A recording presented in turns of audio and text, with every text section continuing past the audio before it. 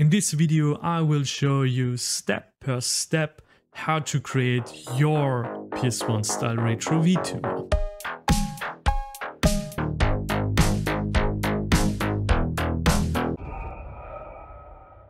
We will 3D model the character completely from scratch. I will show you how to set up the UV mapping for texture-based eye tracking and mouth tracking, expressions and shit. And after that, we will head into Unity, apply without coding, very easy, logic for motion tracking. And then we will throw the character into VseeFace, a lightweight performance, a low performance Vtuber software to capture your motion tracking with just a webcam. And this setup should run on every shitty laptop setup. And I also will show you how to create thumbnails and put the character inside your screen recording software. Make sure to use the timestamps to jump between the chapters. I know it's a long tutorial, but just use the timestamps. Maybe there's a lot in there you already know, or you have already 3D modeled the character and you just want to know how to set the stuff around it up. And yeah, use the timestamps. So I'm here in the startup default scene of Blender. And first thing to do, why not? Let's delete the default cube. Down here you can always see what keys I'm pressing to follow up. So the first thing, let's create a second collection. Here, up here, new collection. And for now, hide the light and the camera. And we should now, yeah, there was something. I shouldn't have deleted the full cube. Anyway, Shift A, cube. This happens all the time. And here on the arrow, let's draw it out. 1 meter on the x-axis. So basically here, as you can see also here in the gizmo up here, the y and the x-axis are the floor. And if we click here, we can see clearly under the red line is basically nothing. So based on this cube, we can adjust our references. So let's select the first collection and Shift A and empty image. And now we can, here under object data properties, open up our reference images. So, and I like to start with a full body reference image like that, or my reference skeleton image, which is available on my website as a free download. I will start with that. So I have a neutral base, and this default cube will come in handy in a moment. But for now, let's adjust the default, our first reference. Scale it up a bit, and here on the x-axis, hit R. And Control. If you hit R, Control, you snap the rotating to the grid, and try to be in a here based on the gizmo in a total view and not in a perspective view, because if you rotate this way, it's totally messed up. But you can always jump back by hitting Control Z. So for now, let's bring up the feet to the red line like that. And I want the default cube, which is here on the dropout menu, dimensions 2 meters by 2 meters by 2 meters. So the default cube has the perfect dimensions for a character, in my opinion. Now we'll basically now adjust my reference images based on the default cube. So for that I need to toggle here the X-ray mode so I can see through the default cube. Now let's scale it down, and here those squares let you move the thing, whatever you want to move, based on both axes. So here the blue one is based on it will keep it on the X and Y axis, the green one here on the blue and the red one, and the red one vice versa. Let's drag it down. Or you can also always press G to freely move it. Let's find somehow the middle. Still.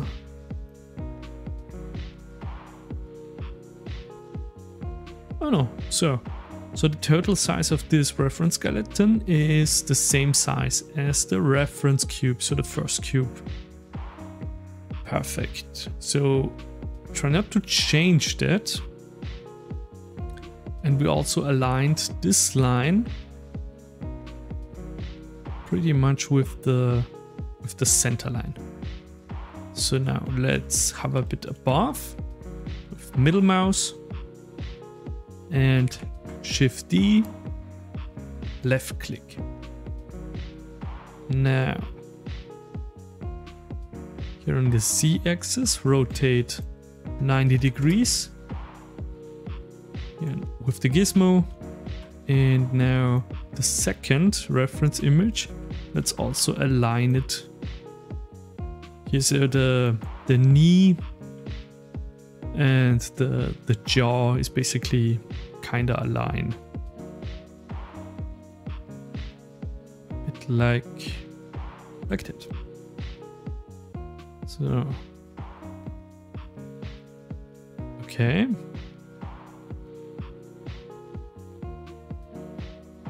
This reference skeleton is just for me for proportions and size reference, but not the actual reference of the character itself and its design. So let's drag it out on the individual axis. And if I now snap here with the gizmo to the total view, it's still, the side view is still the side view, and here on the -Y still the front view, and the -Y is always the total front view. So okay, so much to that. Let's bring in our other references, and it's pretty easy. Let's hide the default cube for now. If we select him, left click and hit H, we hide him, and here the eye symbol vanishes. If we click the eye symbol again, we bring him back, and so on. Or if we hide him and we hit Alt H, we bring all the hidden elements back. And here you can hide a whole collection if you want. So that's why it's important to keep everything organized. So the references all in one collection, all the geometry and stuff we will model on in a different collection. So let's select this one and Shift D. And I just drag him to the side for now. And here under Object Data Properties, open image, and let's select my all the other reference images.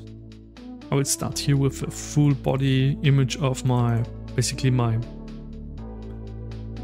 drip reference for the clothes. This is basically a line.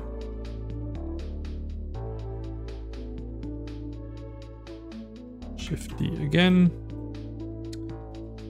So there's a huge difference between size references and actual style references. For example, here a few of those images I barely can use as a straight up reference for modeling, but maybe for texturing or as guidance to have an understanding of the end result. So for example, this one here is a style guide, just to give me an understanding of what I'm trying to achieve, what kind of style. And maybe here for the head, rank sling for later on. And we can basically already use the skull reference to size our style reference to the right size around that.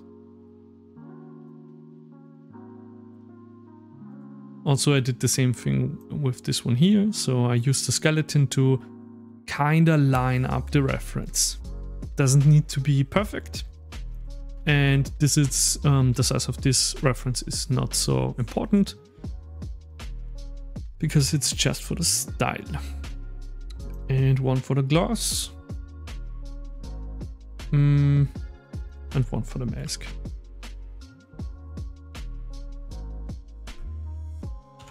And while you're moving something and you hit Control, it will snap to the grid you're currently looking on. So for the mask,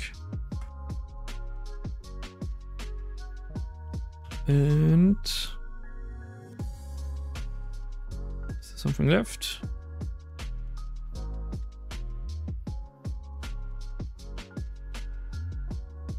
Yeah, maybe a front view of the pants. And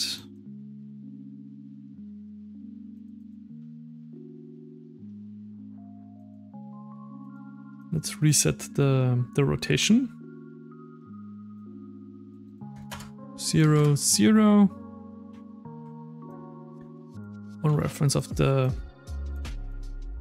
This is my overall reference for the whole outfit.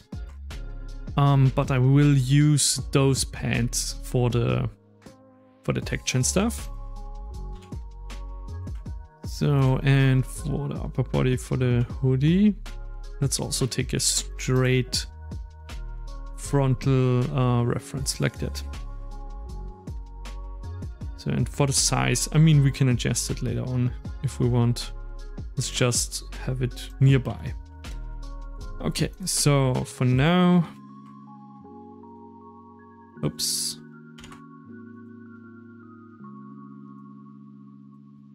Come on, what's up? Let's drag him in.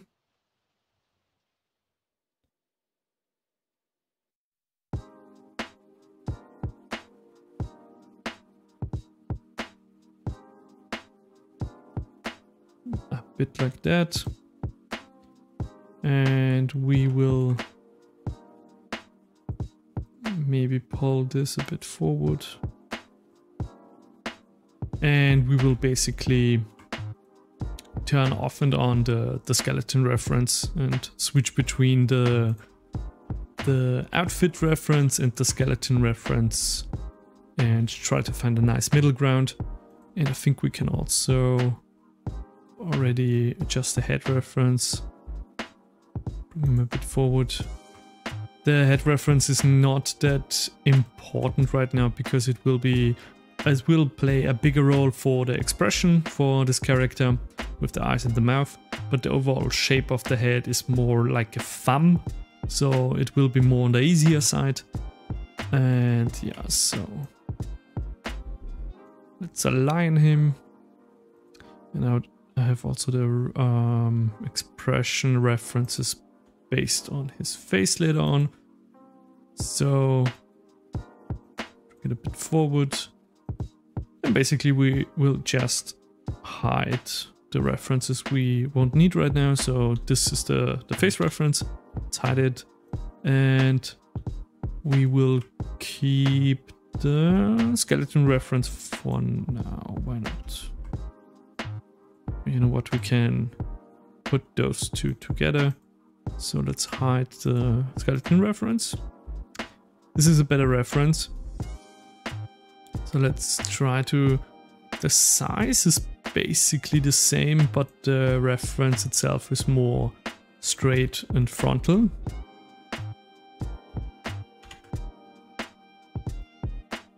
While I was talking about the perfect size, I was changing it. Terrible. Ah, that's way better. That's way better. And I mean, we can also drag the pants front up. And basically the heels are showing you where the floor is at. And if you have difficulties, you can here under, while having the reference selected, toggle opacity and drag it down. And a bit. So now we have this ghostly effect. We can scale the size, something like that.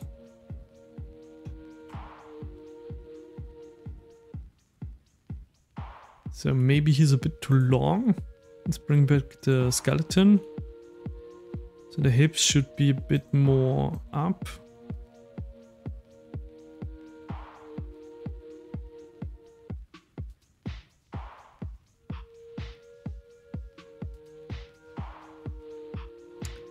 The start is really a simple playing around and getting the proportions right. And oh, sure. The heel of the front foot should be the guidance for the floor. As you can see here. So. And yeah, the seam here. Okay. So let's hide the skeleton.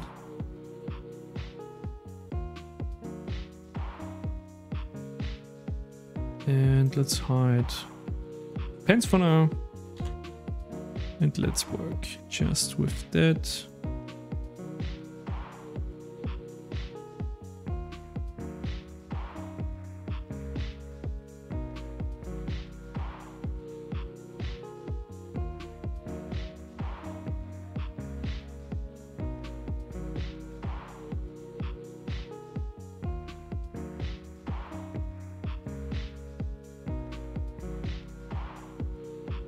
Okay, I think that's a good base reference to model on. And basically we will later on use the face of Ryan Gosling underneath the mask. But later in texturing to that, H. And well, so far to our chaotic reference setup.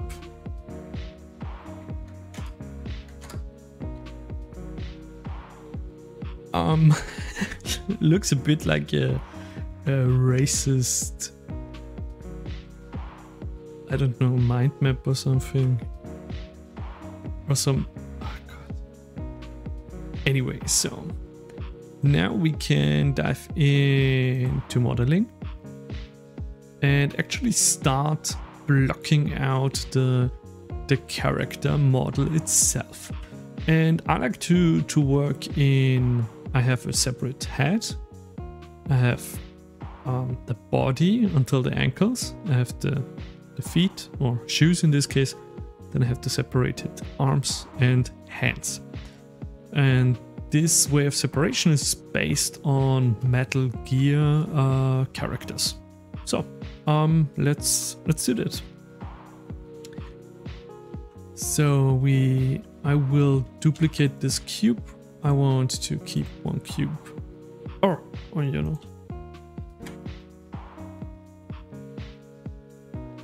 No, let's just straight up.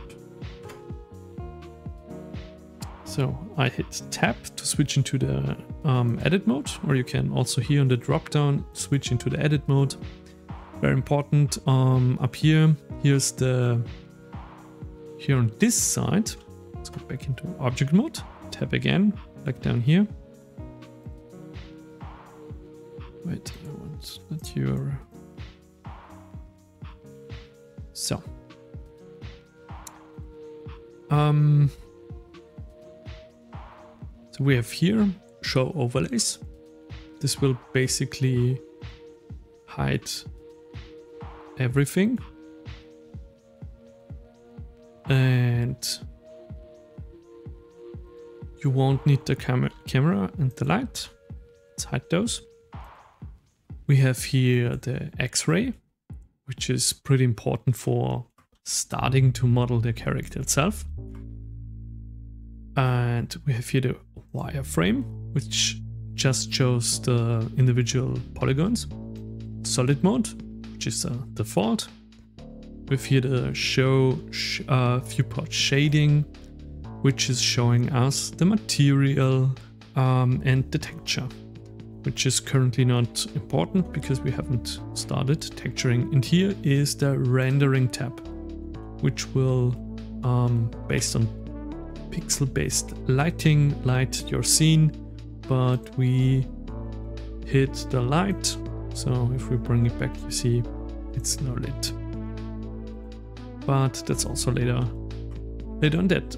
We will work for now in the solid mode, so the default mode, and with the X-ray. And if you're somewhere here in the nowhere, you'll have always here the outliner. It's called outliner.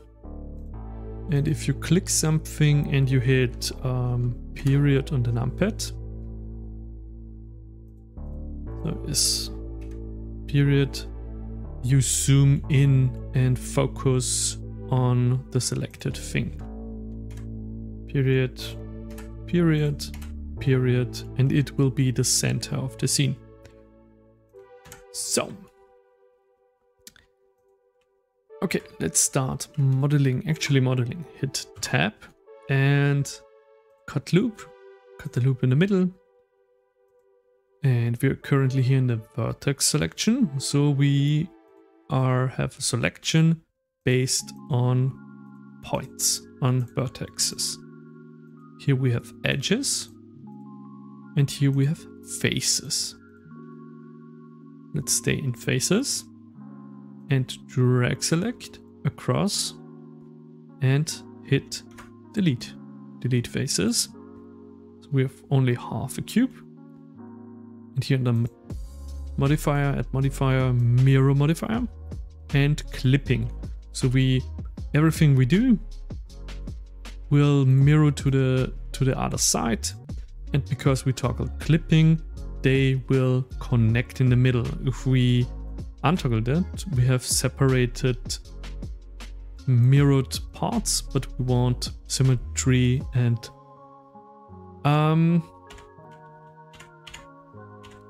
a connected middle.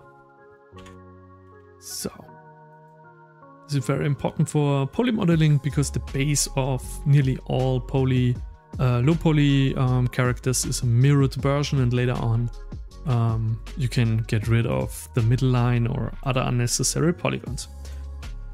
So the base block out will be in the vertex selection, so the point-based selection. And now we will just try to figure out the center of the character itself. So for that, I like to start here on chest height of the character. Let's drag it in, and you just, if you have here, like me, an asymmetric reference, frontal reference image, basically just try to find the straight standing middle ground of the reference. So I will for now ignore the leaning shoulder here, and I will just work with this shoulder side. But I will also leave a bit more space here in the positive and here in the negative. So let's drag it into the middle of the chest. And let's drag it down. We will just block out the character. And I think we can also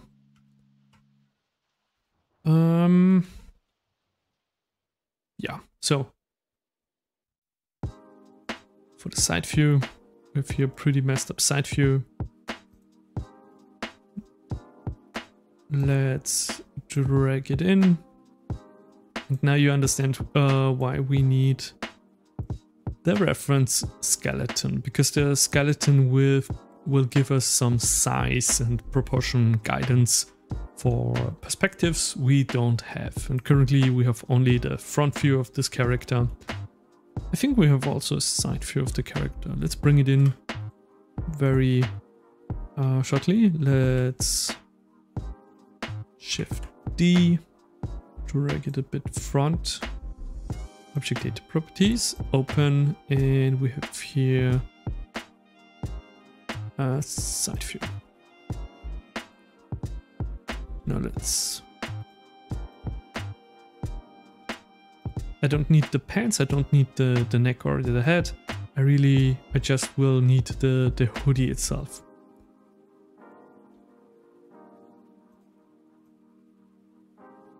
Something like that.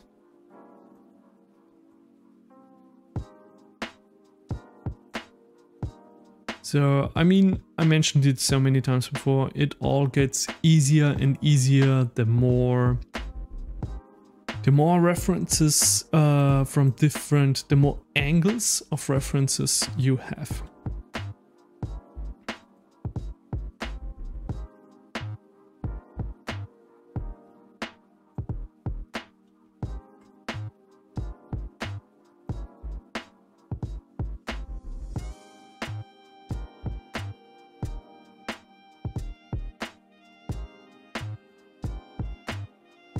We can bring him very quickly in here,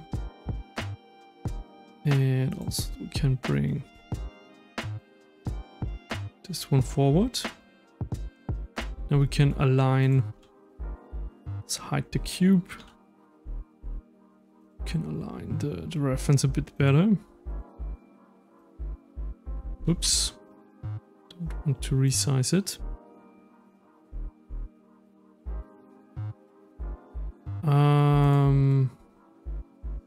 Yeah, looks pretty aligned.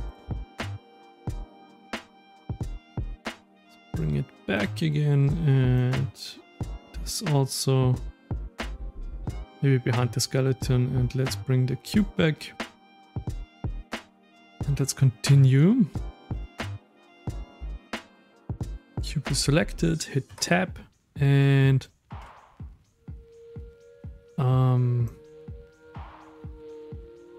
let's imagine this is a line here and loop cut. Like that. Let's drag select across the middle. Drag it down here, and I think you're pretty much sure you know. We have here the hip part done. Bring it a bit in.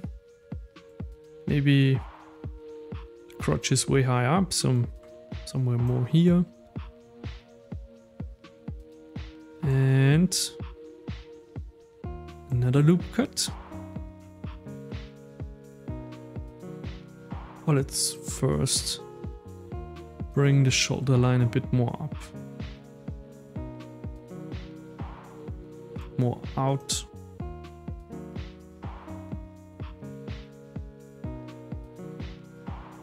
And basically the goal is just to imitate the silhouette of the front view. and then later on the silhouette of the side view.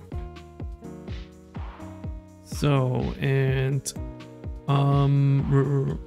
to keep it low poly, I like to separate the torso into 3 parts: the chest area, the abs,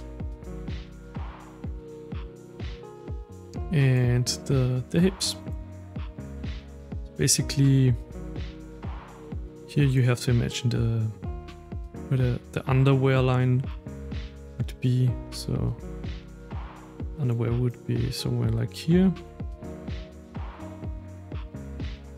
And the chest, I mean, we can see here somewhat of a shadow.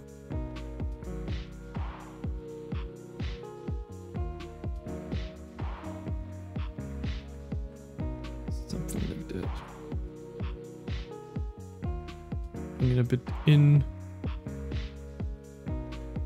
Like that.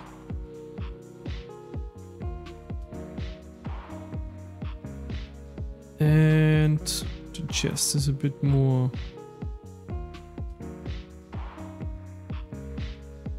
up here, and you can drag this back here, this up here, and the back is basically a whole nother story.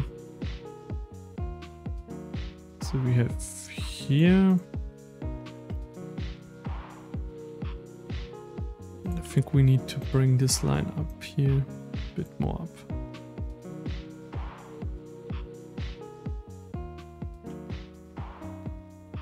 It looks already way more organic, even though it's still very blocky. But let's not make it too complicated. So shift left, drag select, and let's hit E to drag out.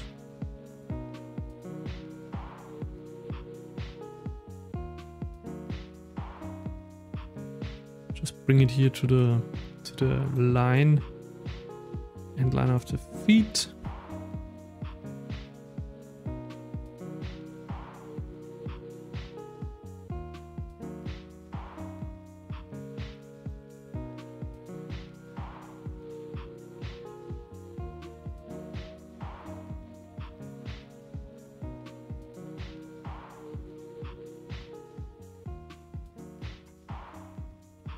Okay, and I think we can also take the loop tool again and make on knee height, right here, above the knee and underneath the knee, a loop cut. We rotate it.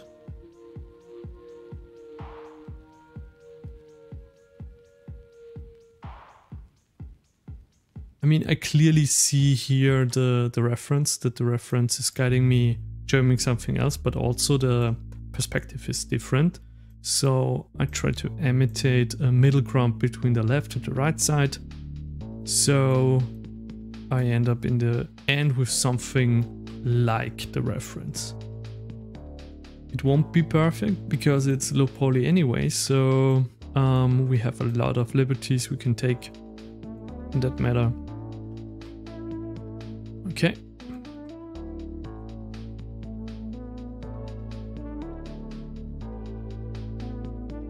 So, okay, let's check the side view. So for the hips here, it's actually pretty easy. Drag select across the hips here. We have only the hips selected, and for the hips, let's bring them a bit forward and hit R and rotate. This is for female bodies way more intensive than for male ones, but a slight dip is important. And also here, just on the knee part, slight dip forwards. And here in the reference, we have I think we need to bring the knee a bit up. Yeah, that makes sense. So And you can do the same special move if you're still straight up with the shoulders. There's a slight dip forward. And well,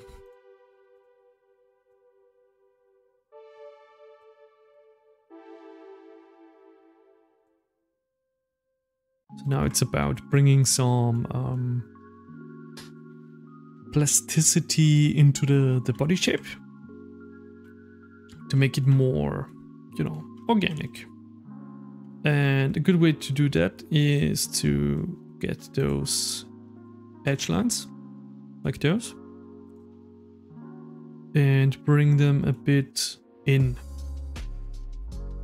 So here, something like that. Just a small change makes the whole character way more organic and less blocky. But I mean, still blocky enough.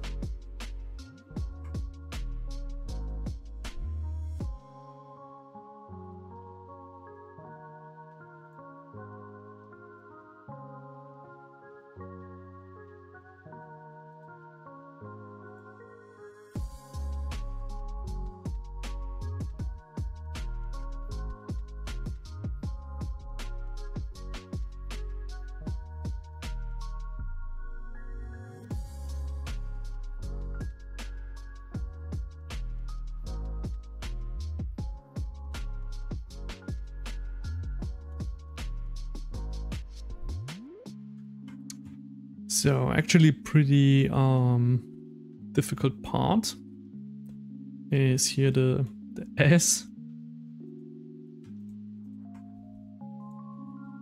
And we basically try to bring back this line.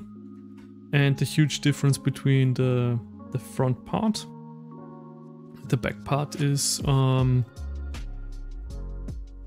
S line here is way more up and way straighter. This line is a bit straighter, and this line is more in an angle.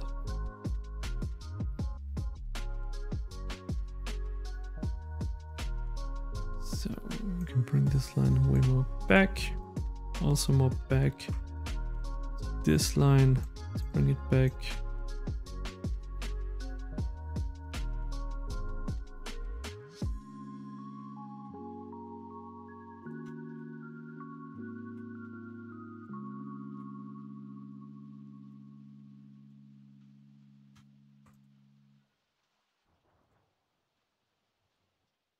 Currently it doesn't make a lot of sense, it doesn't look right, but a lot of heavy lifting will be done with the texture.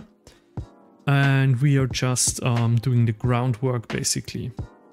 If we had here all the overlays, can check in from different perspectives the silhouette again. And to see if something looks kind of not completely right. And I think here.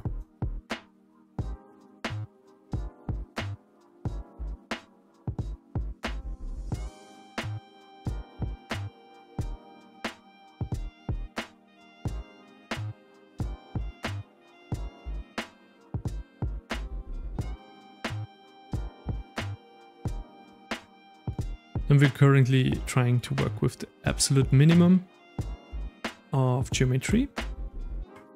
And here then the pants.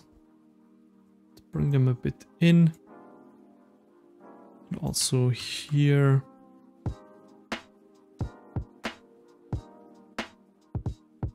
If we bring that in, we suggest kind of, you know, a dip of the pants and stuff. And so we can also bring here underneath the knee basically. This we can make that a bit smaller like that. And also bring that a bit in.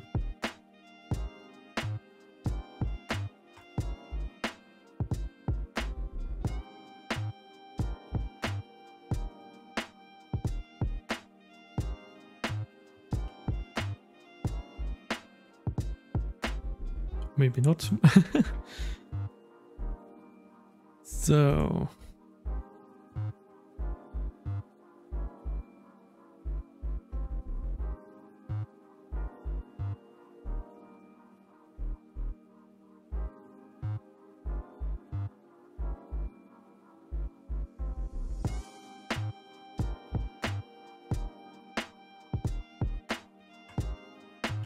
we can bulk him up a bit. For example, pants are always a bit tighter on the back than on the front, because all the movement and the wrinkles are more heavily located on the back. And what's also important, because he's wearing a hoodie, and which will be very important, because that's my main outfit for the character. So here on the hip line, it will go a bit more forward, like that.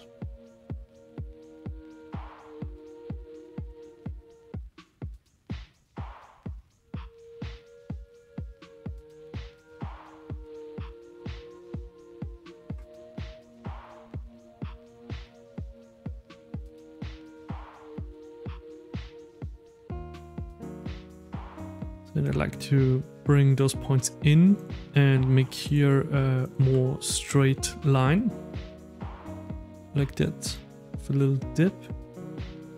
And as you can see here, the back goes down, also a bit more back.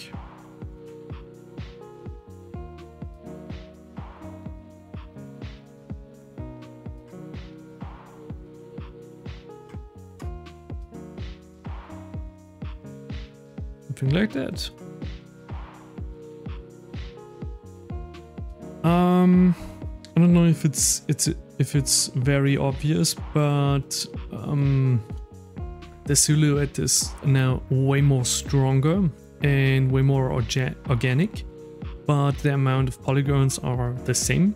So we can always check in on that if we bring back the overlay drop down statistics.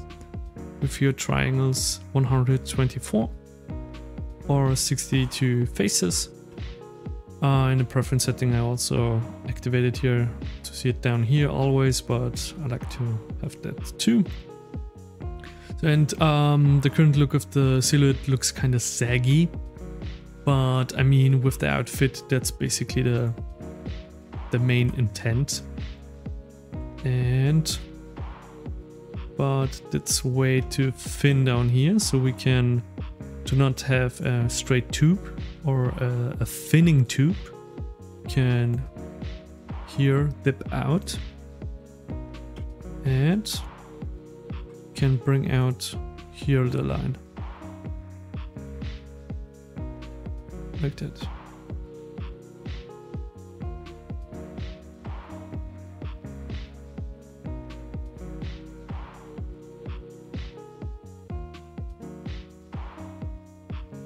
Let's straighten up this line. Let's bring in a bit more art. Something like that. Pretty nice. Very simple geometry, but it's already suggesting the outfit here. So, okay.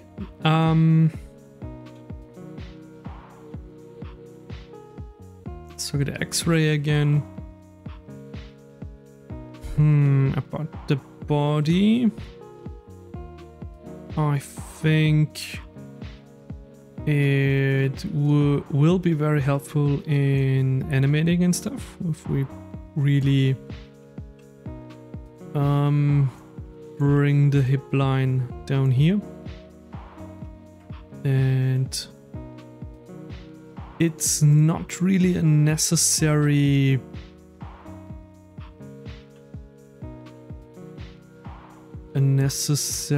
one, but it will help the overall silhouette if we bring in one more edge loop.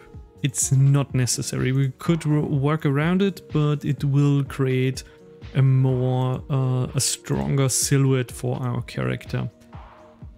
So we can basically let's just try to be slightly above this line, and we have basically here the chest area like that, and now we can align here,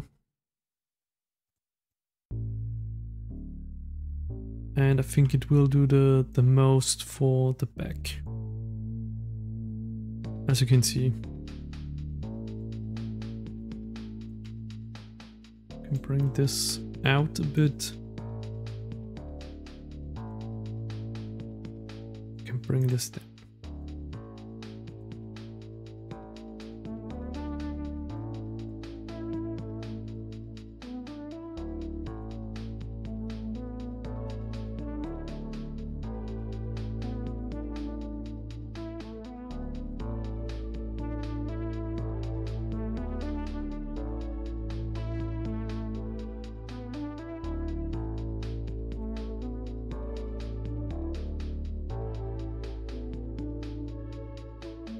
Yeah, this does a lot. This one edge loop does really a lot to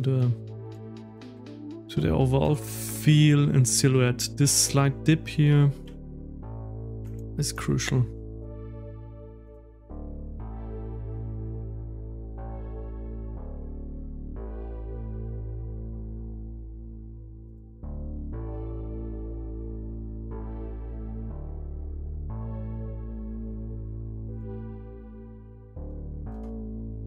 Perfect, because now also the separation is way more clear. We have here, I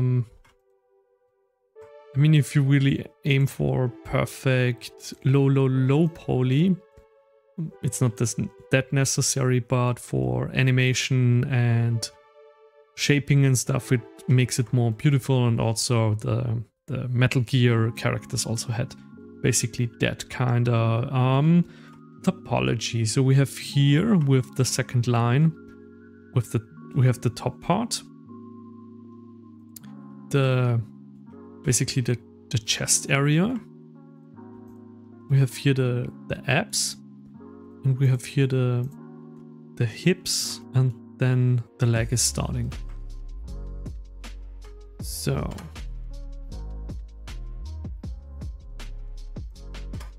sometimes I'm not quite sure if it's necessary to include that line and stuff, but I'm basically always falling back to having it included. So now we can also bring in the shoulders more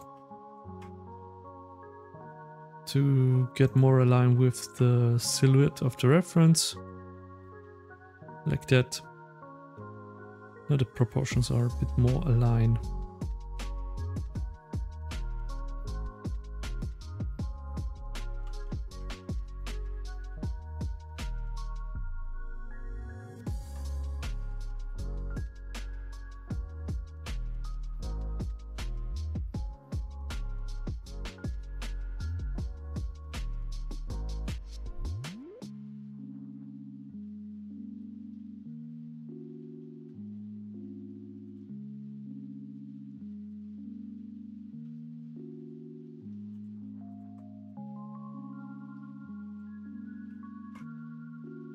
So, I mean, I think this is a good example.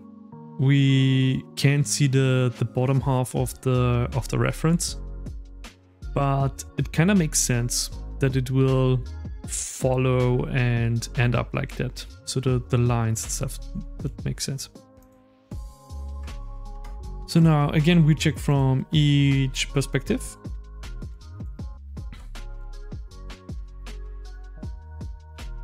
And I think it's pretty solid. Maybe we can bring in this line a bit. And maybe the hip line a bit more out.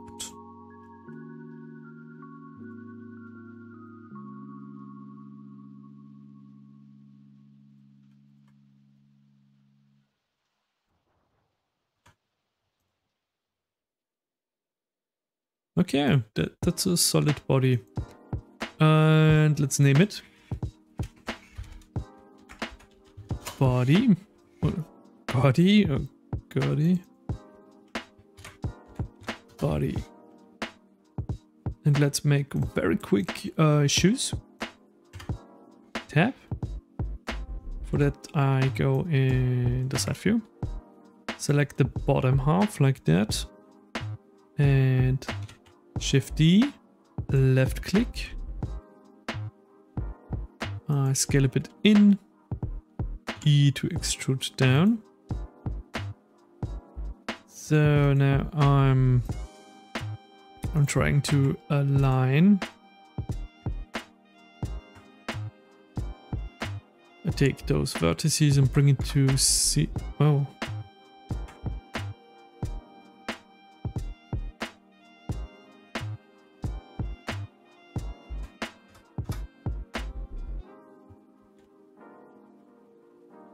To the green line. Like that.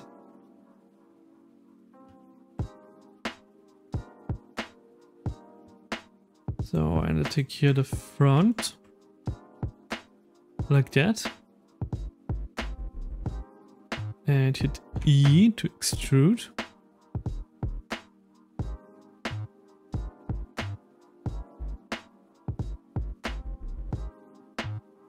And now I bring this line here.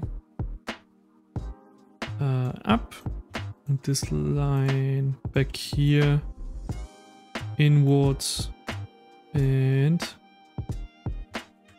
this a bit out. That. Very simple. Then we can select the top half here and hit S to scale a bit in.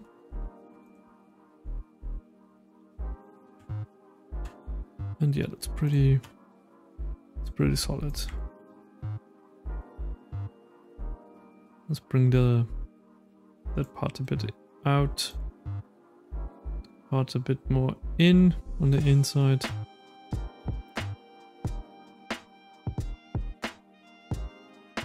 Maybe let's make the shoe a bit longer.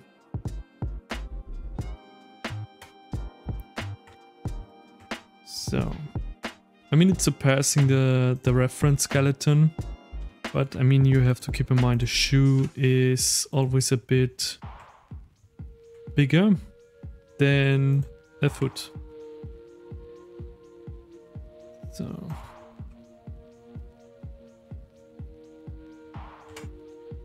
let's keep those very simple feet. And I think we can also very quickly adjust the pants based on it. Bring the paints up.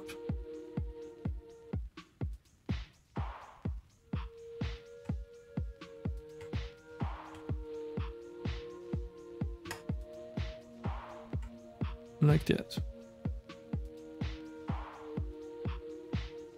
I mean, if you want to do more animation on the feet themselves, you could also bring in a second edge loop here, for example, to bend the feet. But for the Vtuber avatar, your shoes or feet will barely be seen. Barely.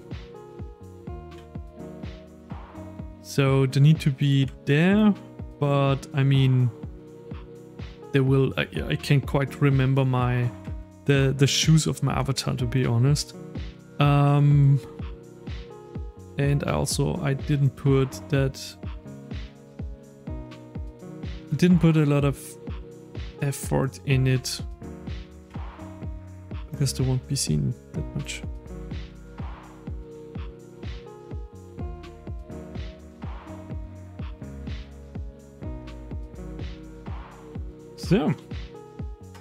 So much to the main body. Yeah, now we can basically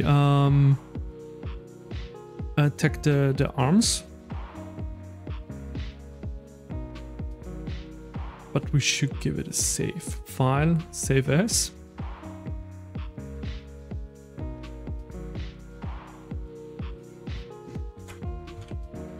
Here's X. Hacker. Vtuber. Save. Okay, to make the shoes a bit more shoe-like. Shit. Extend that here.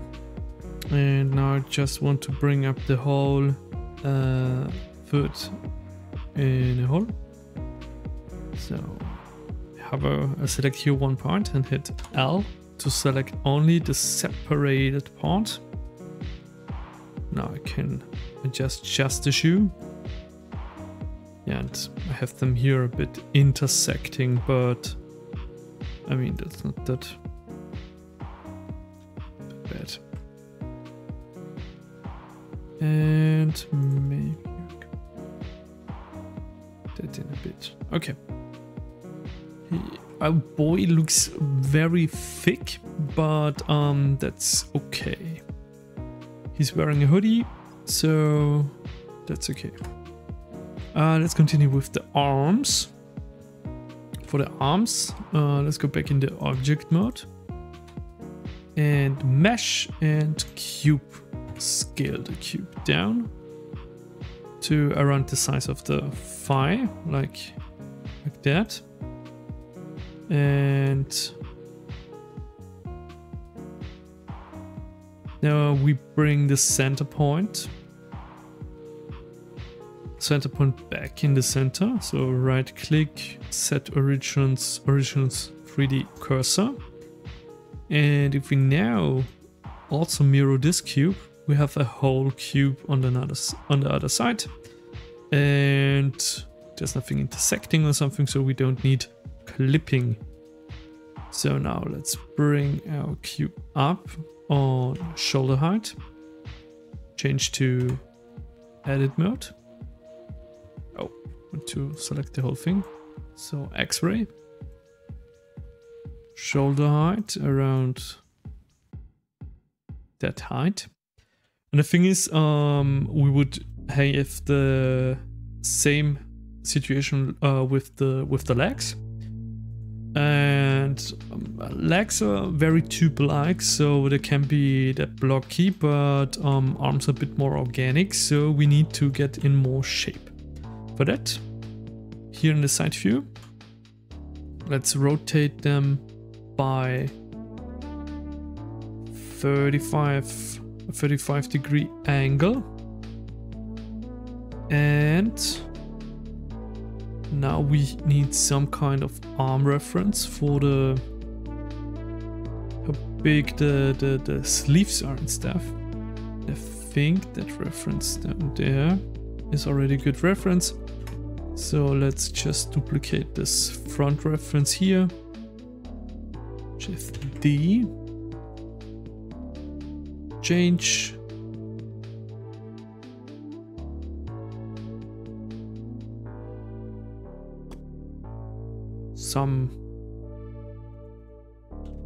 Take that.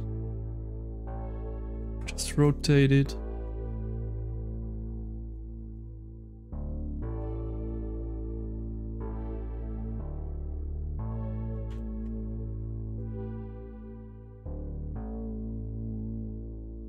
Like that. And yeah, the length is about right. So let's use this arm here as a reference guide for the hoodie. And let's hide the body mesh. Just work with the arm like that. Bring this bit in here. And I think we should also already exclude, so hit E to drag out until the sleeve end line. Just drag it in around that size. And this line up here will be our shoulder line. like that. Basically, you have to imagine we built here a ball and the tube is coming out of the ball. So we can select those points, hit M and merge at center. Like that. It's a bit too pointy, so let's bring it in to smooth it out. Select the whole thing.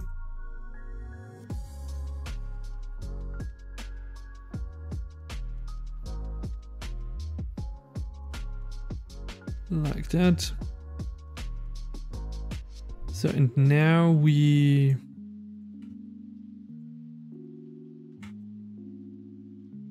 bring in some edge loops. Here in the middle, I think you can guess the two, like on the knee. And let's work with that. It's enough.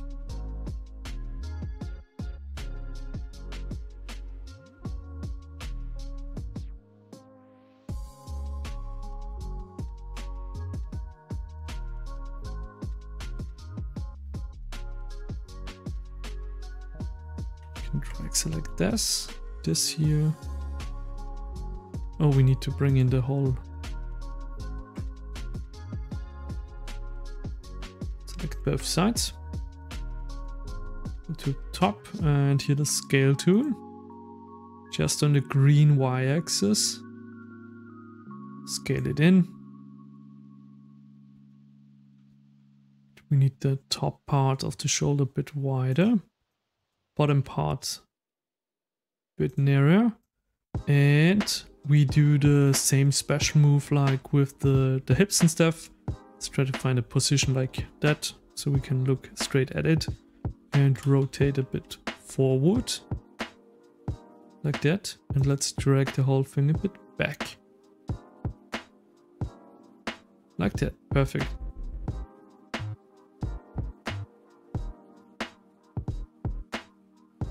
Looks good. Now we can do a bit more shaping. So let's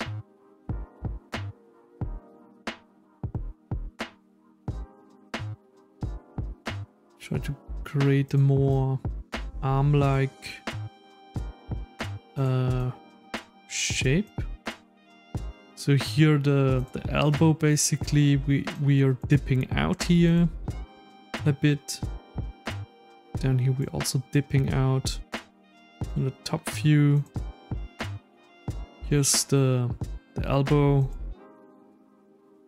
So also dipping out. This is the biceps. Here's bulking out. That, and also the shoulder is extending outwards. And for the lines, let's bring this down, the shoulder up, can bring this line down, and on the front, we're also bringing this line down, this line stays a bit up. So you see this sad-like shaping, this zigzag makes it way more organic. Let's bring that a bit up. So bring back the body. Something like that.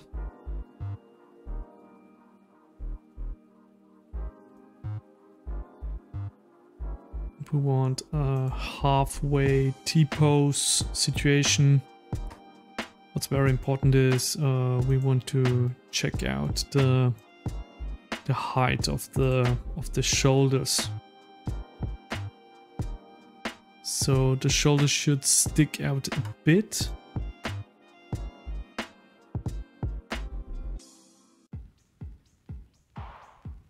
Basically a bit like shoulder armor.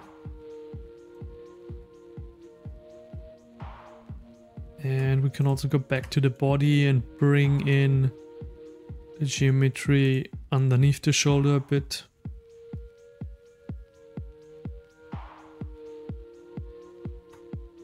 Like that. Can bring this also a bit more down. Like that. And this part here. Bring it a bit more forward.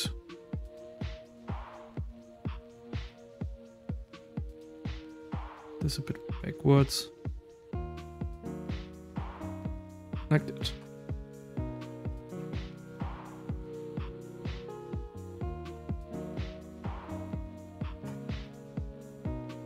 Let's bulk it up a bit.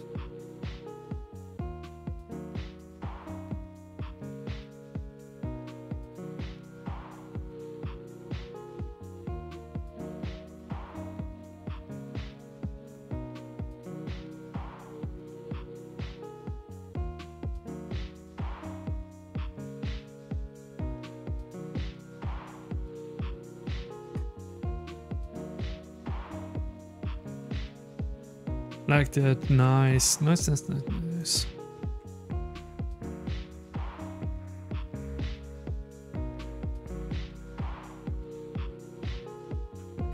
I think now you can see it a bit better.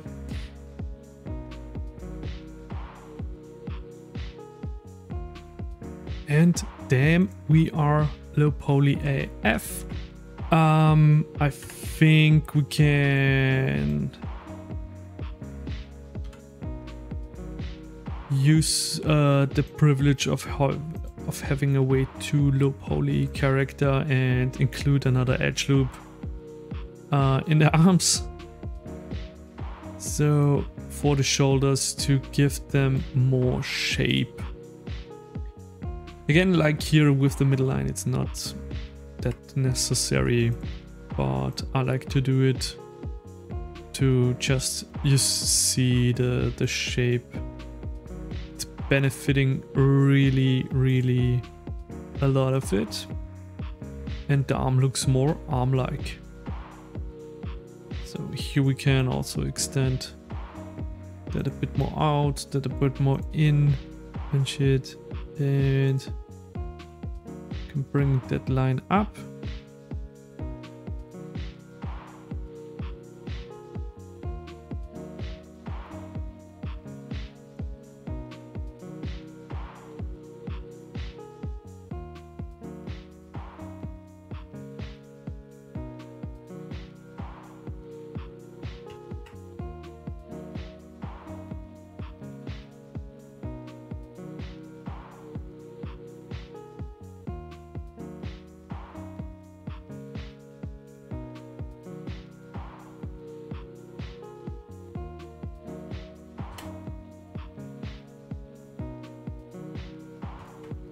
Yeah, now it looks way more like an arm should look like.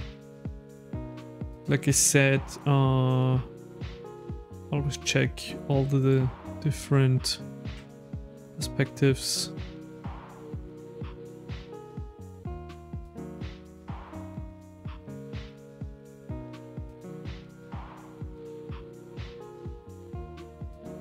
Like that. I always reach a dumb point where I'm becoming way too perfectionistic of my own shit, because I'm very scared of feedback. Yeah. So let's check if the arms are. I think they're a bit too long. And yes, they are. Basically, you have to imagine the thumb here. The thumb is the starting of the thumb is basically along with the crotch line here. So we have to bring this a bit more in. I mean, we could also adjust it later, but yeah. So much to the arms. Let's name them. arm. Give it a save. Save. And I think now we could do the PS1 style flipper arms. So let's bring in.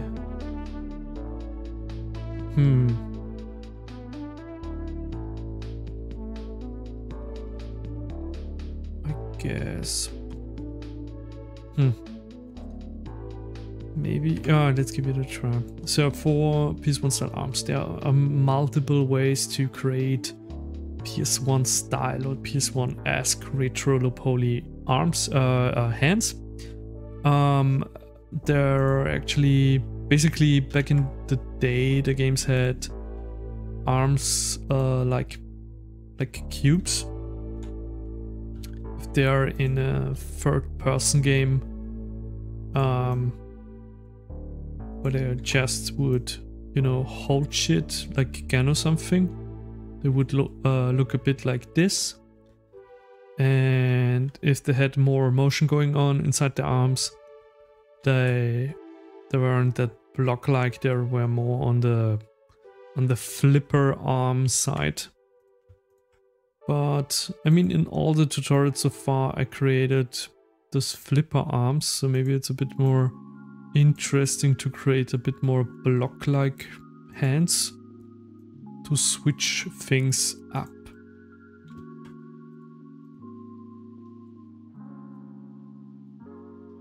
So basically just yeah,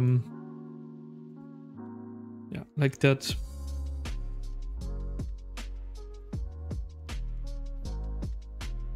I think Resident Evil and Turok and this dinosaur one had those. So Resident Evil, Silent Hill, they had Silent Hill not. Silent Hill Silent Hill and Silent Hill had flipper hands. Resident Evil had more those block-like hands, and Metal Gear Solid had also more the flipper hands, but we will go with the block hands like that. So and let me show you how I did it. So basically the end of the hand of the arm here, I mean you could also just use straight up a cube, where you extend from this position. I think a cube is maybe easier. So while you are inside the arms are selected, tab edit mode. We're in the edit mode of the arms. So now we hit Shift A like we would in the object mode and insert a cube. Let's get it down. Try not to select anything else and hit G and drag to the side. Because we haven't clipping enabled, because if it were enabled, they would stick together in the middle and stuff. So clipping is not enabled. So now we can position them around the height of the ending of the arm. Select the top part like that. Scale it a bit in, scale it a bit down like that. Now we select one point, L to select the whole separated limb, and R to rotate a bit outwards. Switch back in X-ray mode. And we try to bring it all a bit more in, like that.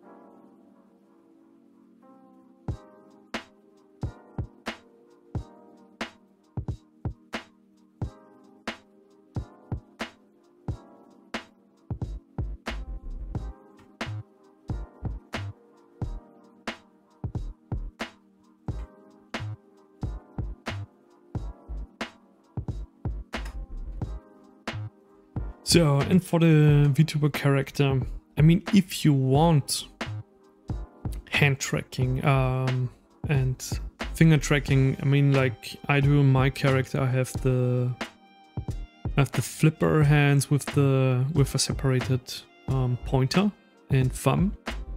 Then yeah, you have to model that basically. So I mean, maybe we can show it very quickly. Let's bring it in here. So we have now this situation like that. And for the flipper hands, we basically flatten down the hands. Like that.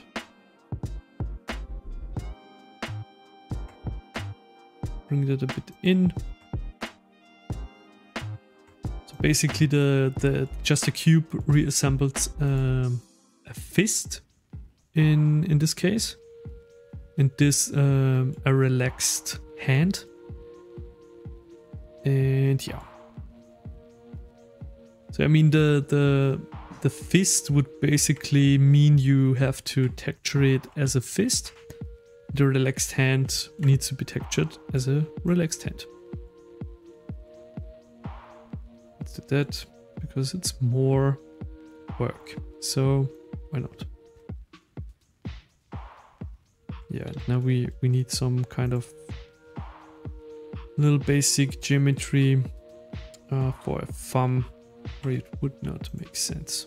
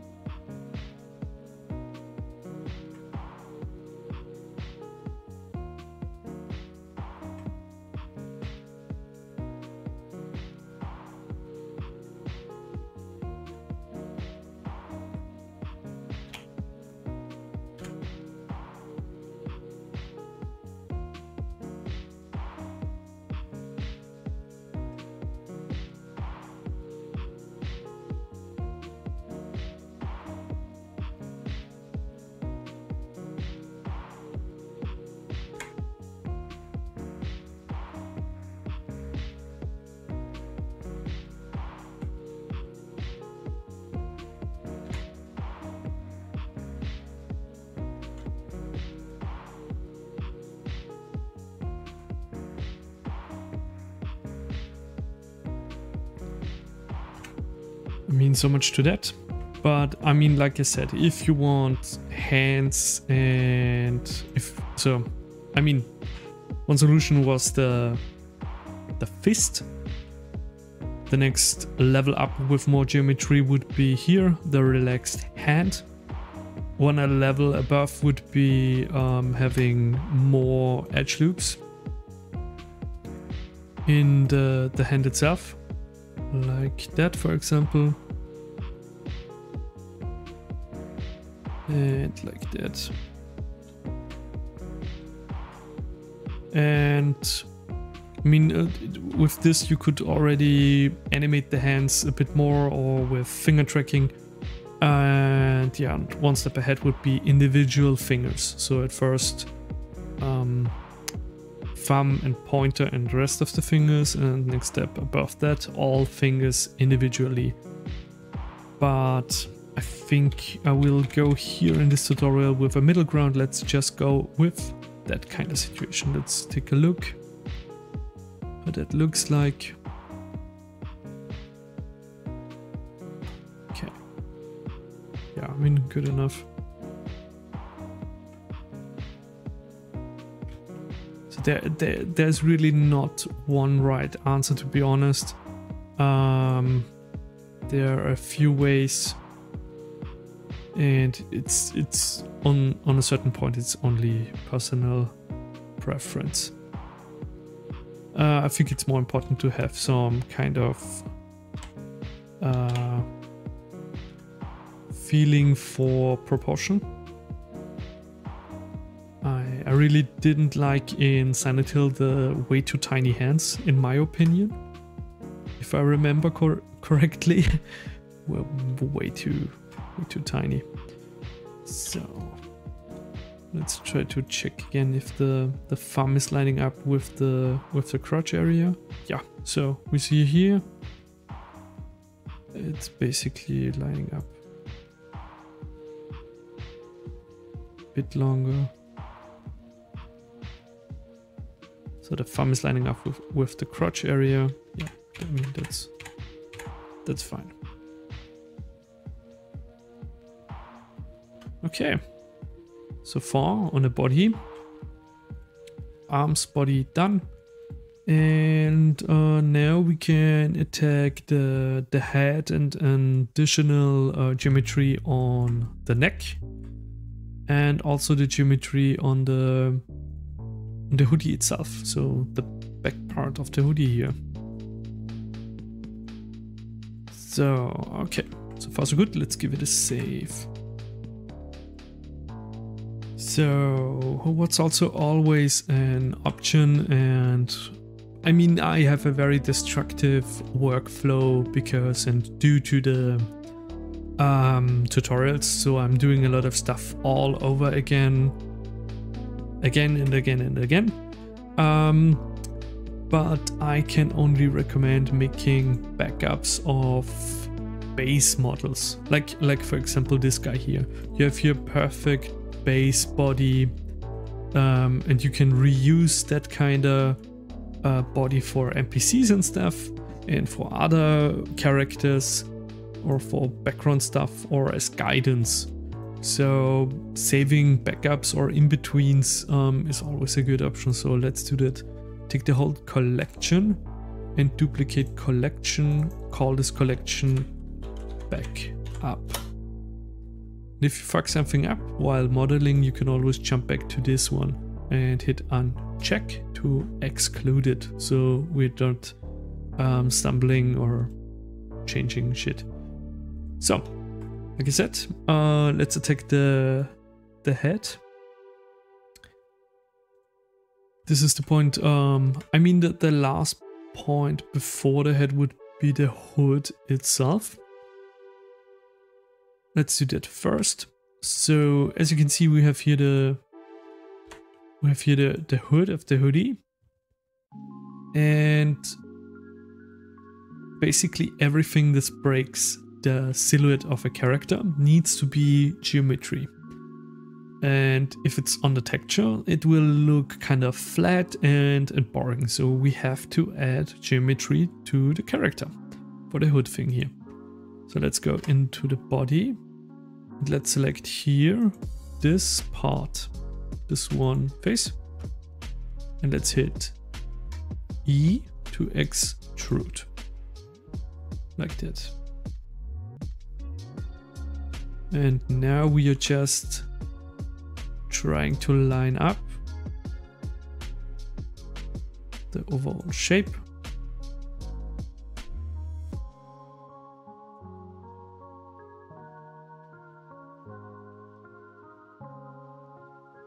And I think it's a bit more dipping outwards.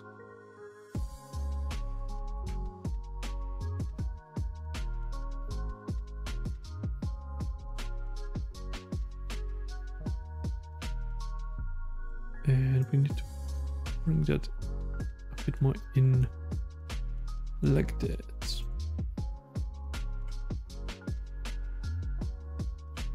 Yeah, and like that.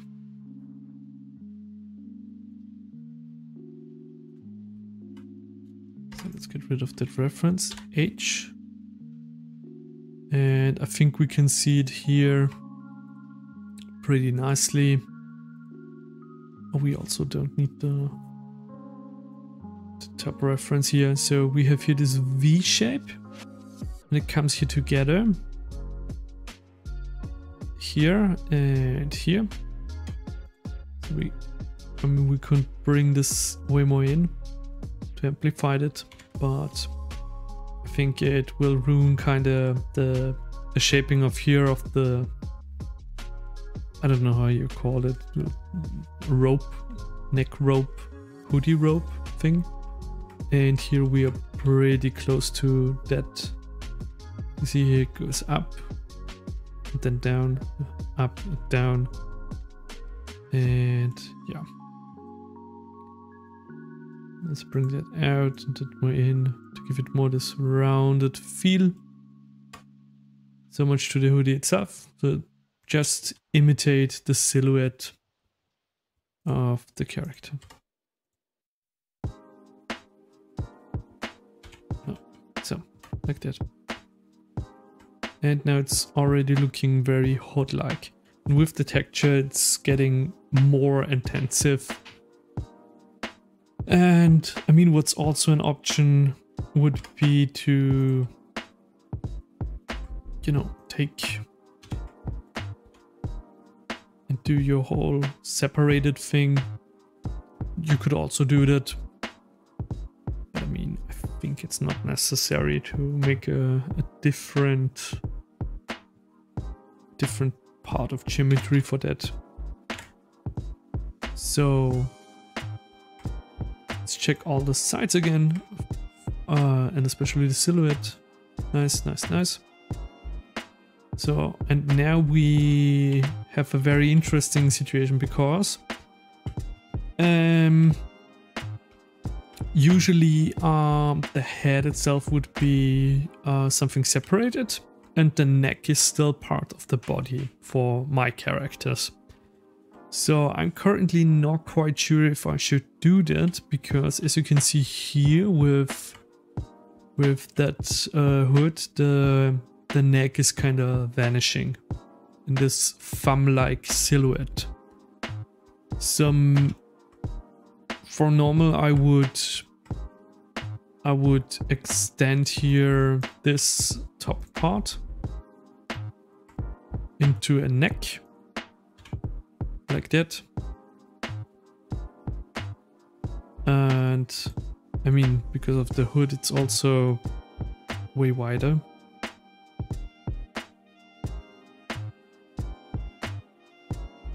But I mean, I would have this kind of neck situation.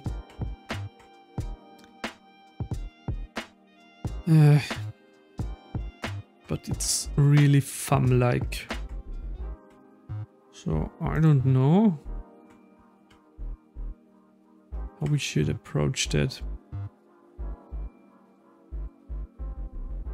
Now, I mean, if I would do here a neck, I would do a separated hood to have a nice shape of the neck.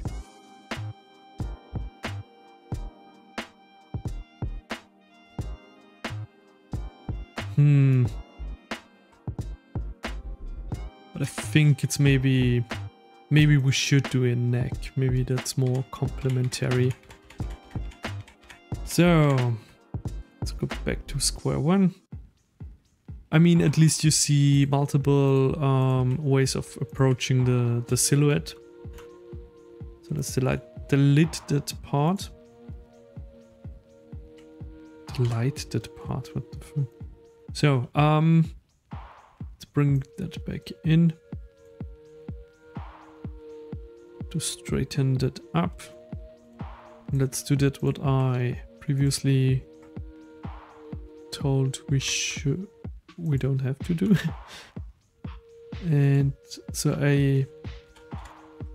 I selected that part, Shift D to duplicate and E to extrude. We have that separated hood part, and now we can shape that hood.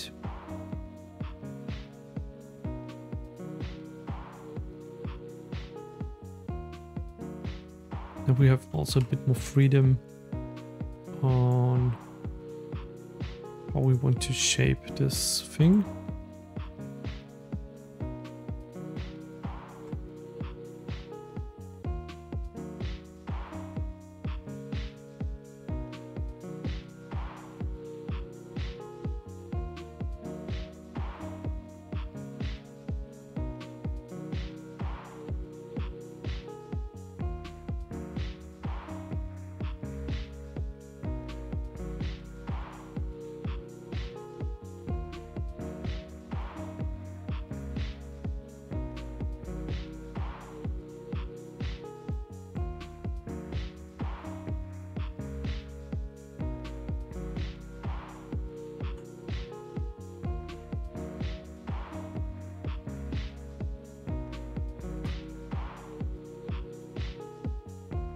like that.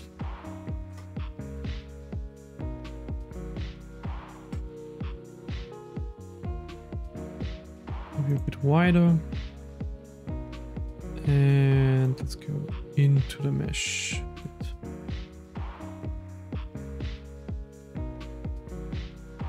Like that.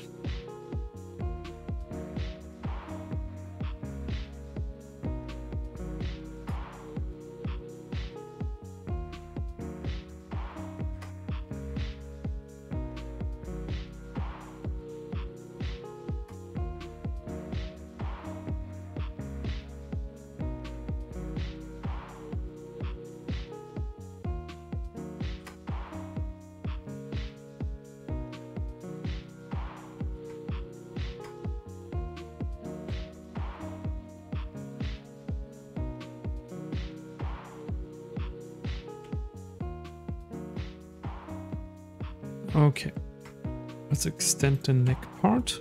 So this part here, and just hit E to extrude. Let's bring this back, bring this forward.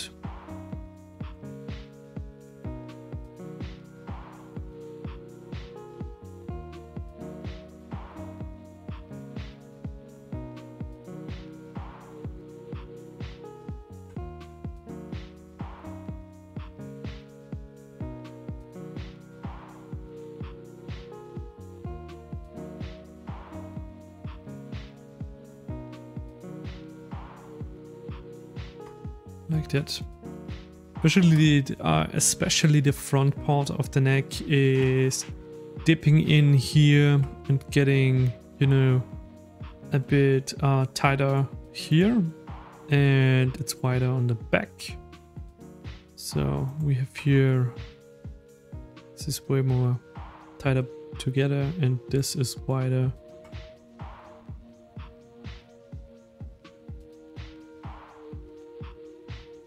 Like that. And because we have here the separated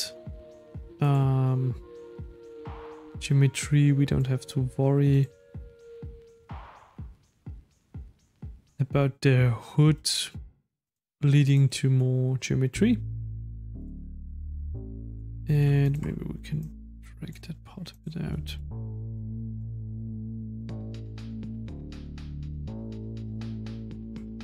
The whole thing a bit more inwards. And here the shoulder line a bit.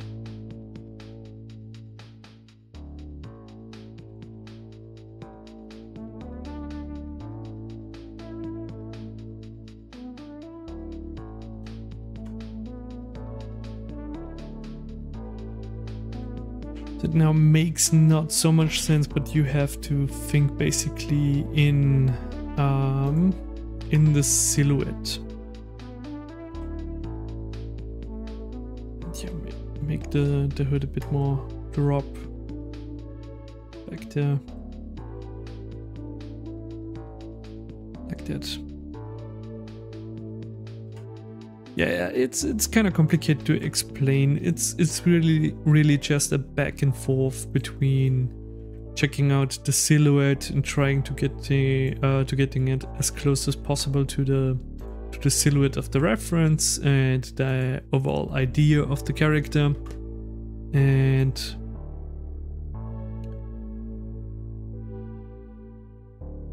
having some perspective landmarks.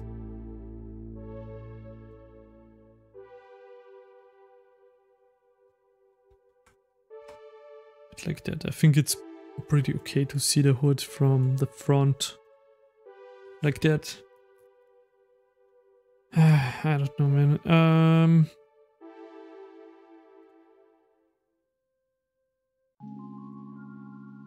Let's try this.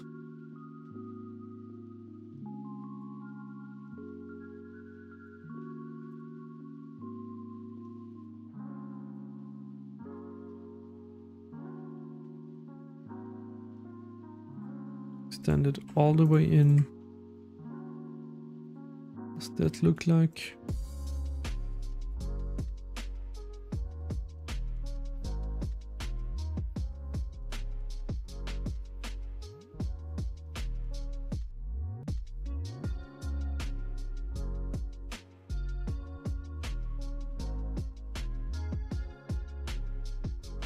Oh, nice.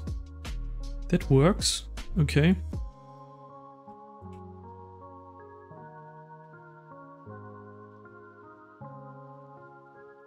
Yeah, that totally works.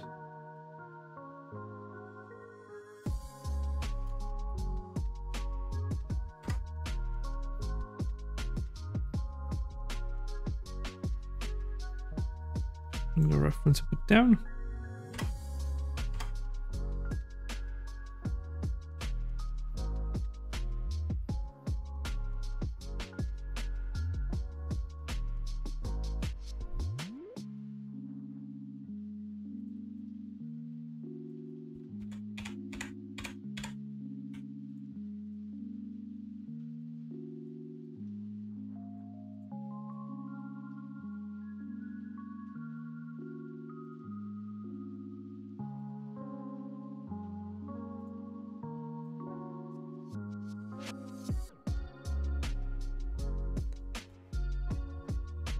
We can merge this here together to last.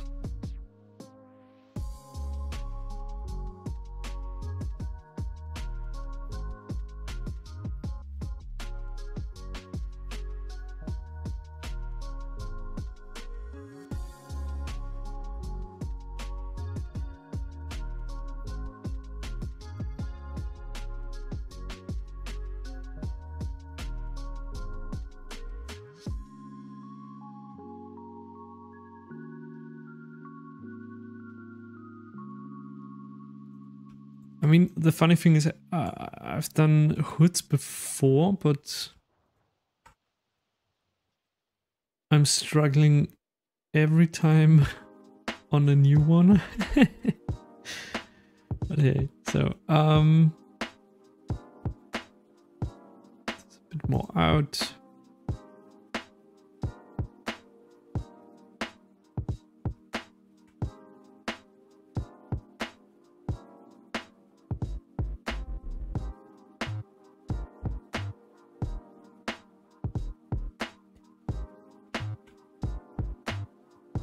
And maybe we can scale it all the way a bit.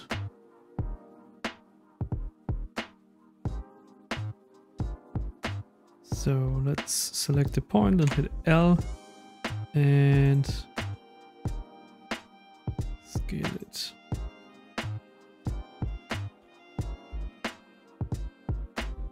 Yeah man, that makes sense.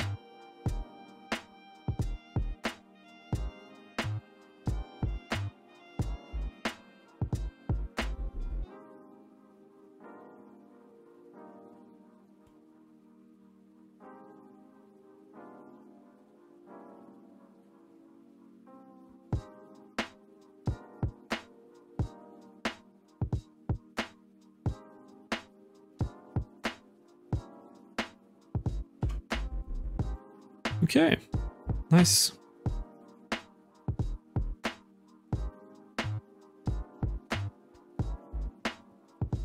Let's continue to the head. This save. For this, for the head, I like to use. Select here this selection number 2. Shift A, mesh around cube. Around cube is available through a plugin. Here under Edit, Preferences, Add-ons, and extra objects. Add mesh. If you toggle that, you have access to the round cube. The round cube is extremely important for low poly modeling because it's basically a low poly sphere. Select Shift A, round cube, radius, hit 1, and here the arc, let's bring it down to, I like to bring it down to 2, to the most basic version. Now I also want, in the X-ray, delete one side face and mirror And here we need clipping again. And select everything.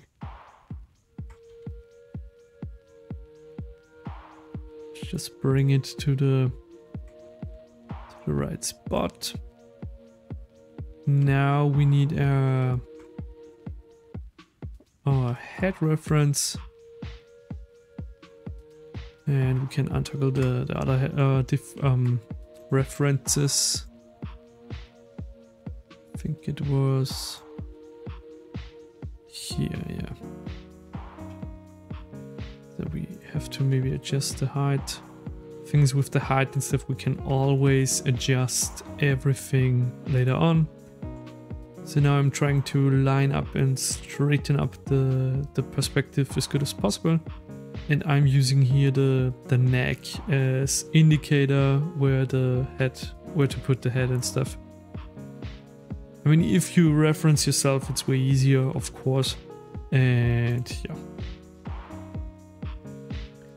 So let's,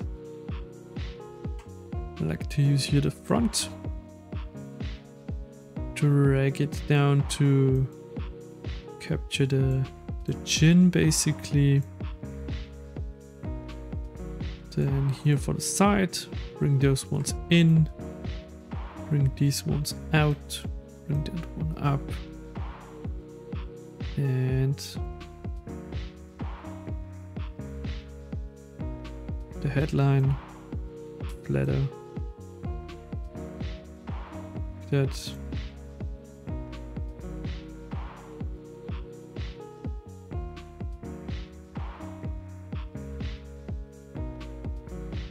And we will add a bit of geometry in a moment.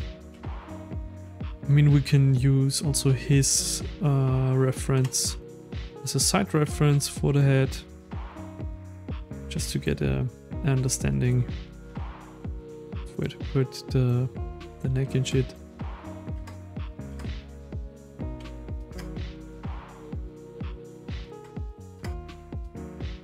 So, object mode.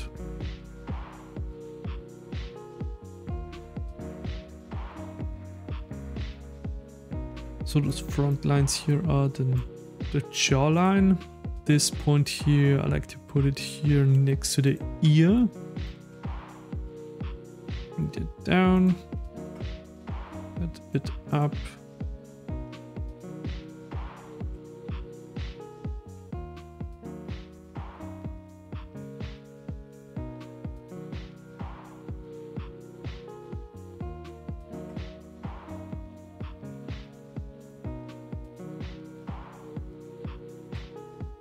So we need those lines. And I will try to basically have a line underneath his eyes from the nose to the cheekbone. And this line here to one corner of the... I mean, here the beard is a pretty nice indicator of where to put the line. We can also bring here the jawline.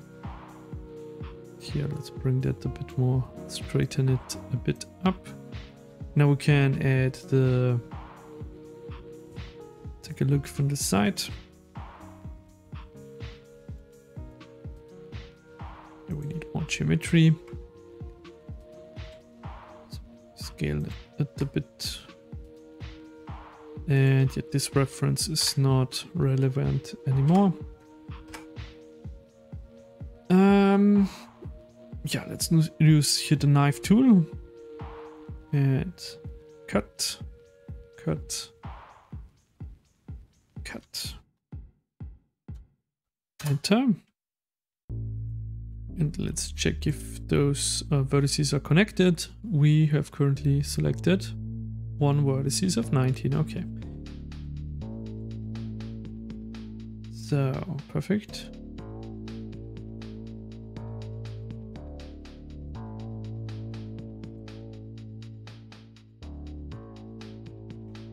Now we have here this top line.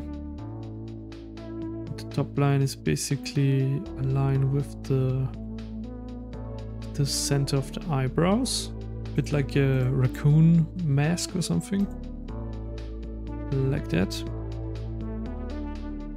A bit more out.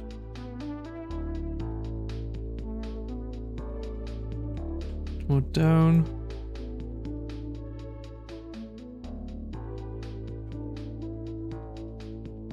So I want here this to be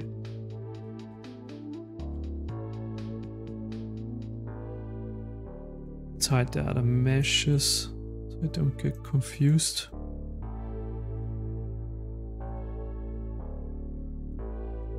Okay.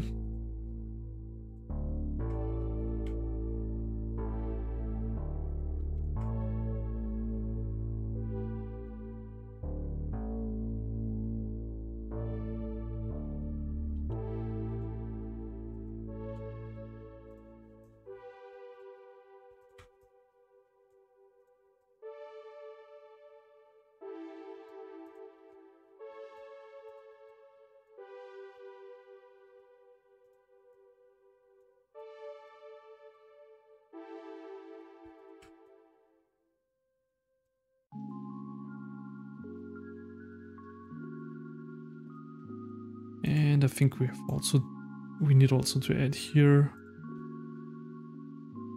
a bit of geometry, like here.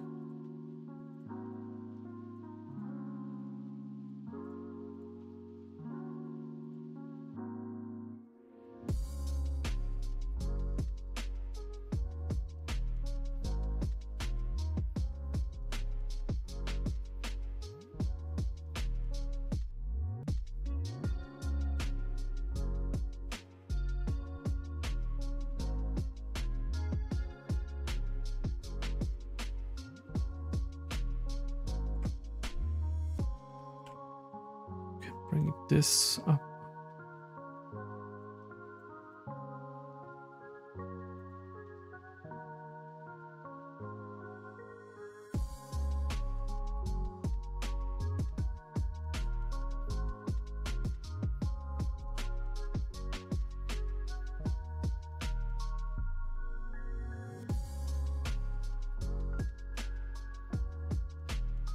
And I think we can connect here.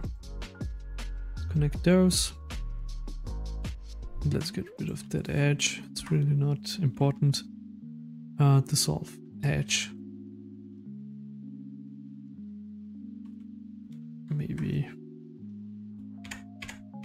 even more. We could technically merge here to last, and let's get rid of those. We don't need so much geometry. Dissolve edges.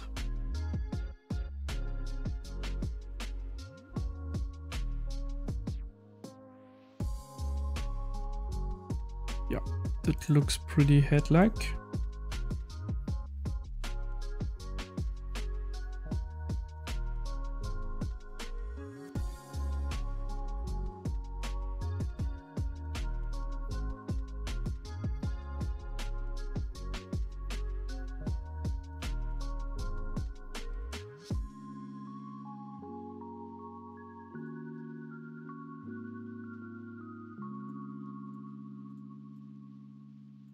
And I think the eagle eyes under you guys will spot a lot of similarities between Metal Gear here. The head is pretty much the same. So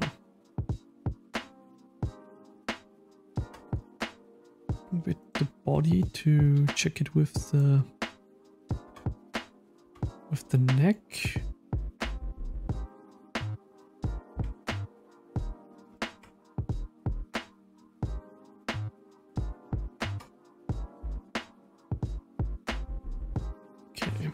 I'm not quite happy. The head looks a bit weird, but I know why. Let's hide the body again. We need a loop cut here. So now this allows us to bring this forward, to create here a nose dip. And we can align this with the eye line. So you have here the starting point. You have here the end of the dip of the eye area. Like that. Can bring in that. Can bring in that.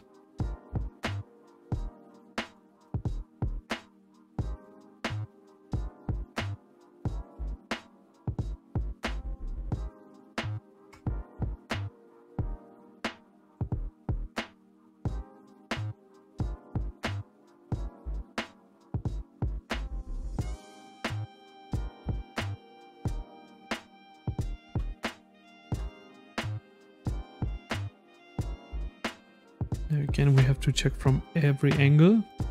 We want a slight dip here. We want to bring the eyebrows a bit out, cheekbones a bit out. We want to bring this a bit more forward, and the head looks on the back very flat. So we also need to bring the head a bit more out. A bit more forward.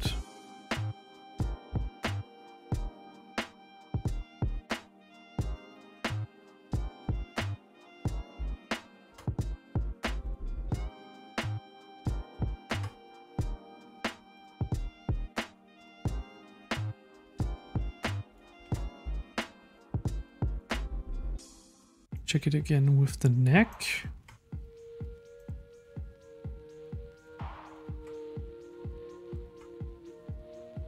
Very GigaChat-like, but I think that's fine.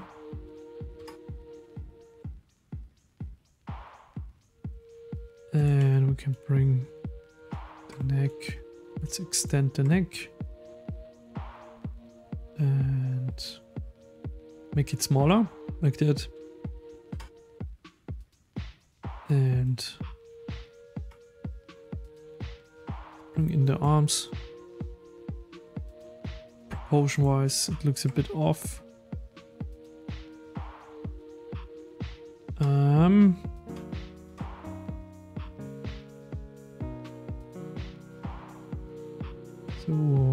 if we click here the point, we can switch between the edit modes, and if we hold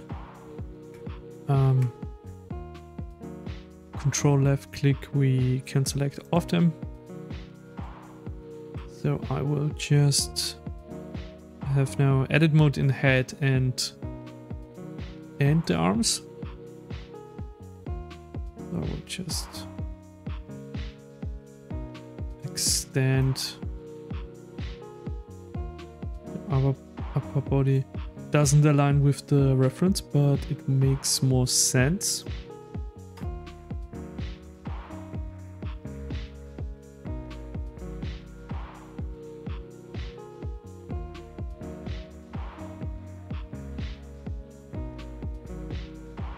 Oh shit.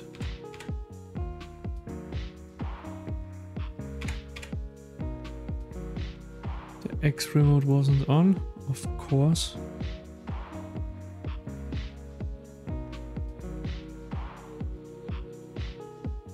Maybe let's bring back the skeleton reference. Like that. So I can align it a bit more with the skeleton.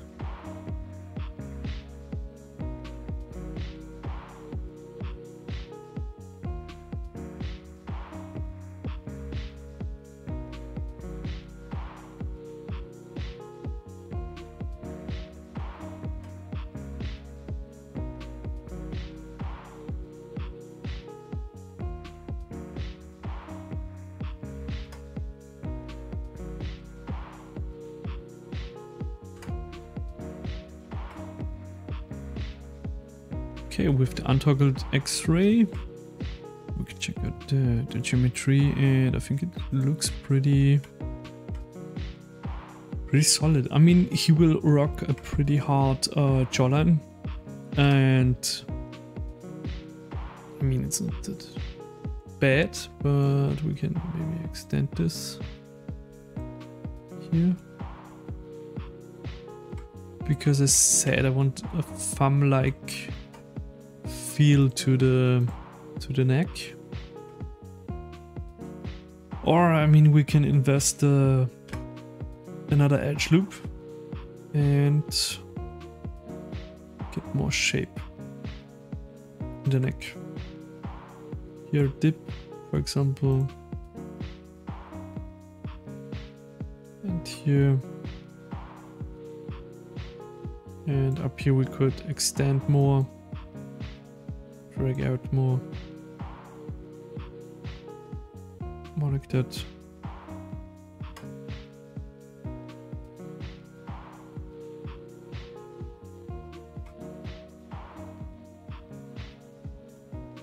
That makes a lot of difference.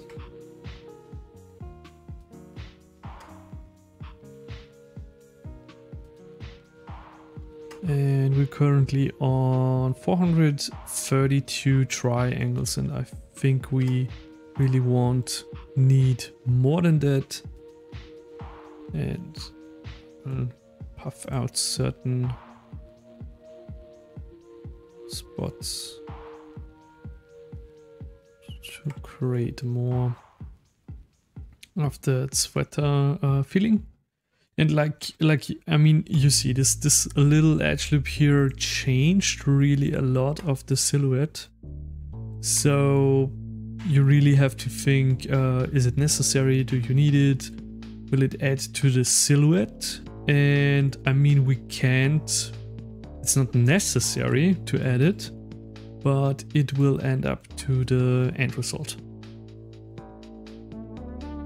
So, and the thing is, basically the most important thing for your VTuber avatar will be the head. So that should be, you know, be kept in mind. And yeah.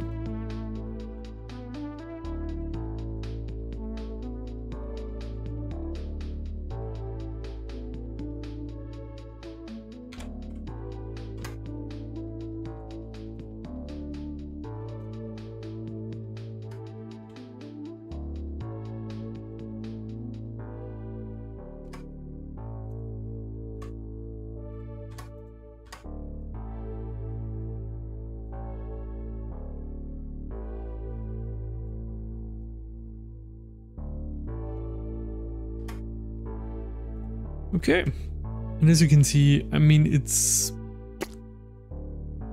wasn't that bad. Oh, this one will change a bit. We'll bring some of the back view of the hips a bit forward here.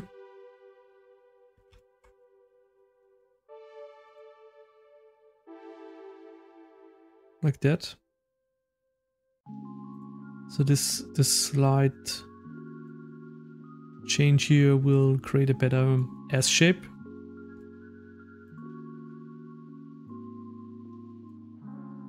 Okay. And for the head again.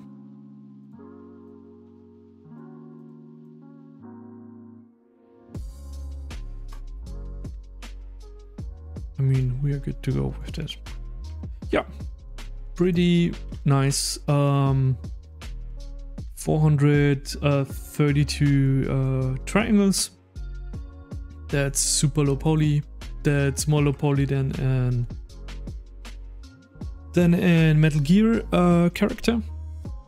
And here, this area with the topology here on the eyes. Those faces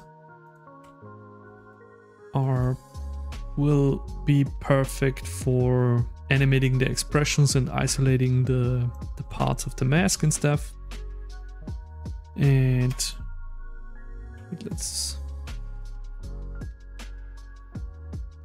line it up very quick. Yeah, perfect. Perfect.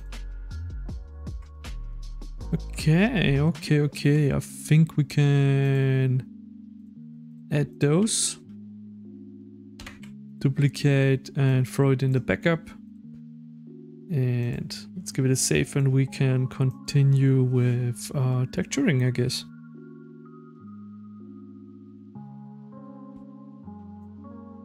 So let's UV unwrap this bad boy and set up let's set up a material for once for the head and for the body.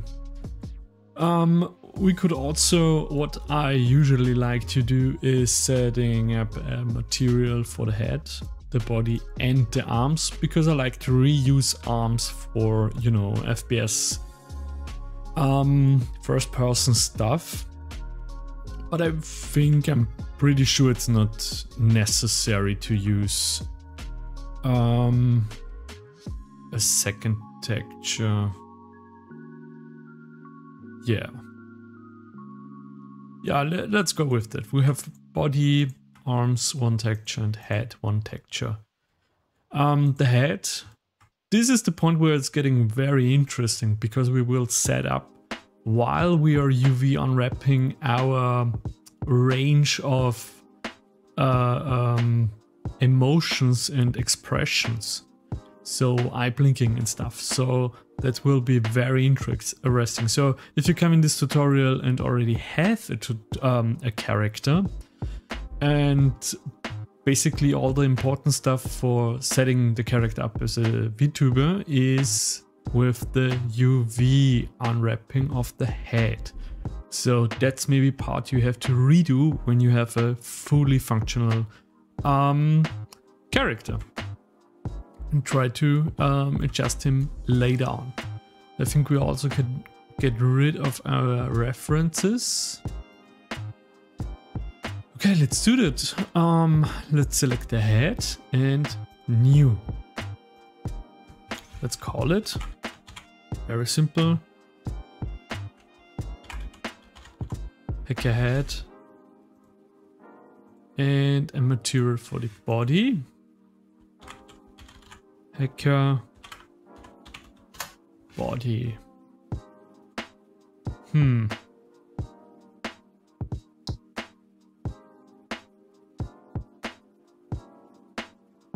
Yeah, let's also use the body material.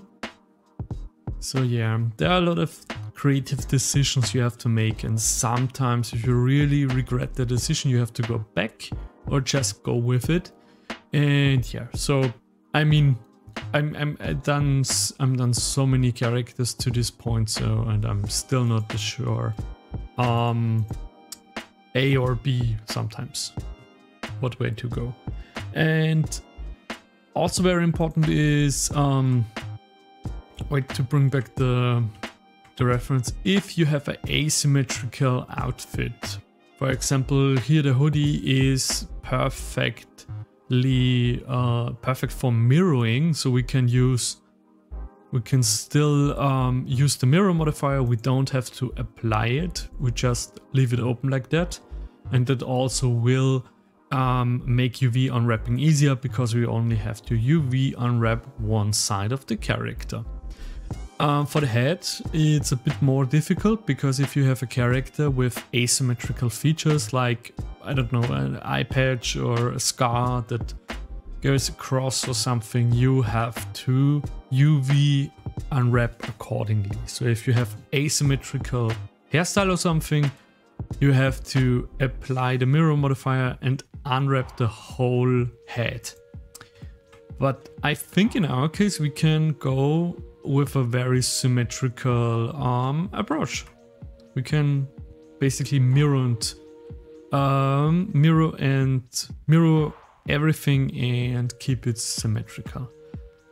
So nothing to worry about. I mean, there's always a way to go more in complex direction stuff, but not necessary here.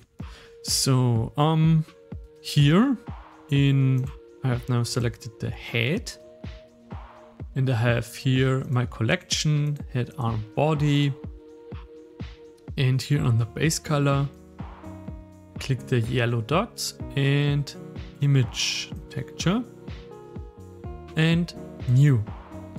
I like to start with a higher resolution and work my way down to the maximum of pixelation I can get out of, or the lowest point I can go down.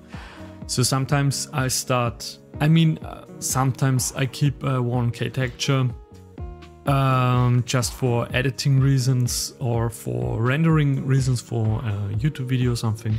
But usually I start with 256 by 256 and I do the texture painting and stuff, and then I try half of it and try how it looks and stuff, and then I go even lower and test how it looks and stuff. So there's a lot of testing around, but it only goes downwards and not upwards. Of course it's not possible to scale up.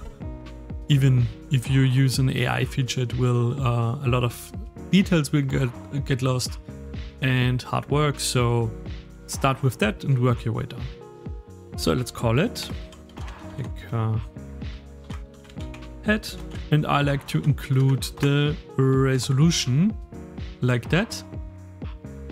So I have everything organized. That's the body. Let's do the same thing. New and body underscore px and okay. Perfect. Now, if we would now save our project and close down, those textures would be lost. So we have to save them.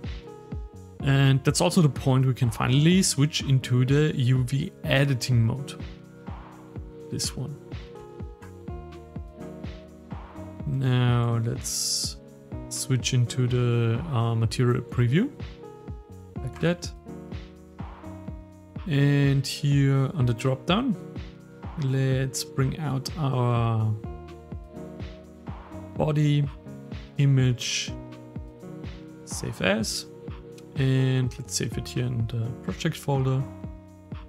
Save, and let's do the same thing for the head, just so we have the files actually saved somewhere. Save. Okay, with the UV unwrapping, I guess we will start with the body, and I will hide the head for now because the head needs a bit more attention while UV unwrapping, and I think I will UV unwrap arms and body at the same time. So control left click and let's select also the arm. So we have all of them in, we can all of them UV unwrap at the same time. Okay, so let's do that again. So if you select only one and switch into the edit mode, you only get displayed, of course, those UVs. If you control left click and hit A to select everything, you have both of them. What's also an option is, of course, you can select the arms and the body and hit Control J to combine them into one mesh. Even though it's separated, we have one mesh. So I mean, we can go with that. Really doesn't matter. Tap, edit mode, and let's attack this bad boy. And like, as you can see, because we haven't applied the mirror modifier, we get displayed both sides. I mean one side, and the rest gets mirrored. So where to start? Okay, let me just, there are a few options then that can make everything a bit easier if you're on a deadline and you just want the UV unwrapping done. I recommend you just use smart UV projection, angle limit, keep it default, and here something like 0.03 and okay. And that's a pretty nice and solid spread out of the UVs. Done. If you don't want to try it yourself. Let's go back. What's also an option is cube projection, because we are working low poly, so cube projection is actually pretty okay with the UV unwrapping. Here up here we have vertex selection, edge, face, and island selection. The island selection lets you pick always one island. Here it's necessary to spread it out, but also pretty solid result. So you do you, how you like to approach it with the pixelation. A lot of stuff gets lost anyway. The only important thing is the transition between the UVs. So here on the edge, for example, they can, if you're laying a lot of work on, continuous lines in your texture and stuff, that can be a bit messed up if you're letting it do automatically. But I showed you those way. Now let's try the hard way. Let's make everything from scratch. Let's hide let's start with the arm. Why not? Let's select the edge, L, L, L, L, L, and H to hide. Let's start with the arm. So the UV unwrapping is actually way simpler if we add one cut down here. Knife. Like that. Now if we Alt left click, you see the steam will circle around. Now let's hit right click and mark seam. Now A and unwrap. Perfect. Now we have both sides. Just like a sweater would be cut in the fabric in pieces, we have the same situation. Let's put it to the side. Drag select and G, and then Control to snap to the grid. Not necessary, just like it that way. Now Alt, A, Alt H to unhide. Now let's hide what we already created. So hover above it and L and H. What's next? How about the hands? The hands. Hide those. I personally like to hide the other stuff so I can focus on what's actually to do here. And okay. What's also possible is if you just select the one thing you want to work on and hit Control E, you inverse your the selection, and then hit H. So, okay. It's basically a cube, two cubes, multiple cubes. So to unwrap it, let's cut the top and the bottom part away. I really don't care right now. And let's make a cut here. Seam. And let's do the same thing for the thumb.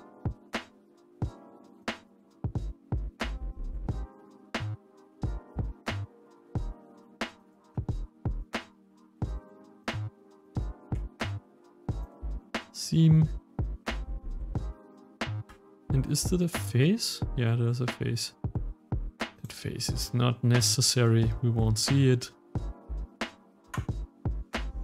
Because it's inside the other mesh. So let's go back into edge selection. Material preview. So it's basically, you just want to try to flat out the 3D model. Very simple. A and UV unwrap. Like that. That's a pretty nice unwrap.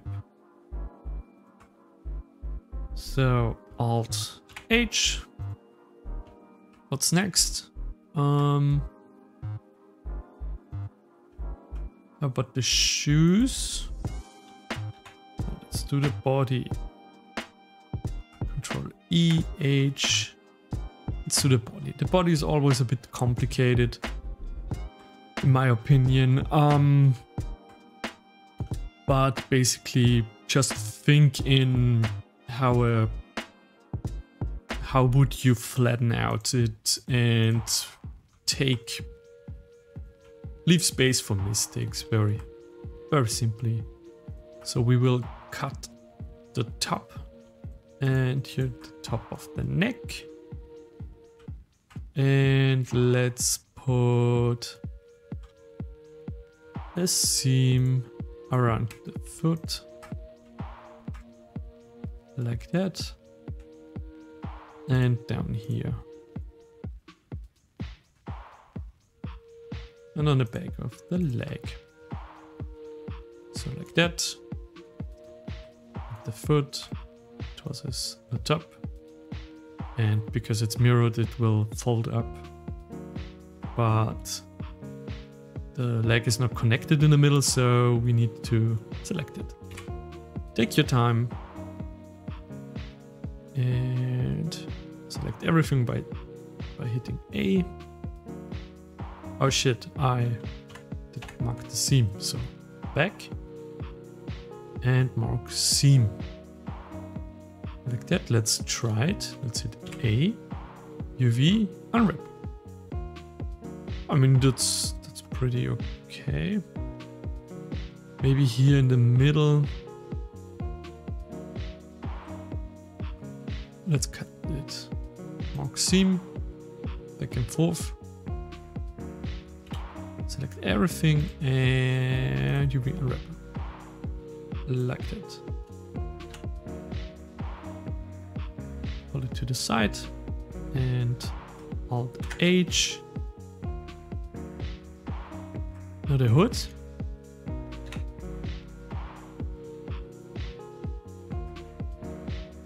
H.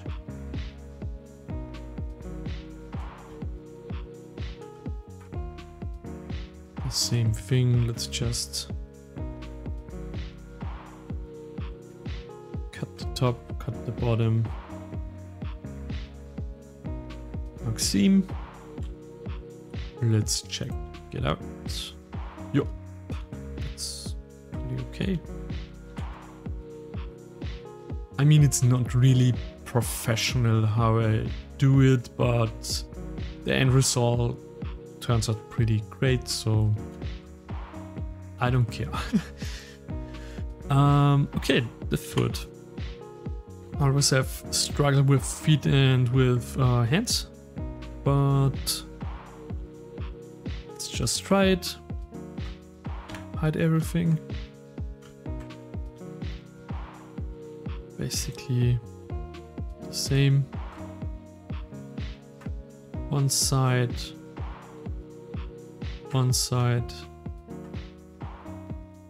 and the middle, just cut the bottom and the top, like that. Select everything. Oh shit. Forgot again to mark the seams. Mark seam, UV unwrap, like that. G. And we can, for example, we can lay this side and this side of the shoe on top of each other. So we mirror basically both sides, very easy. So let's select this one here, like that. Right click. Oh, you know what? We'll bring everything back. Maybe we find a second spot, which allows us to mirror shit. So far, pretty good. So, and this will basically, our goal will be to spread this out on this texture. And the more important stuff needs higher resolution, and the less important stuff, less resolution. For example, here the body is very small and the leg, but they need to be basically the biggest things on this texture. So, but for now, let's combine. So far I can tell, I think only the left and the right side of the shoe are a good idea to combine. So I select here in the island selection, I press and X, Y, and try to, you know, sync it up with the other one. Then up here in the snapping, vertex, so it will snap based on the points. I have selected G. Let's find, wait, we have to turn it on. G, and let's try to find one common vertex, like down here. Now let's switch in the vertex selection, and let's select G. Select G, select G, select G, select G. Perfect. Now this is basically the same side. So now it's all about spreading it out, and I like to do that in the island selection. And like I said, the most important part is the chest area and the leg. So I would plan in 1/4 of the whole texture just for the body, and 1/4 just for the leg, and the rest, maybe the arms also, a bit more space, but this one is the most important one. And let's just drag it in there. Let's just try to adjust it very roughly. Wait, this was the hand, right? It's the neck. This is also part of the torso. And let's select those and S to scale in. This was the hood. S to scale in.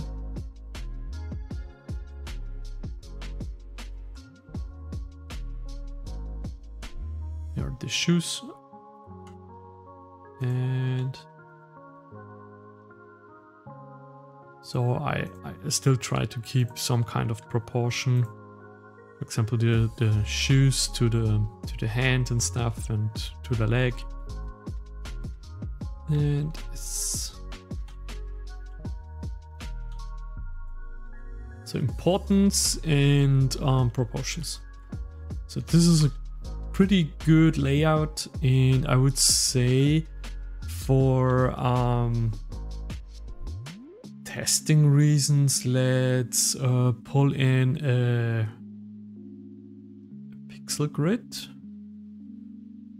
because I want the front line here to line up with the pixelation.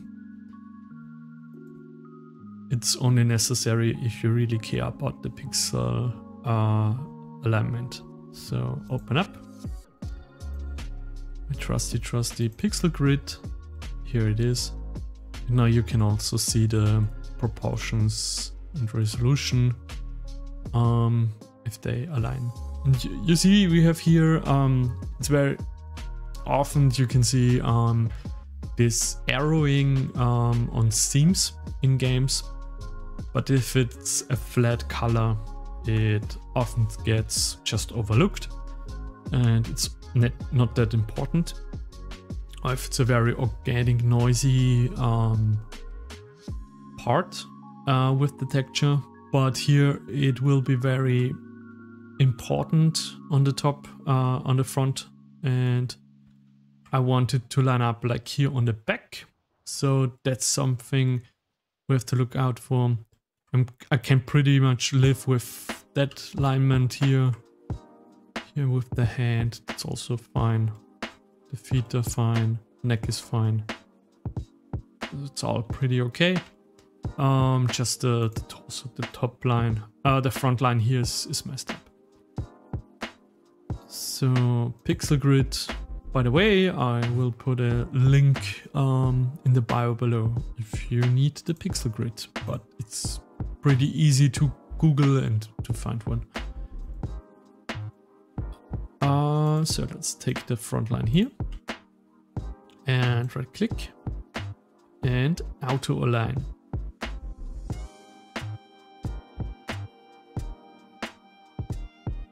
Like that. Also take that line and auto align.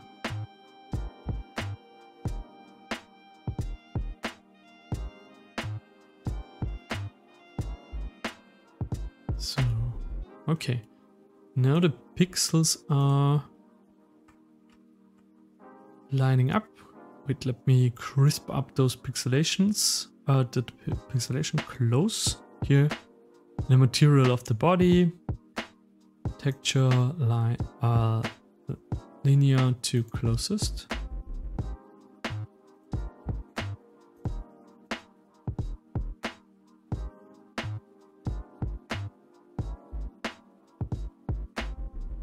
I like that.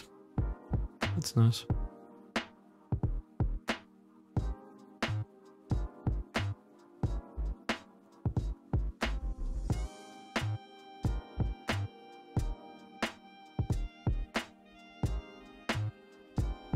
And a big bit down.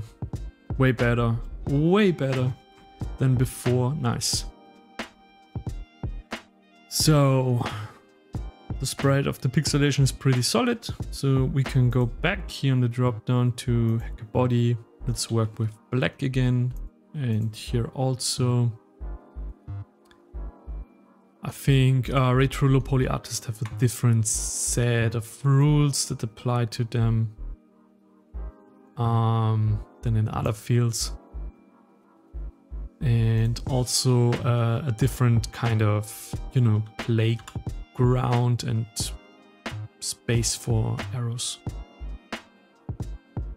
So up in the top left corner you see the amount of rotation,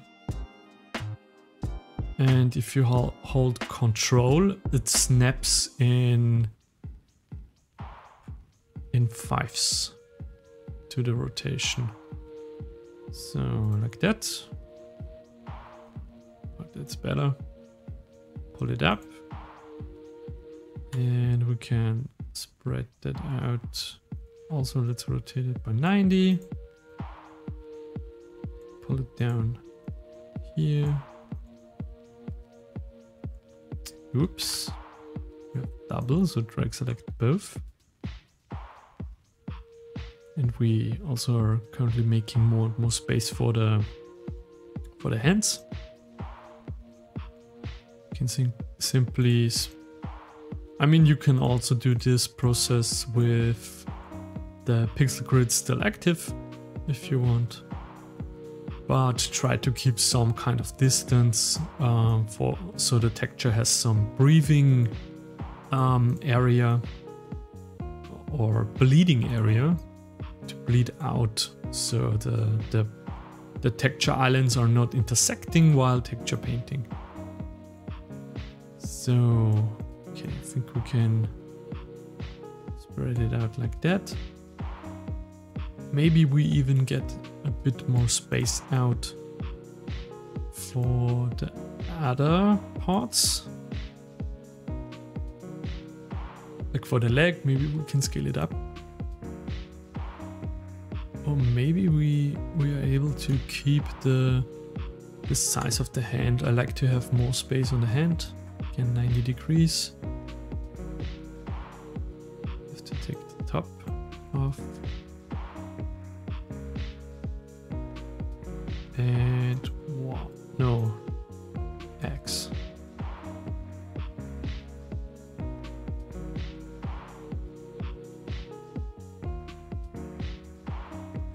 And Y? No. X, like that. Yeah, and Y. No. Oh god. Yeah, like that. I want the thumb to have some space. This strip is the piece of geometry in the middle of the legs. This will be very unimportant. Let's put it down here so we can pull them a bit more in. Maybe change the position of the small and the big one.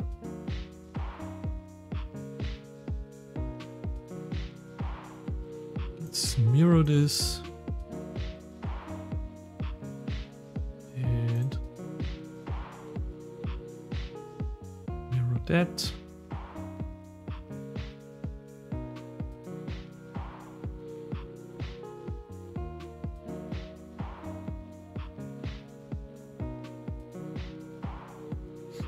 It seems very random, but as long as you don't work with pixel perfect textures, it's not that important.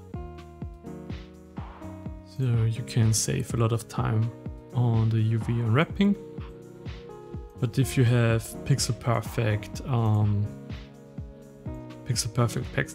texture job, I think you basically have the, like I showed in my gun time lapse, you have the texture first and the UVs, you lay the UVs on top of it. Yeah, something like that.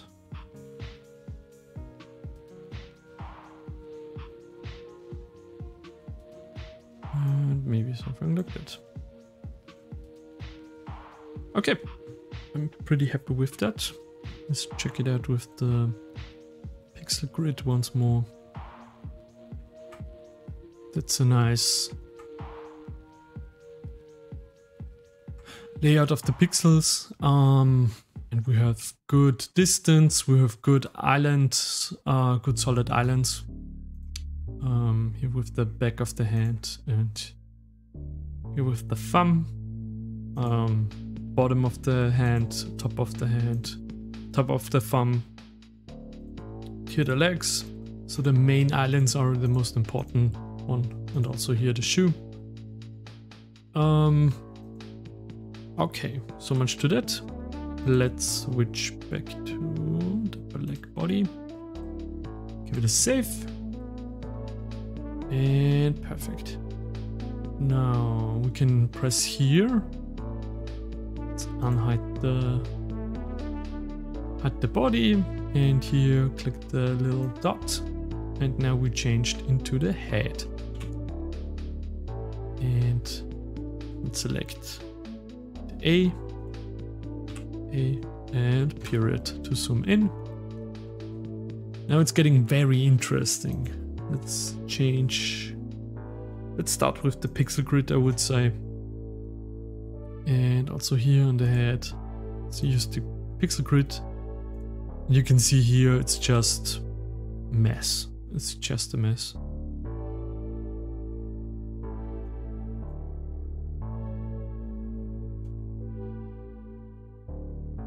So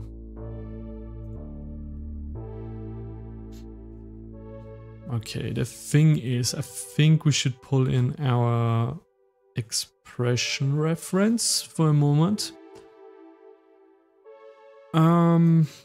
Now I mean, basically here you have the same options. You can select everything and use I think the cube projection is the fastest one and the most accurate one. If you want to go with the automatic option. Like that, it's pretty nice.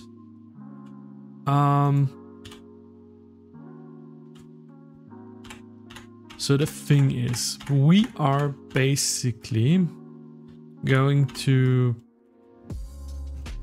use for the expressions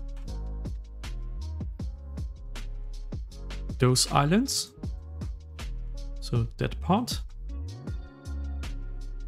and we will basically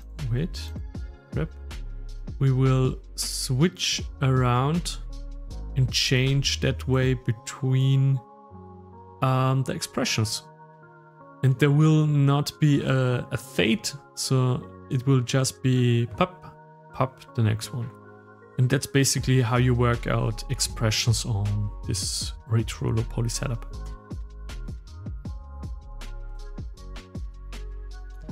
Okay, I think the best way to go would be for the face. We have here the front, just the front, and it will switch position. And here the middle. I'm not quite sure about the middle.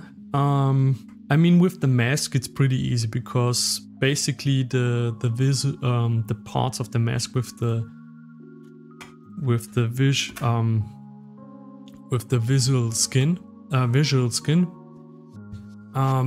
will be animated. If you have a full face,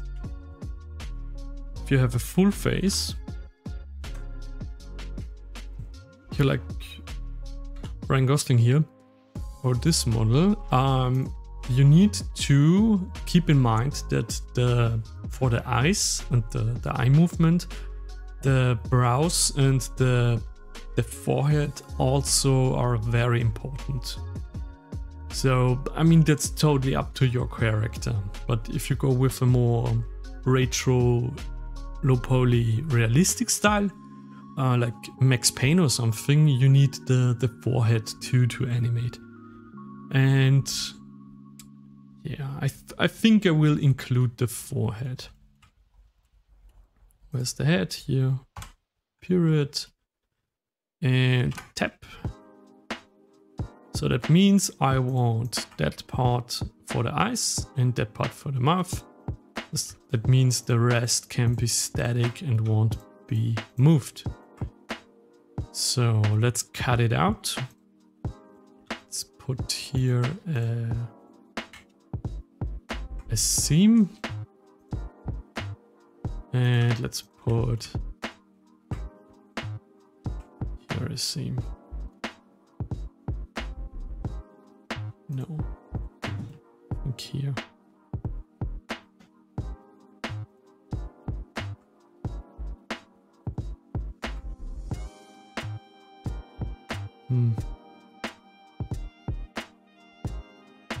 No, let's cut it in parts. Why not? Mark seam, select UV unwrap. So let's get our parts. Here's the face. That's going to be very important. So the part for the mouth will be very important. We will animate it and use that for the motion tracking. And here the eyes and the forehead. So, but the other one we can lay it out, those parts static somewhere here on the texture.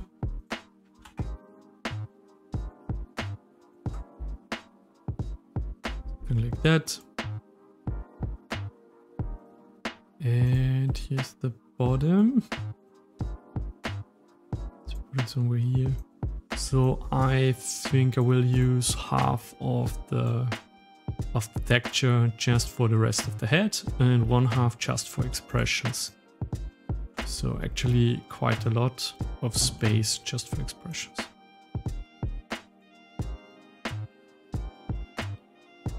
Yeah, maybe let's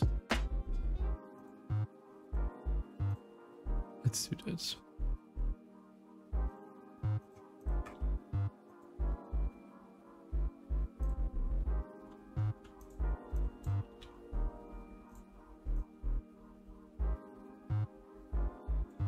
Yeah, like that.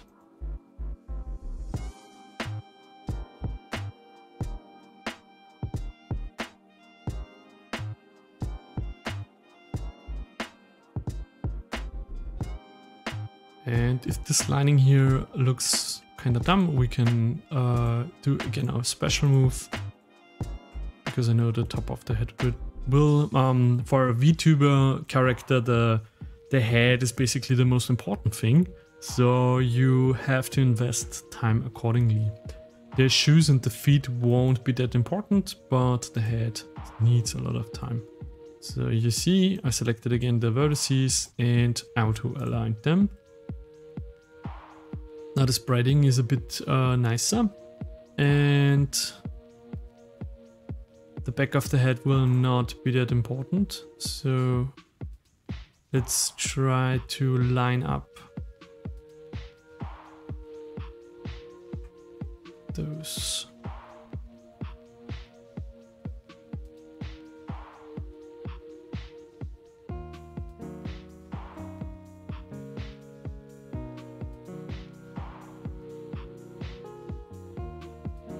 But I think that's good enough.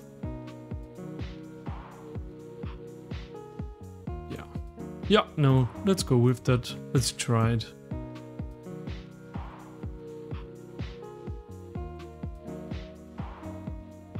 And here the alignment is also pretty nice.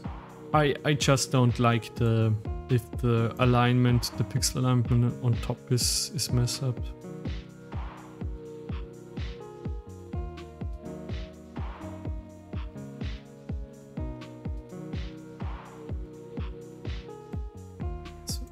Instagram. Wait. Okay.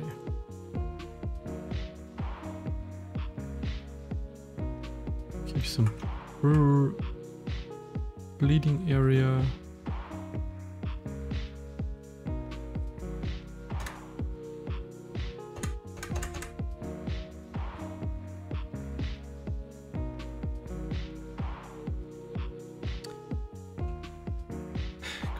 Good enough. Keep some distance. Yeah.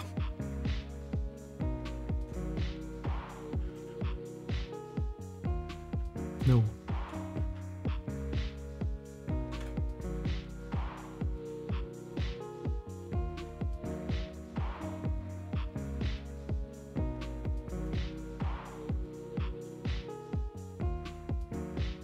Okay, basically here the rest of the texture is just for the expressions. So let's use the face, and here also the middle line. I think the middle line needs to be a bit better thought out, straighter. So let's also select here in the vertex selection, select the vertices and auto align them.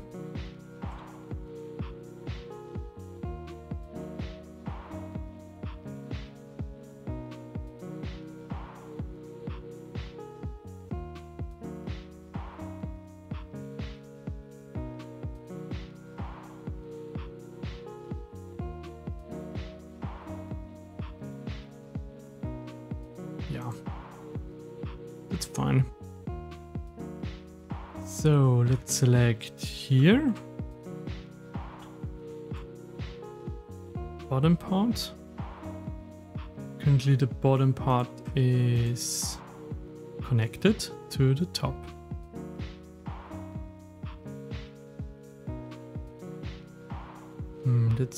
Let's try to.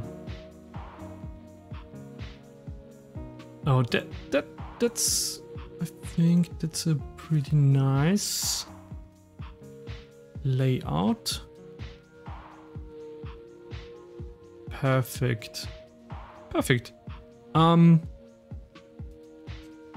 So basically we managed to have one side as default basically. And now we have here this part, free space just for expressions and shit. So now we can basically work on the basics, the base, and afterwards we can put in our expressions. But I want no, let's leave it like that. So you need to leave some space, and especially important, you have to know what the space is for. So here, for example, I will put in one blinking part for the face, and I don't know, blinking, so closed eyes, and maybe some menacing looking eyes, more angry looking eyes. And for the mouth, I want an open mouth, a closed mouth. So default will be the closed mouth, and one angry mouth to have some variation. And for that is enough space. But maybe let's scale it a bit down. So it's from the size a bit.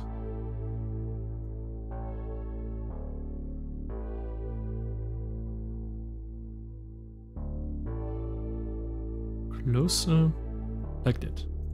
Okay, nice. So, like I said, keep some space for the expressions. We will go in this tutorial, we will aim for a more simplistic range of expressions. Of course, with expressions you can go full apeshit and have an extreme range of expressions and emotes and stuff like that. But I mean, we have to do something and to cover the, I guess with the basics you come very far. If you check out the most famous VTubers out there, you will notice they barely use a huge range of expressions. The most in use is the base range. So, okay, so we UV unwrapped our face. Perfect. And save. And let's switch back to our black body head, hacker head, to the black one. Okay. So now let's give it a save. So we have here our UV unwrapped version, and let's hit Control, select both, Shift D, left click, and pull it into the backup, because this is now our UV unwrapped version. Very important to have a backup about that. Yeah, now we can head into actually texture painting with my stencil technique I showed many times before, and then we basically will fix some parts and paint over certain parts. So let's head into texture painting. So let's jump into texturing, and like before with the UV unwrapping, let's hide the head for now. The head needs a bit more attention, and let's just focus on the body itself. And also we can hide our reference images in the back. So let's jump into the, select the body, jump into the texture paint tab. Perfect. We have here our UV unwrapped islands on the black texture, and here we have our character. What's very important is that we have to here if you put shading material preview, and I would say, let me think, we should use, on a material we should increase the roughness to get a more mattening version, more matte version.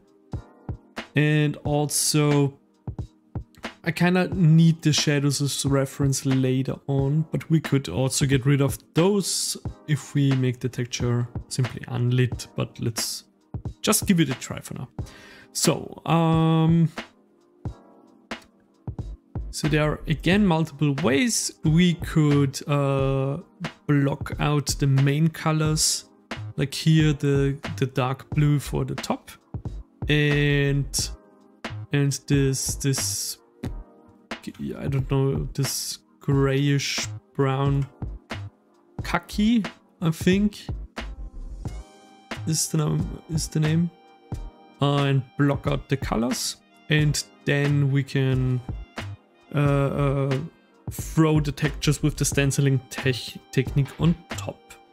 You know what? Let's do that. Let's block it out. So let's draw out a second window. Here it is. And let's start with the sweater. And let's change this here to view. Sample. No, let's go with mask. Take the eye droplet and let's get the blue. Yeah, that blue is not blue enough. Brighter. And a big blue. That and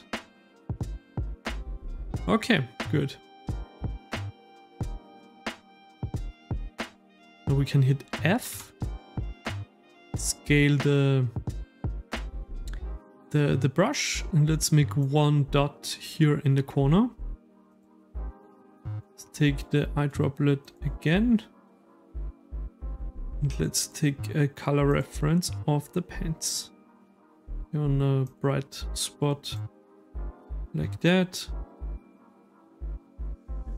Also a bit more, intensify the color a bit. Let's put also a drop here. And oh, I noticed the skin color is very close to this. So let's take the droplet again. Yeah, use just what we got, and let's open up random. Easy. Let's neutral.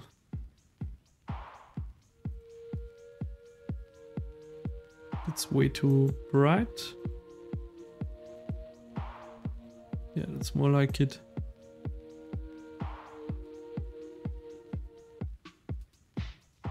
More like that. Yeah. And with those three colors we will block out the whole character. Let's get rid of that window.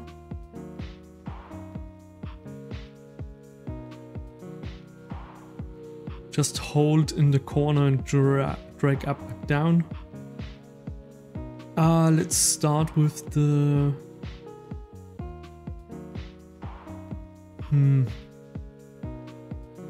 let's use the fill tool, why not?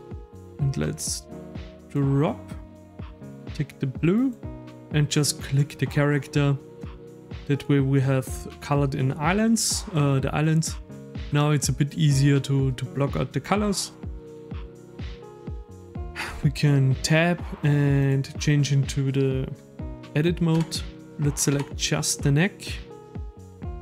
And oh wait, dummy, and texture paint, UV editing. Editing. Now we select the neck with hovering across and hitting L like that, and Let's go in texture paint and paint mask. Oh, and no, it should work. Now we have the fill tool. Let's use the skin color. And we just color it. That's here. Okay, here. That's way easier. So let's do the same thing for the pants. And L.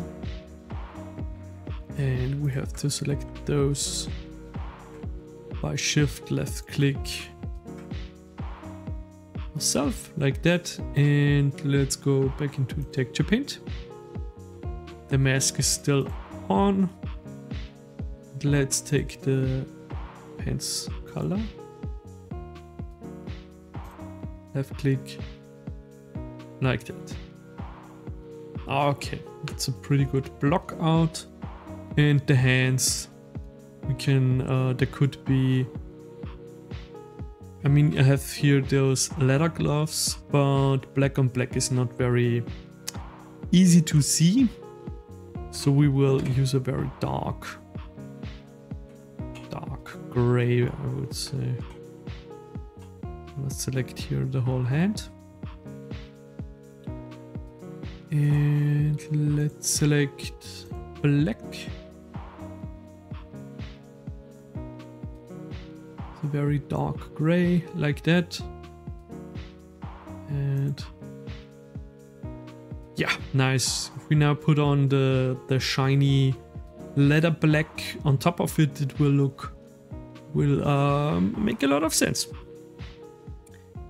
But we should also go back into draw tool, color, select the gray and put also a tiny bit of gray, so we can always go back and take the color if we need it.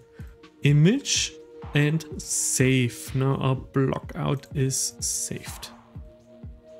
Perfect. Pretty nice. I mean, the shoes are a different topic, but we can really go.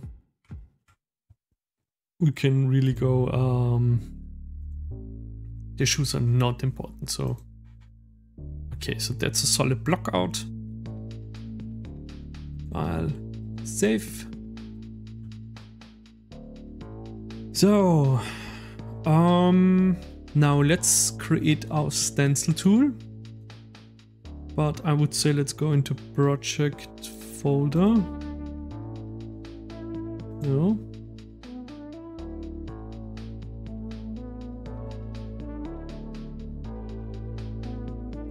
Oh God.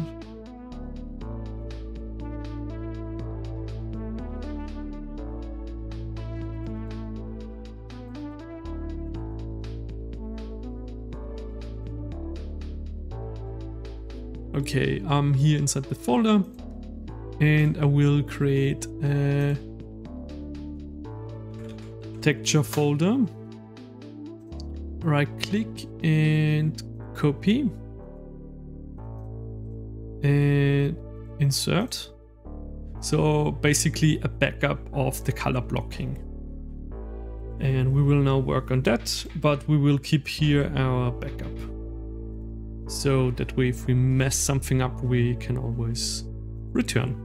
So down here, let's create our stencil brush. Down here, texture properties, new. Image or movie by default. And now let's open up one of our references. Here is this one here, a very frontal view. And up here,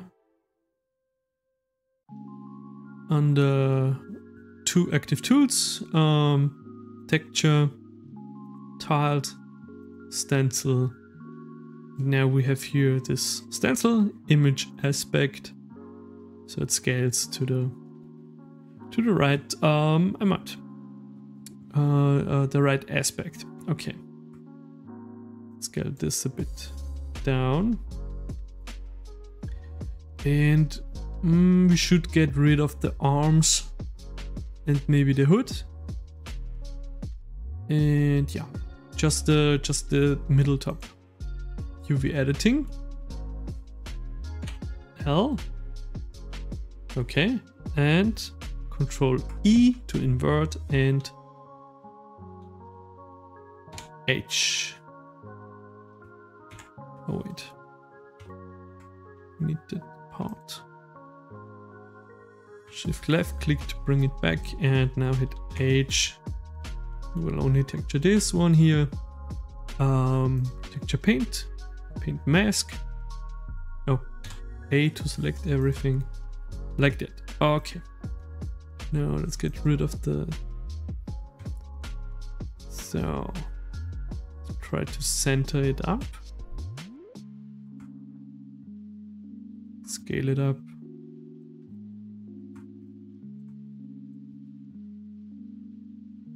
Start with the top.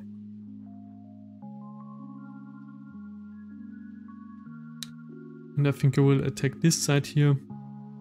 I will use this for the top. And we have to bring the color value back to white to transfer a neutral version of our stencil. So bring it up a bit, something like that. Let's just try it.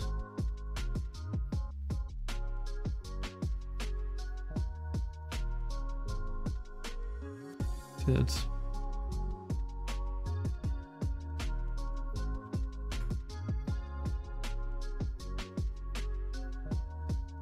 Okay.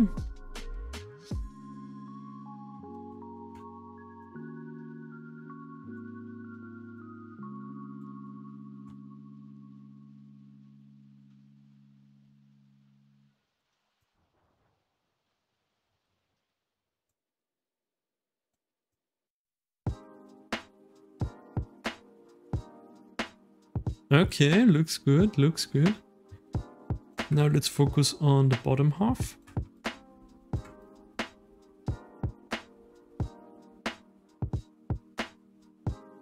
Like that.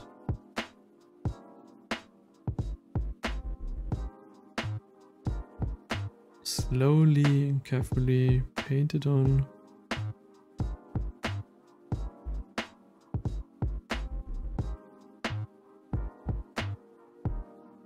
Like that.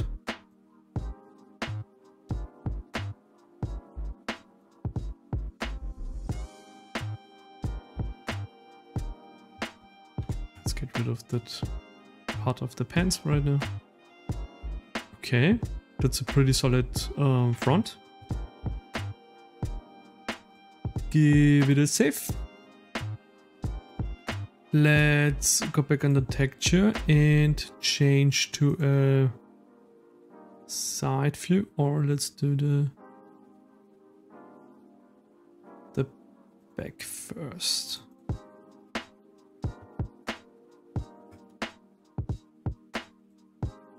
So use here the gizmo.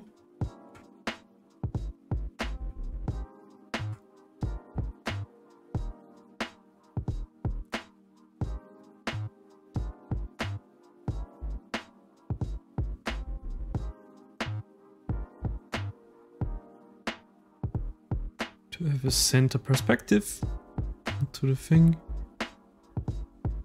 Okay.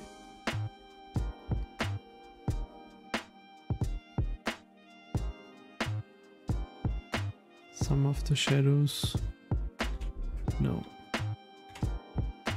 Let's try not to use the shadows of the pants. We can do that later.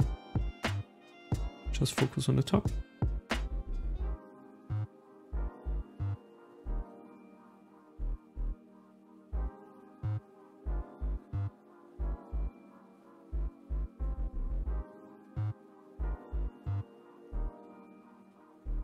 Pretty fine.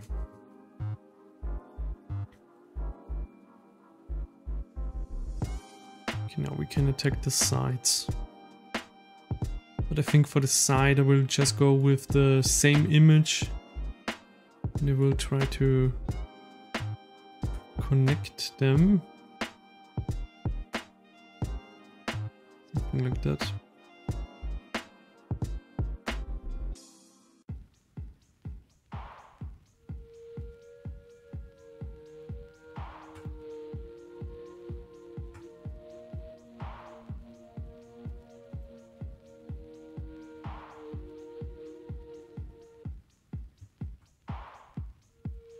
The stencil needs to be smaller.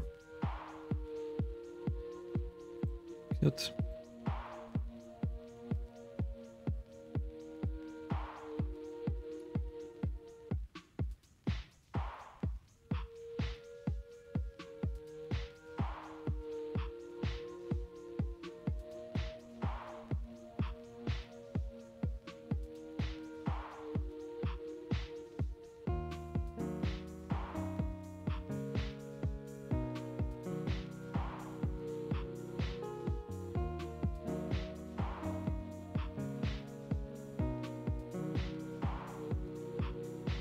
You be very careful on the edges and try to keep a consistent distance.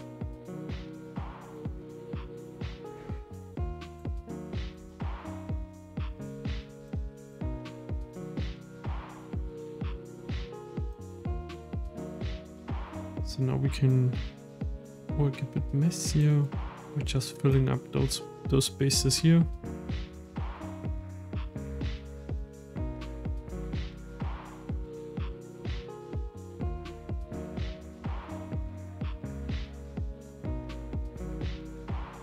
Okay. Save. Oh, and if it's not, if you don't have any crisp pixels, here linear closest is crisp pixels, linear is blurry. You want closest, I mean if you want. Okay, so much to the bottom. I know there are some imperfections, but we will fix that later. Now save texture and let's attack the arms.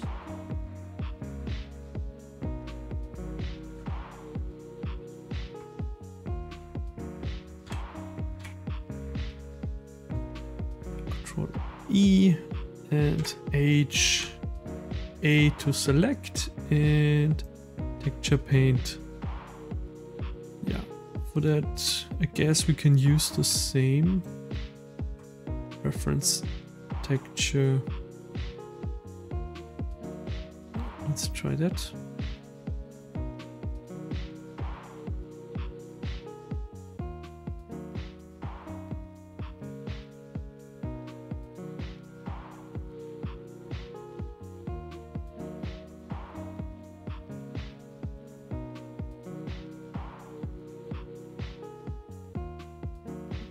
Okay.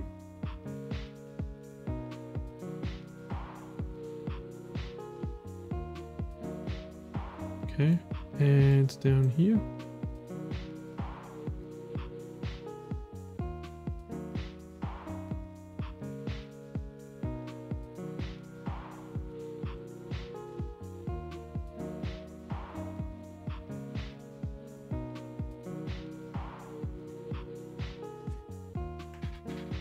Okay, and I think the hood is left, UV editing, and so forth and so forth. Select the whole hood, and E and H and A.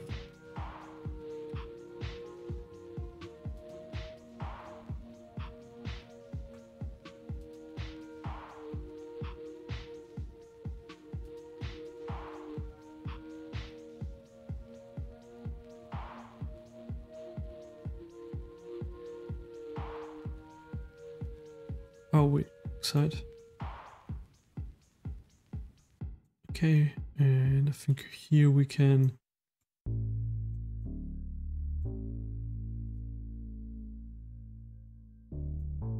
what? Oh, the face orientation is wrong. Okay, switch into edit mode.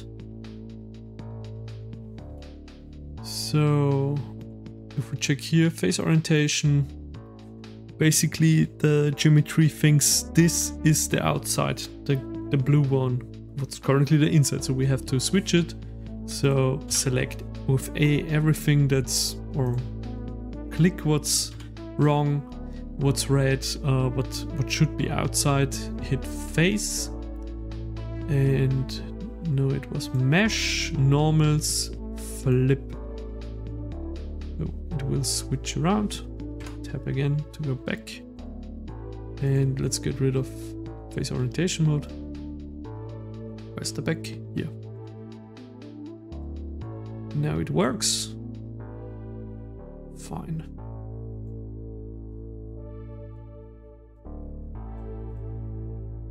Can use this side to stencil on that part.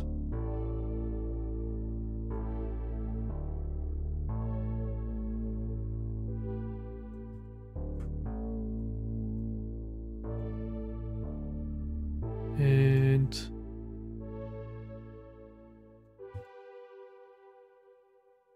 guess we need maybe a different reference image, but for now let's just fill it up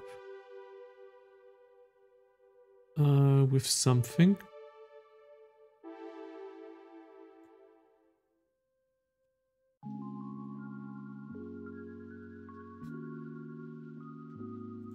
Editing, age,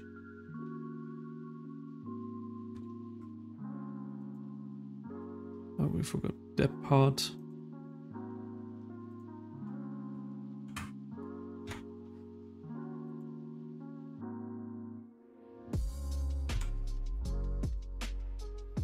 Just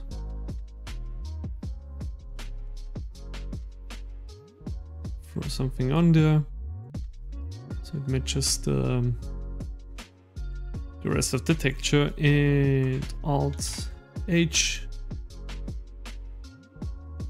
That's a pretty nice hoodie, if you ask me. And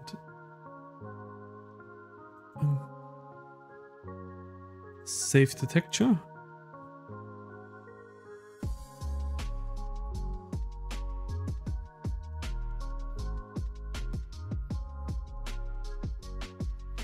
Yeah, so far so good, right? So, and I would say let's make the pants, and after the pants we can do the rim work, so the transition between the stenciled on top and bottom. What's also a thing we could do would be check it out, smooth. Looks promising, right? Nice. So some people appreciate and like the more flat look. I don't know, I like the magic of the smoothing, so I will keep it for now smooth. And so I have to fix that part. Let's do it just with a simple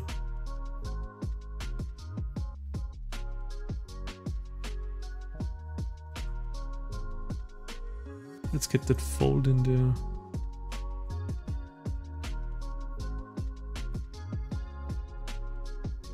Nice. And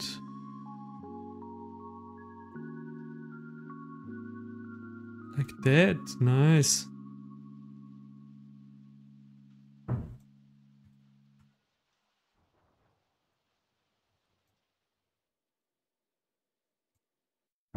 But try not to paint on something else. Like the skin here, something.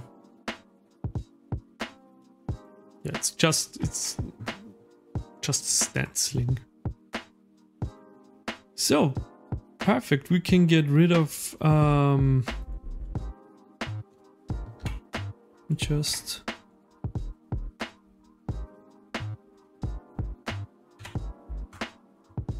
like yeah, here in the UV editing tool again, we can Let's get rid of the top part we already painted because I don't want to mess it up. So let's select,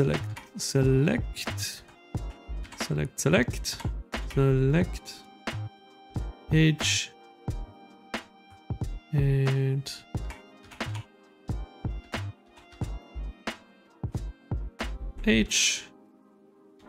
H, and H really doesn't matter. Now we can attack the pants, just the pants. And toggle X-ray, and also the shoes. We can do the shoes later. H, so just the shoes. Texture paint and mask. So that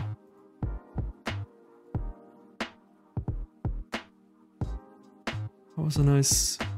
Yeah, I have here a more darker version of the pants with better reference images or the original pants.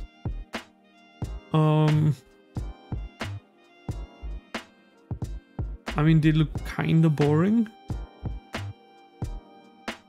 but more like the darker look looks a bit better. So let's try them because I have multiple angles from those pants. Okay. Shift right to scale down. Scale this bad boy down.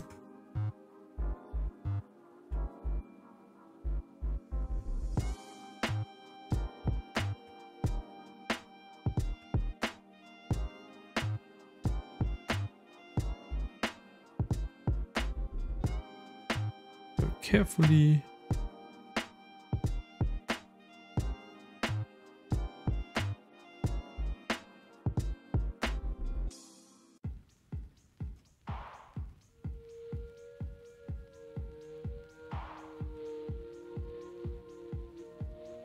Yeah, nice. I like it. It looks more like sweatpants. So with the noise and stuff. To the back. But I think let's use a different. I have here reference from the back. Scale it a bit up.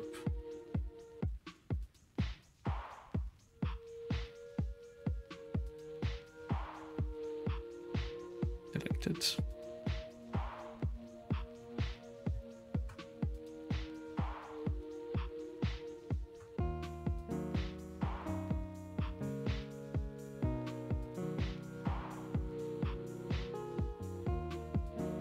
Try to get the top part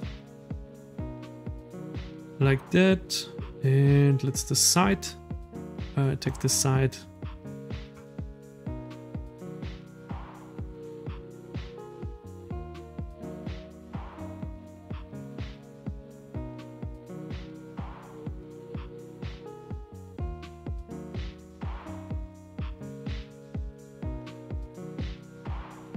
For the inside, we can get rid of the mirror modifier. And let's need some wrinkles in the inside. Like that.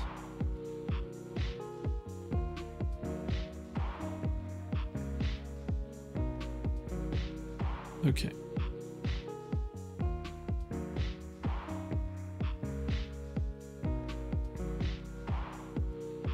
I like to paint over the corners from side view to cover the transition a bit up.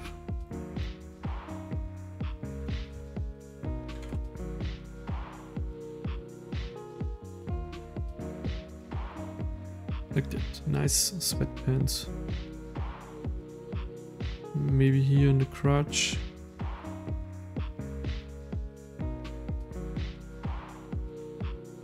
And here in the bottom.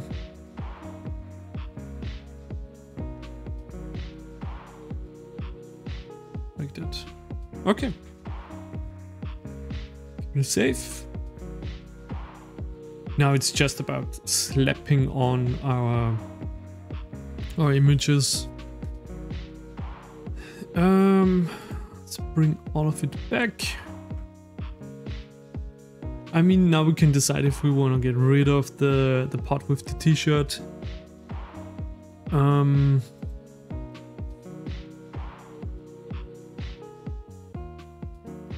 Yeah, let's get the reference with the sweater back. The front view.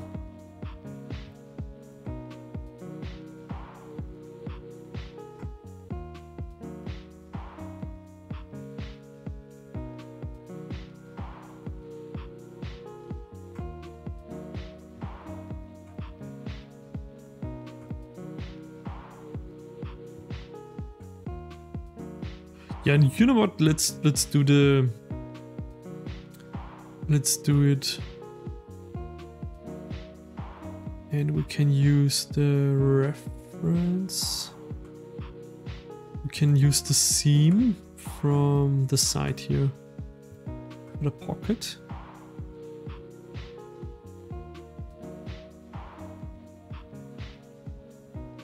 Like that. And now let's just focus here on this seam. But let's try to paint it from the side, but we should get rid of the arms. Select only that part. Invert H, A, paint mask.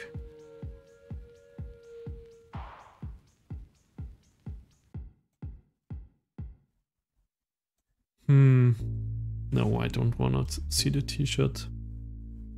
No, that's pretty good. So, and let's just take this smear tool and zoom in.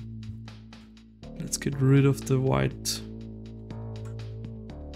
line here.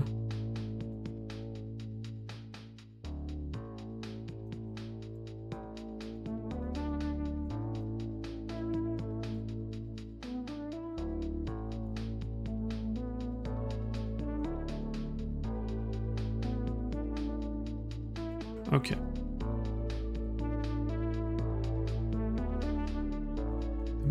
Mirror modifier back.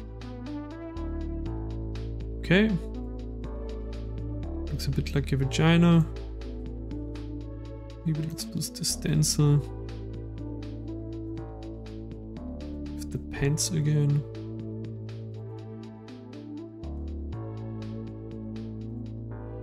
Up here. Image aspect.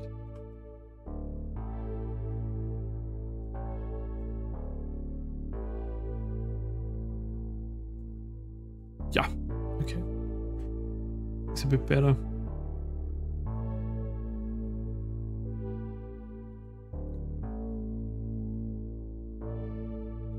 Okay, let's save that. And I really don't want to fuck this up. Maybe we should... Oh, down here.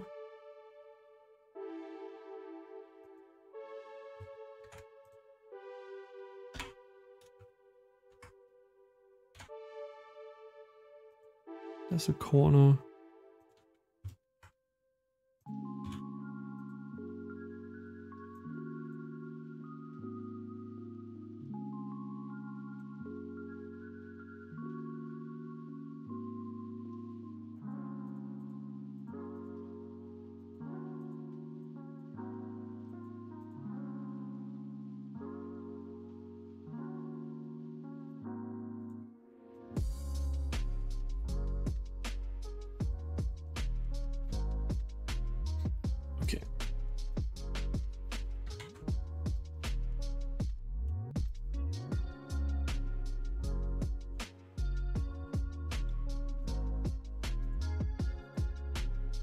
Save, and maybe let's do a backup of the current state of the texture.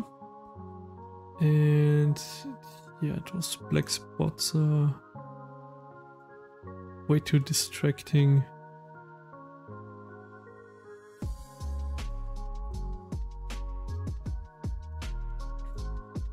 And I guess we come closer and closer to our final result. Let's do a little backup. copy, and wait, let's rename that.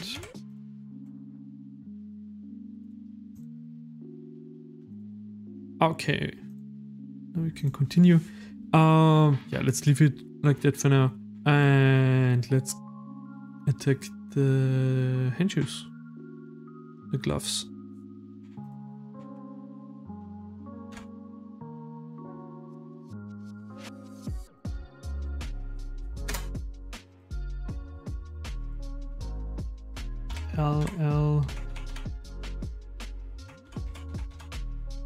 L, invert, H,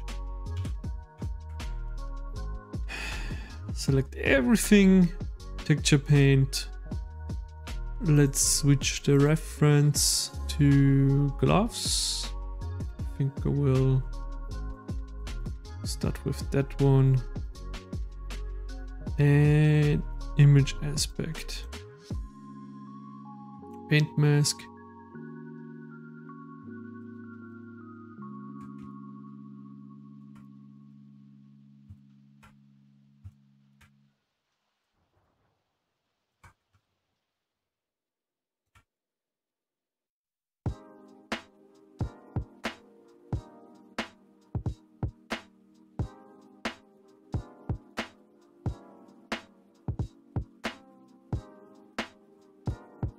okay, we should get rid of the mirror modifier, so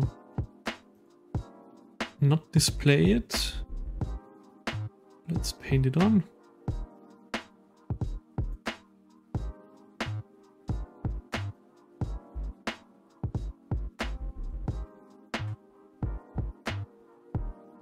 I'm trying to get all the fingers on it.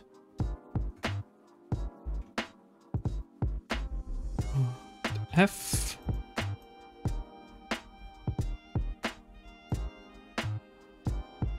Like that.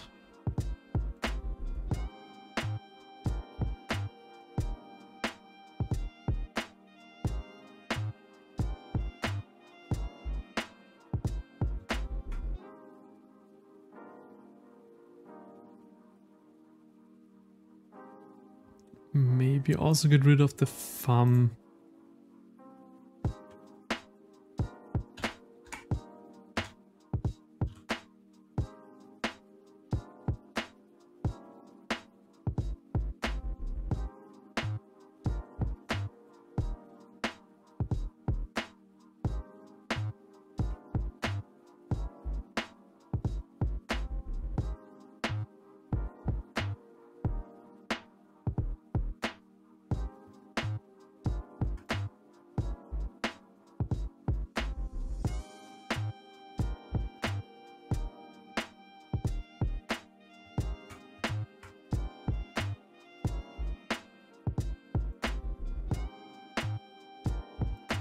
Okay, maybe that references image is not that great to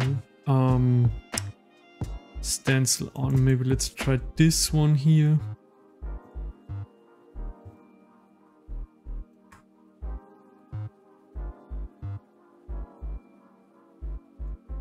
Yeah, that's better.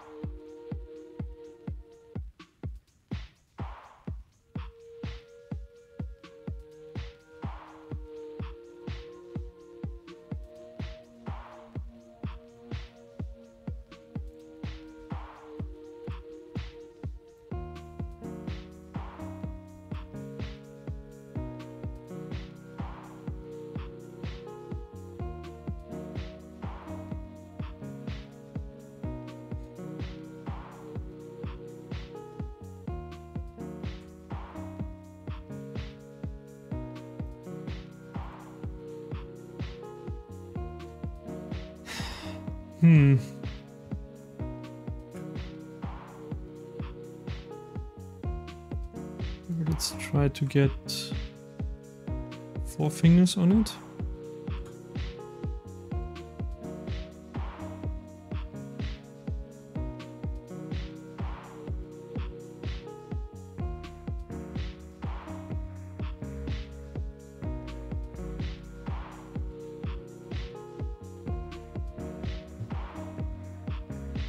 Okay, yeah, I mean, that's pretty okay. Not perfect, but yeah.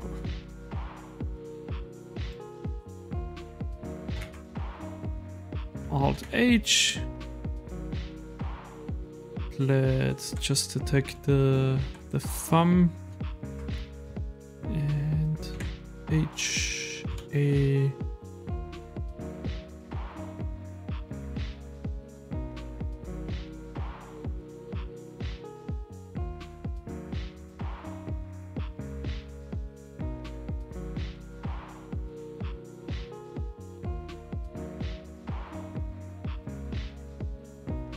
Oh, there's also the face orientation of. Interesting.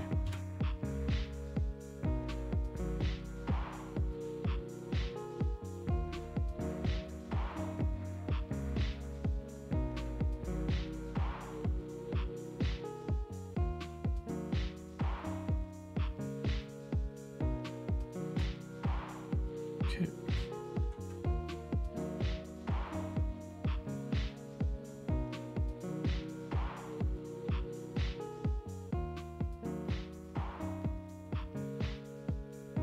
Also here the face inside also needs to be flipped. So the total outside should be blue. Okay. Let's try it again. H. And let's get rid of the face orientation preview. Select everything.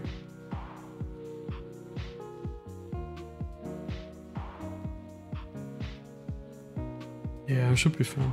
So let's give it a save. Yeah, I mean, they look like gloves, right?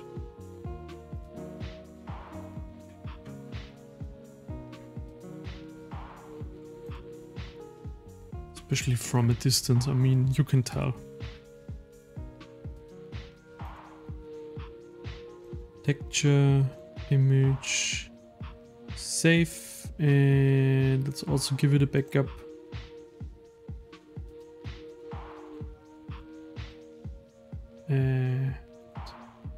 Copy, insert, override, yeah.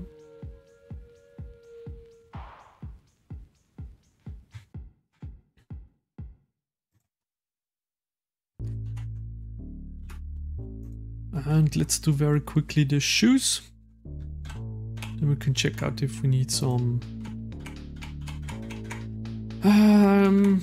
fixes, or if we just go with it. Control I, H, okay. Do you have some kind of reference for the shoes? I mean, here with the pants. Or here. Yeah, let's just slap something on there.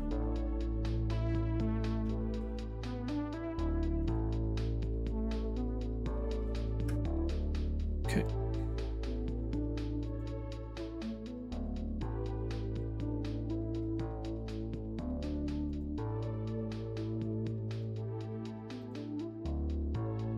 Let's try those.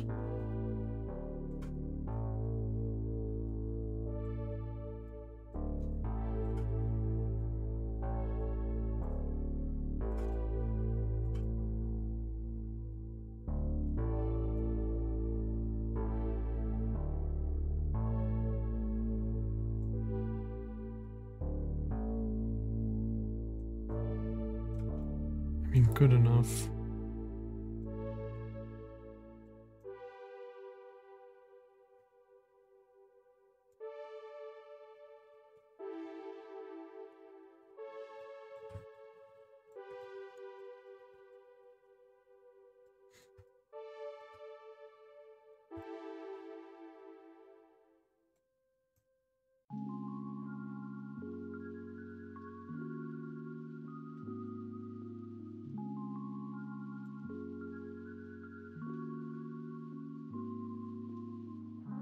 rest we use the blending tool.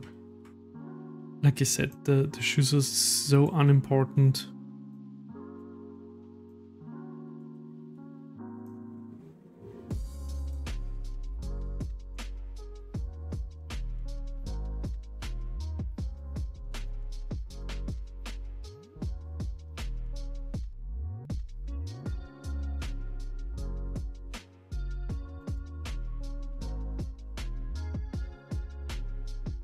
Good enough. Fuck it. I leave the blue soles.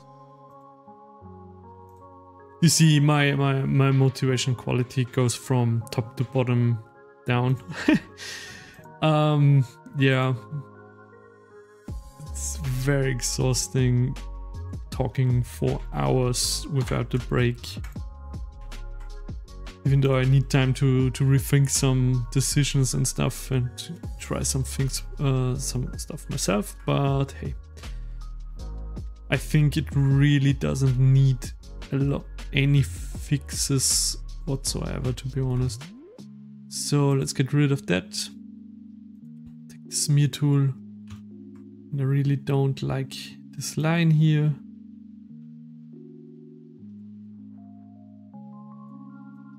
Darken it up. We're just smearing over it, and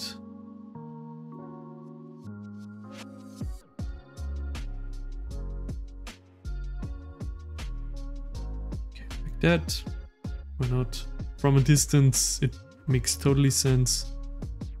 And something else, yeah, I think here on the shoulder. Blur this spot a bit. Okay.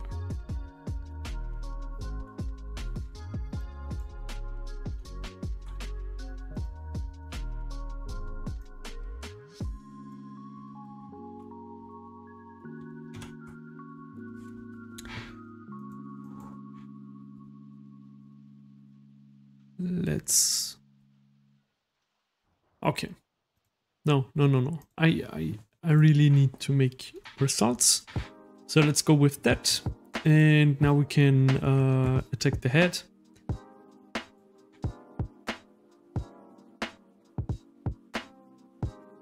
I also want to smooth the head down like that. Save. Like that. Okay, yeah, nice. Okay, awesome. The concept of the character, the style. Also the shoes are kind of fire though. Okay, yeah, let's attack the face. Let's attack the head.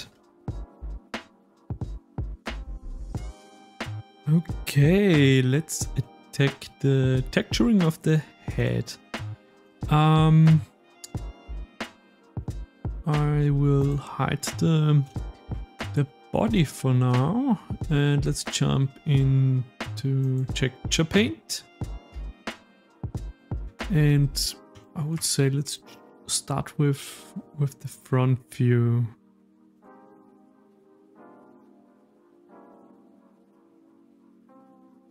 Yeah.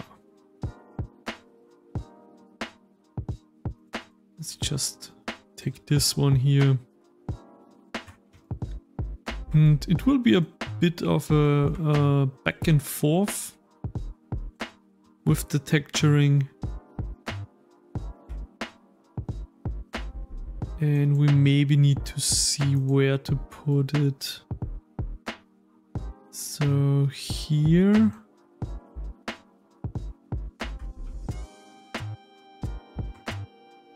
And a bit inwards.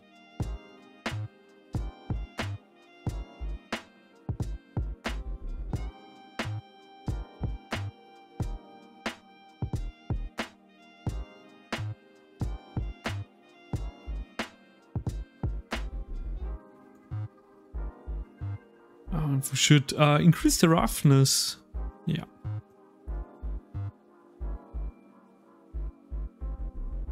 Okay.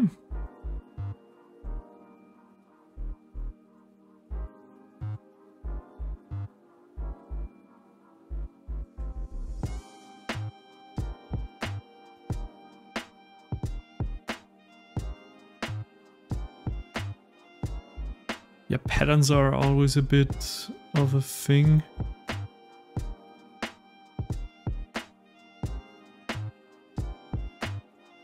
Guess we have to work in segments.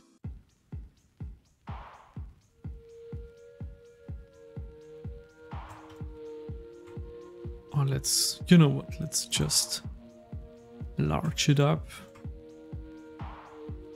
and just throw it at it. Let's just throw it on there.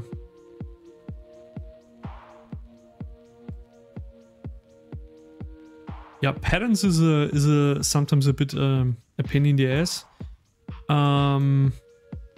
But keep in mind with lower resolutions you get basically rid of errors in the pattern. So here, the top part.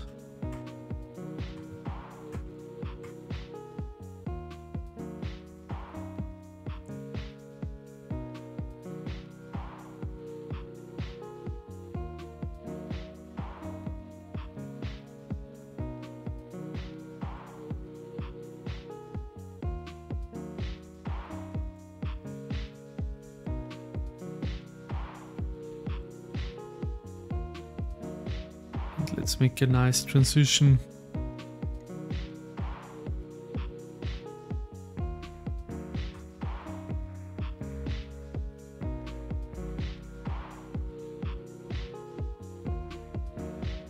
Wait a minute.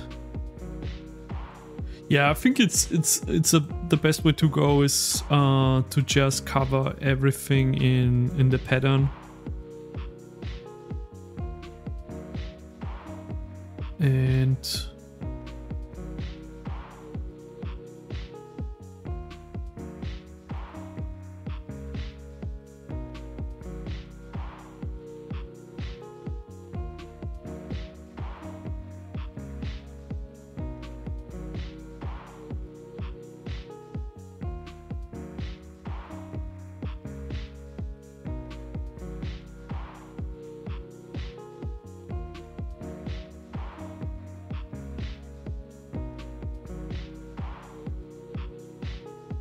yeah, down here it's still a bit disgusting, but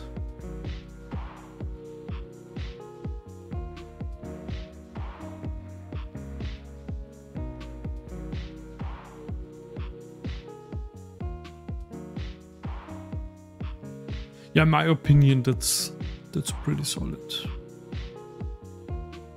Okay, let's give it a save.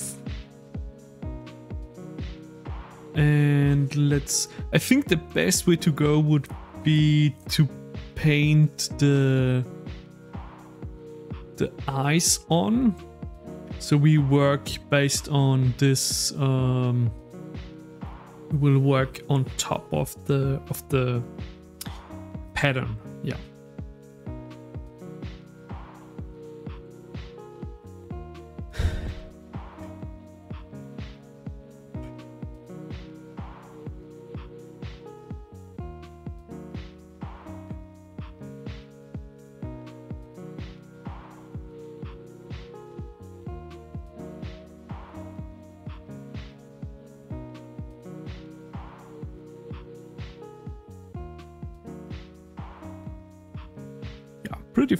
Pretty fine so far. Okay, also I want to create immediately a backup of the texture, because we can always jump back to that one here. So, copy, insert. Okay.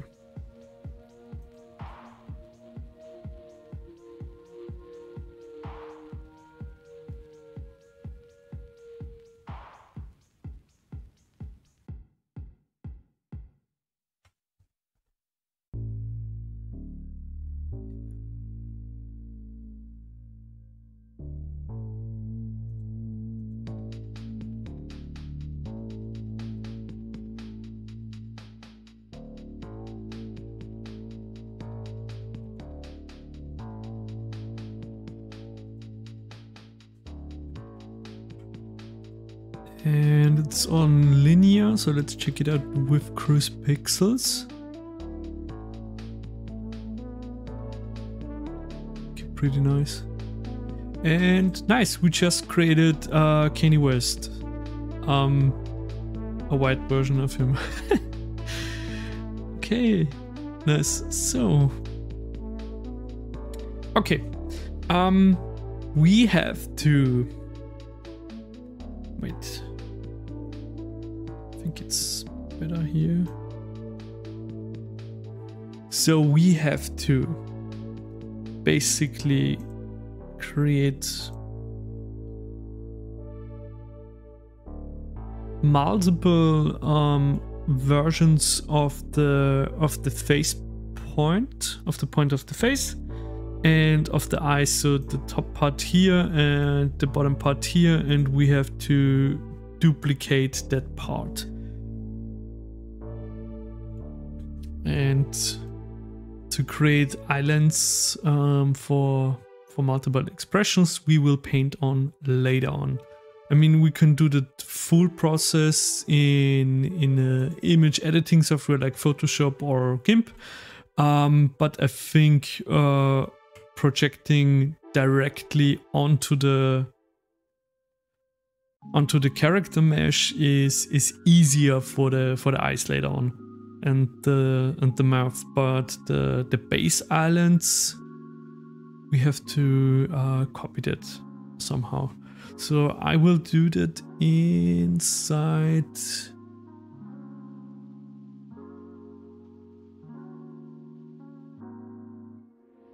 I think in GIMP it's pretty easy, fast to do. So let's open up GIMP or some other editing. Okay, we have here GIMP. A little look into the expressions. So we need a default. We need a default expression. So calm, relaxed eyes and relaxed mouth. So kind of resting bitch face. So this first situation here, and the closed mouth and closed eyes to create some blinking action. And that's the base. And on top of that, we can also create here a more angry looking eyes, sorrow, sad, shocked, and of course open mouth and maybe flashing teeth. But I think closed mouth, open mouth, we get very far. So that means for the eyes, 1, 2. Let's just create as many as we can. So let's take it.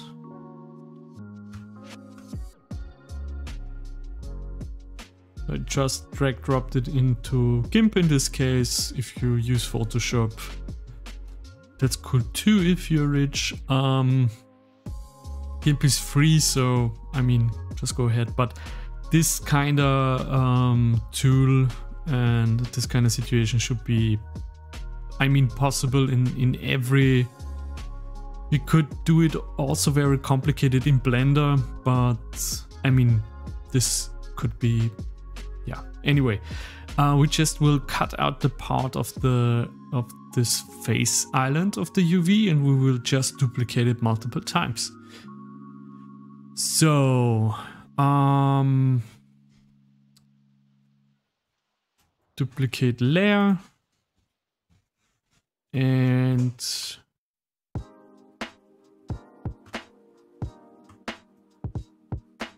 we'll just cut it out like that with this lasso tool, and wait,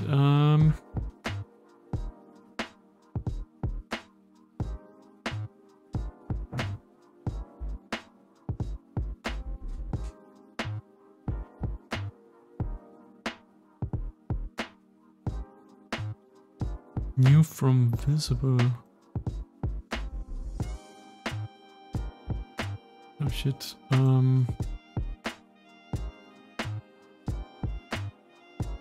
Select invert.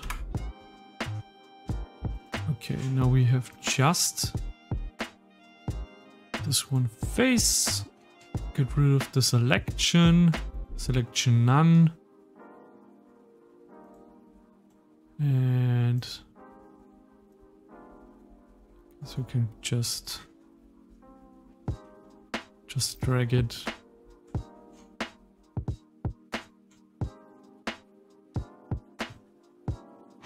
And let's duplicate it. Duplicate layer.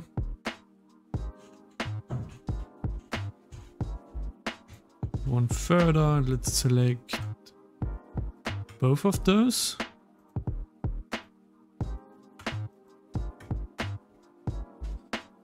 I guess we could also merge it down.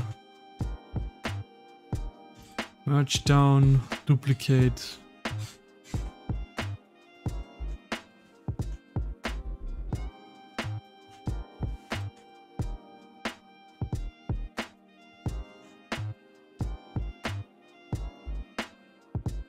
And there's not enough space. But wait, we have for the mouth. Yeah, I think we have more expressions for the eyes. No, for the mouth. Okay, so we will use the bottom part. So I want the full face up here and just as backup 2 for the mouth more.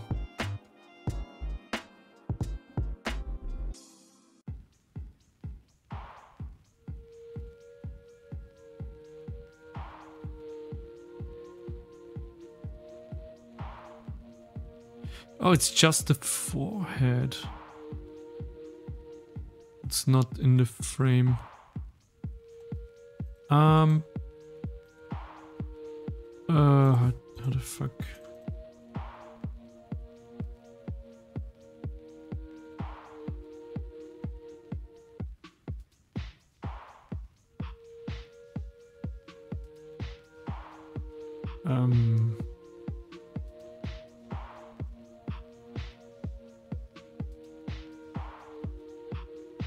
Okay, it's just the forehead.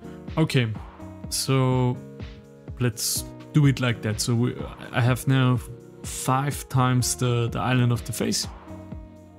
And I think I'm not quite sure about the forehead, but let's keep it like that. So we have multiple incidents of that one island. And that's exactly what we want. So let's file, export as, click ahead, and let's throw it into the backup folder or somewhat. Override, of course, sure. So, and now we have here this texture with multiple versions.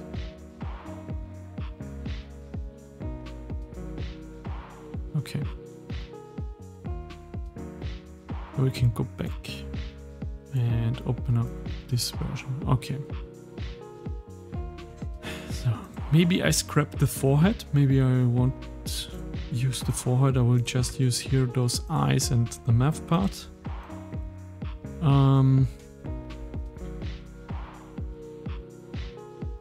Yeah, we will see. We will see.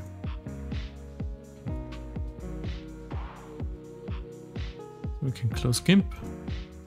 Okay, it's just important that however you like, do it your way. Just you need multiple incidents for every expression and version of the mouth and the eyes. And for each one you need one island so that you're able to jump with your, you know, with your vertices to the next one and jump back and stuff. So you need to be able to do that. Okay. So we are back in Blender, and now we can attack the individual, the variants of the expression. For that, let's hide the body, and let's go in the texture paint mode. So let me drag up my reference.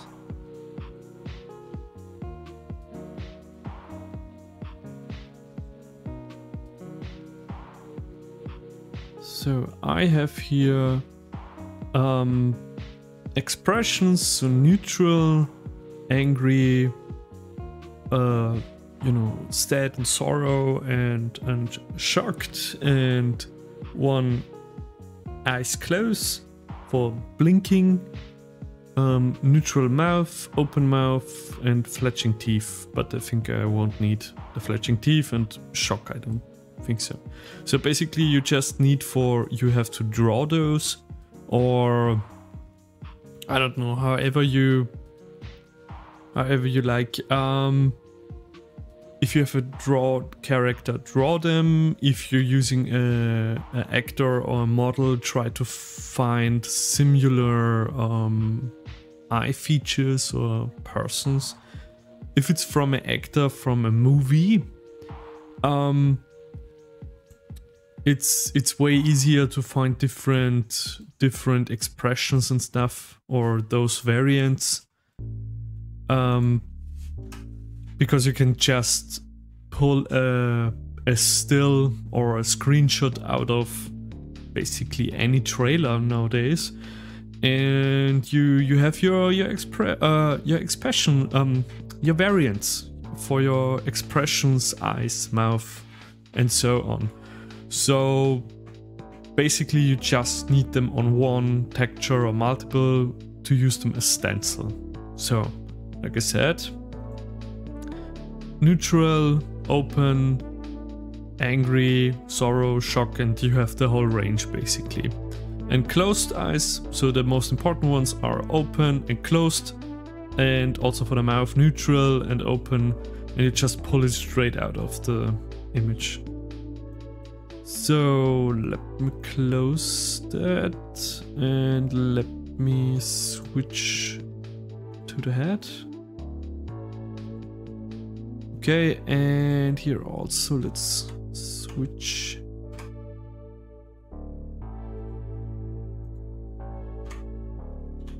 Let's switch in texture paint.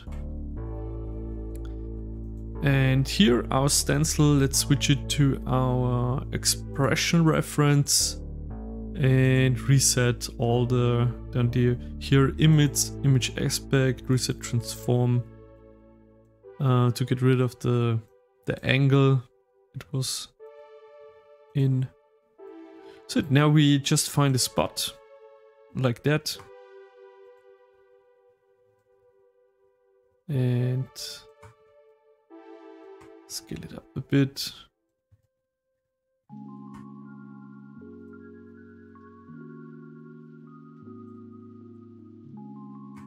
I always mispressing.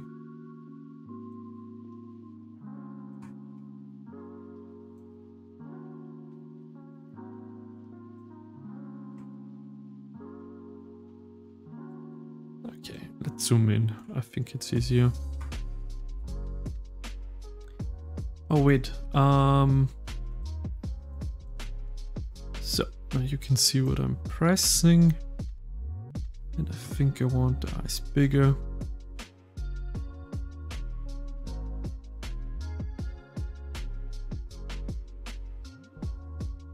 Like that, and then I'm just circling them out, like on the, wait, where's a reference? Like that. I just try to paint it out basically like that sphere. Let's try it.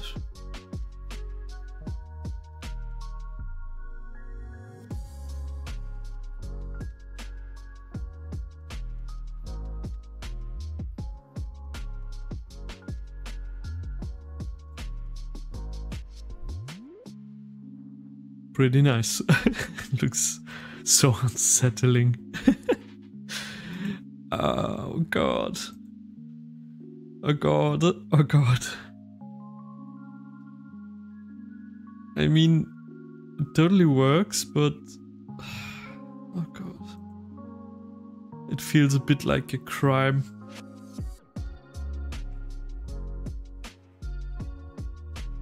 Okay.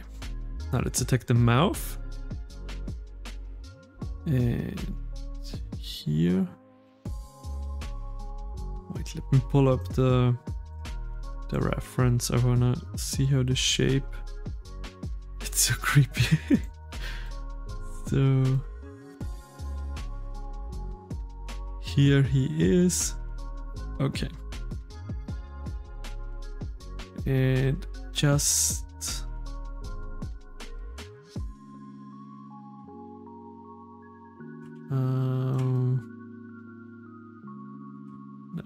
no, that's too big. Yeah, something like that. Again, I'm trying to circle around it. Like that.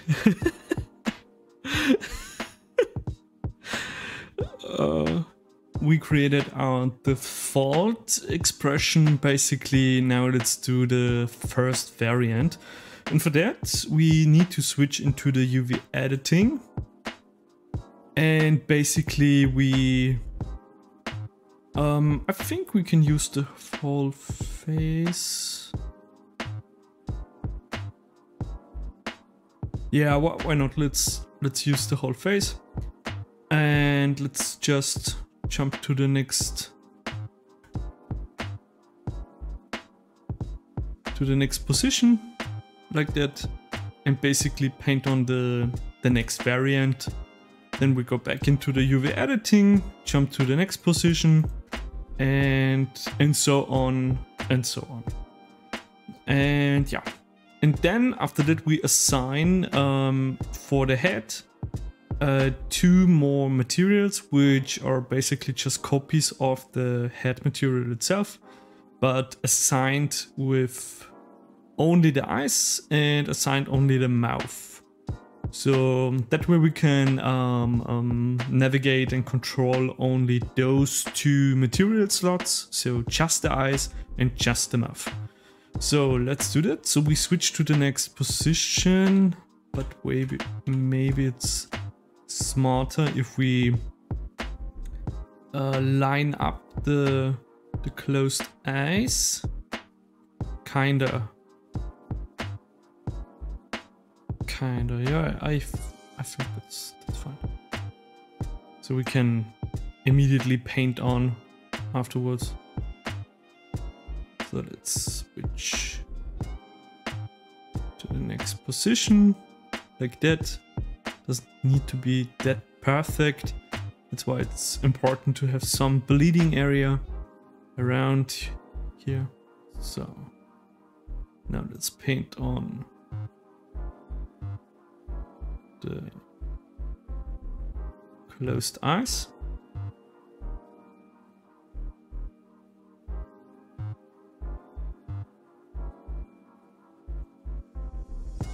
And here we are able to check in if the scale is around the same, you know, size of the eye hole. The thing is, it really depends on your character, but I mean, I'm focusing solely on the eyes. If you have a realistic character, you need to be a bit more aware of the shadows and shit, but it should be for each character the same process, basically. Should be the same process. So we are just now creating our variants. So now let's make an open mouth. I think it was around.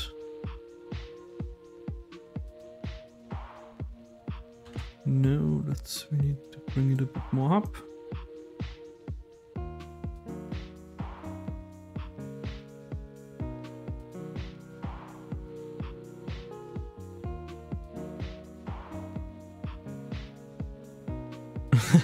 Those fabulous lips, man. Yeah, like that. Okay. Basically, with those two variants, we're pretty good to go. We can create a blinking motion and mouth open and closed, and yeah, why not? So basically, those two give us already so many options. Open eyes, closed eyes, open mouth, closed mouth is the elemental basic setup. Yeah. So maybe we should do one more variant or something.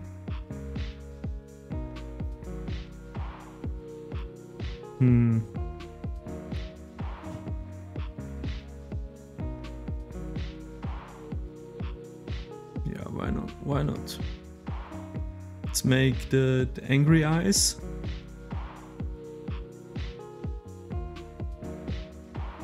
And editing.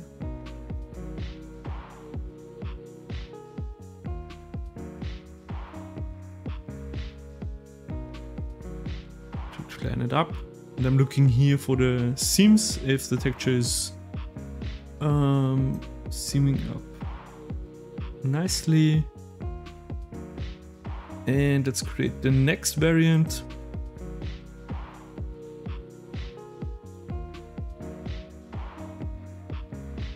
For the angry eyes, I'm trying to make the eyes a bit smaller. Not that rounded.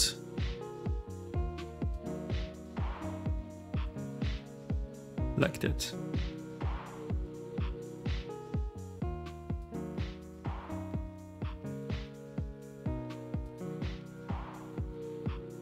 Now the angry mouth. Let me check the lineup. Yeah.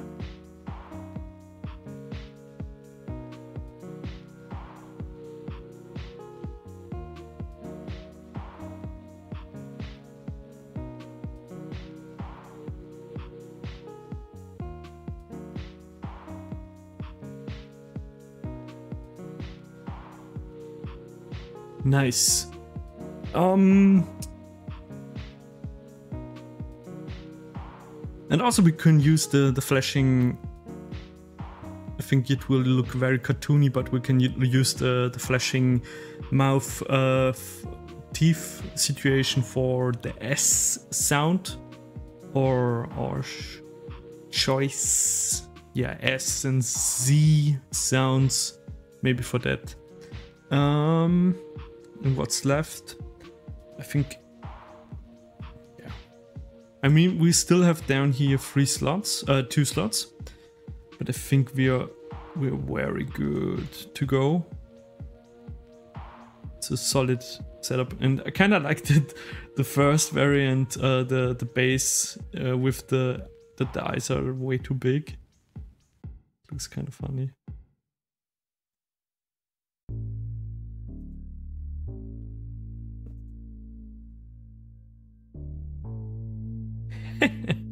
Yeah, okay, so I still have here 2 slots for the face, but I won't use them. Let's just use the basics. Let's give it a save. Image, save, perfect. And now, like I said, we will now create face mode up here. Just the eyes will be 1 material slot, and just the mouth will be 1 material slot. That way we can later on, while setting up the motion tracking stuff in Unity, we can just, you know, use just the mouth or just the eyes for blinking and stuff.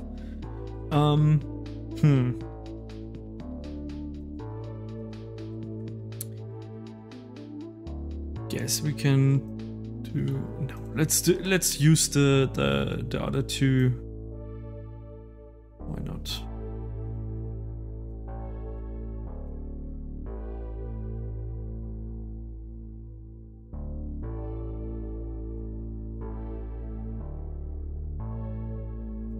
Okay.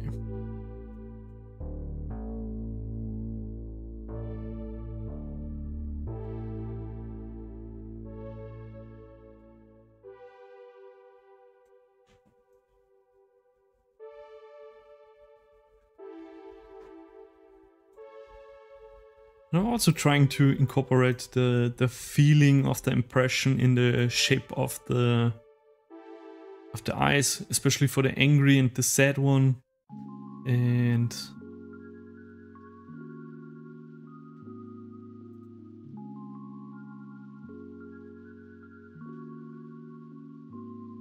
the eyes get a bit smaller. And for the mouth, maybe we can reuse the open mouth and create an O shape. That would be nice.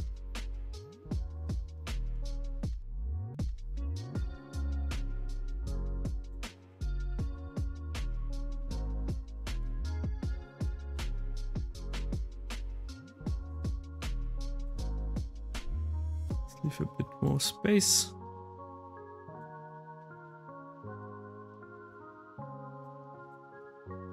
Okay, and now we just have to paint the black part. Oh, we have to get rid of the texture for that.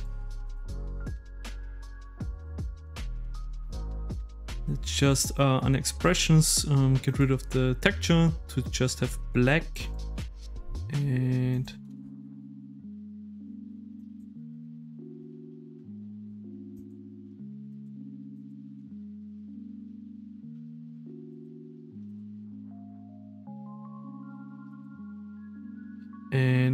up here under active tool and workspace settings, I change stencil to tiled. No. Wait, was it? Okay, or we get rid of the texture. Okay. So now let's amplify the O. I can bring this a bit up.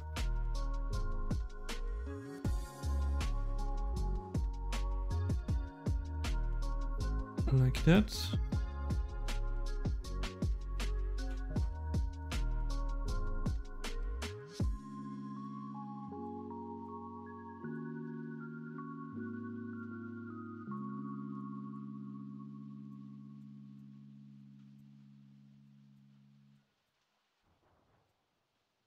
So a more rounded variant of the open mouth.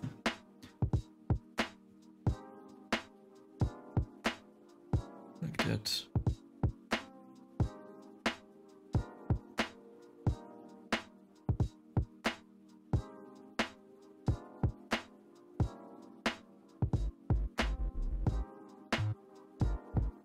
I mean, that looks a bit too blurry.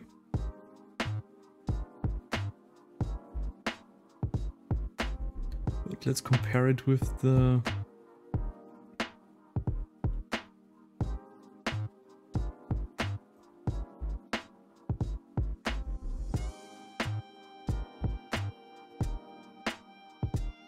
save.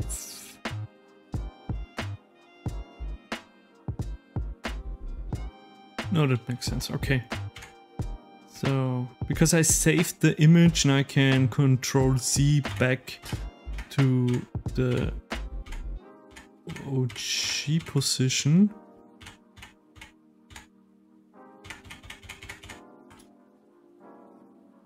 Or I just use here the vertex. I just want to get back to my original. Yeah, like that. Okay. So now let's assign the inside here in the UV editing. Let's assign the material slots just for the eyes and just for the mouth. So here and here, let's plus. Here the little new material based on this material. New. Let's call it hacker head. I. Why not? And duplicate another one. Hacker head. Mouth. And another slot.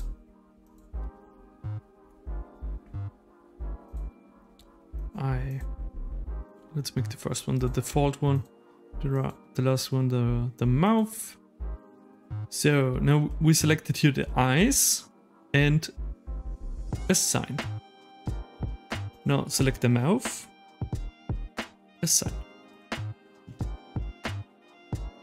So if we now select the head, so select, oh, everything gets selected.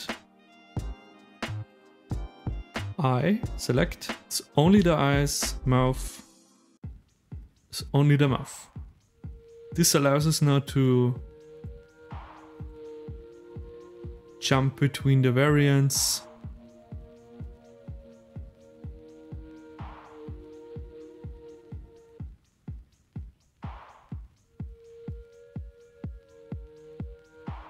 God, it looks so dumb. It looks so dumb, but I love it. Eye, select the eye. Yeah, you see here the blinking. Okay. Okay, so that's basically the last step for texturing.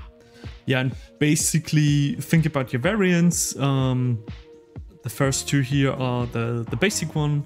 Closed mouth, closed eyes, open mouth. You get with those two variants extremely far, and beyond that it depends totally on the range of expressions you want to give your VTuber avatar. But I think the most famous VTubers so far use only the base setup, and yeah.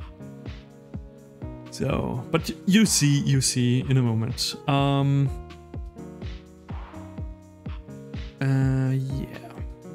I'm not sure about the neck, but I think that's pretty okay. So, okay, make sure save.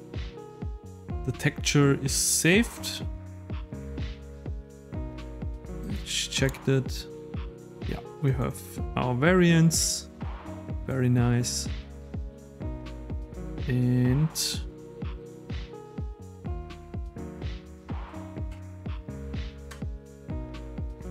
I wanna try one thing, because the reference, this very weird shape, we can use here the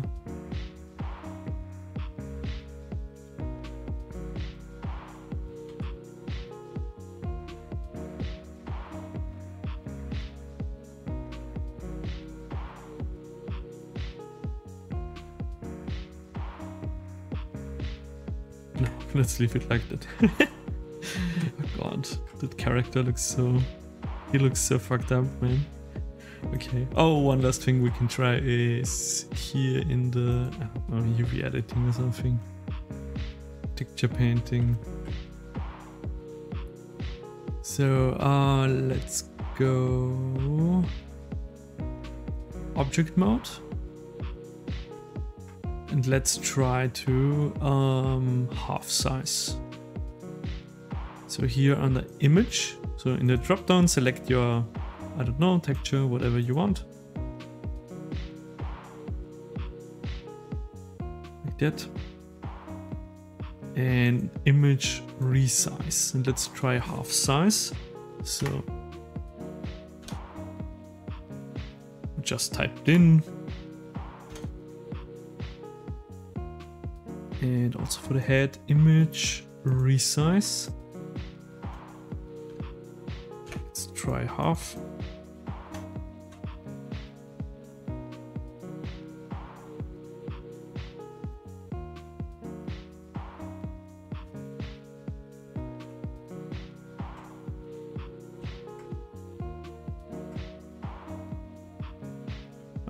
I mean it works, it still works. To be honest. yeah, that's again totally personal preference. If you want to go with 128, if you like that amount of pixelation, but I will go back because it's the higher resolution is better for, you know, showing the process and the progress and stuff. Yeah, next up we will rig this bad boy, and we will rig him with the cat plugin for Blender, which allows us to rig a character up with the, especially for Vtubing and exporting the file as a, and so on and so on. So next part, rigging. So I provided the link for the GitHub download link below for the cats plugin. And as you can see here, a tool designed to shorten steps needed to import and optimize models for into VRChat. Compatible models are blah blah blah blah, Blender, so on. And there are a lot of features inside this plugin that will help you to, you know, figure out more features, blend shapes, and so on and so on. So if you want to check it out, you can work yourself into that plugin and you maybe find more features. For example, I think I'm also one of the only people that uses the texture-based blend shape options and stuff. So yeah, go ahead and download it. And as you can see me here, optimized modeling, one click, lip sync, eye tracking, blah blah blah, and so on. You just go here under download, the main plugin, and yeah, then just get it. And if you download the zip file, just go in Blender, edit, preferences, add-ons, and then just install and search for the file, and then cat, so install, find the download folder or something, and click the zip file. And then you just toggle it like here. And then it should pop up here on the corner. Here, cats. So to the rigging itself, we need here the human basic meta rig, which is an option if you're under add-ons and toggle the rigging rigify. Then you have the option under Shift A, amateur, basic human meta rig.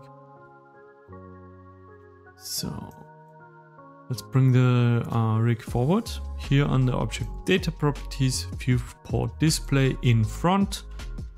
And the thing is, for basic characters like PS1 style characters, retro characters, and so on, we don't need all those bones, and especially not for Vtubing. So we have no finger tracking, so one hand bone is enough. So let's get rid of some of the bones. So tap edit mode, and here this butterfly symbol, toggle that. Now your actions will be mirrored. Let's get rid of the tit bone. Here, those hip bones, those are totally unnecessary. And that bone up here is unnecessary because we just need a neck, a head, a chest, one spine and one hip bone. So we also can get rid of one bone here, for example this one. So let's select it. Here under bone properties, parent hit X to disconnect the bone from the other bones. And yeah, the bone on top needs to be reconnected to the bone down here, which is spine 01. So let's do that. Change it to spine 01. The one in the middle, we can get rid of him. Let's name our bones very quickly. The center line is the most important line because everything will move accordingly based on your head tracking from your webcam. So here the spine is very important. So let's call the first bone head, just head. This one here neck. Neck. Chest. One spine bone. And the last one is the hip. Hip.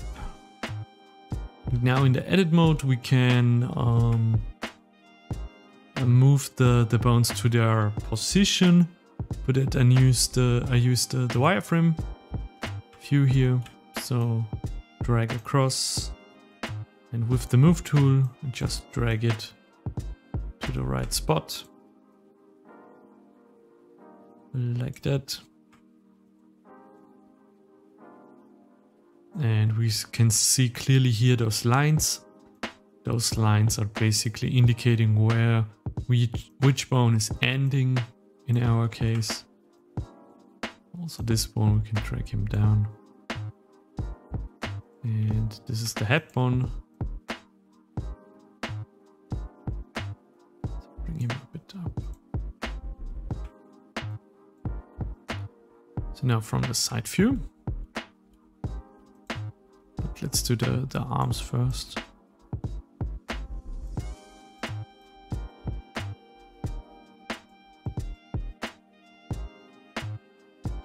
Like that. Now let's switch to the side view and drag across those bones. H to hide them, so we can solely focus on the main spine. Like that. So we can clearly bring that bone a bit forward and that bone a bit down, this one a bit up. So I mean you see here the lines from the wireframe. And okay.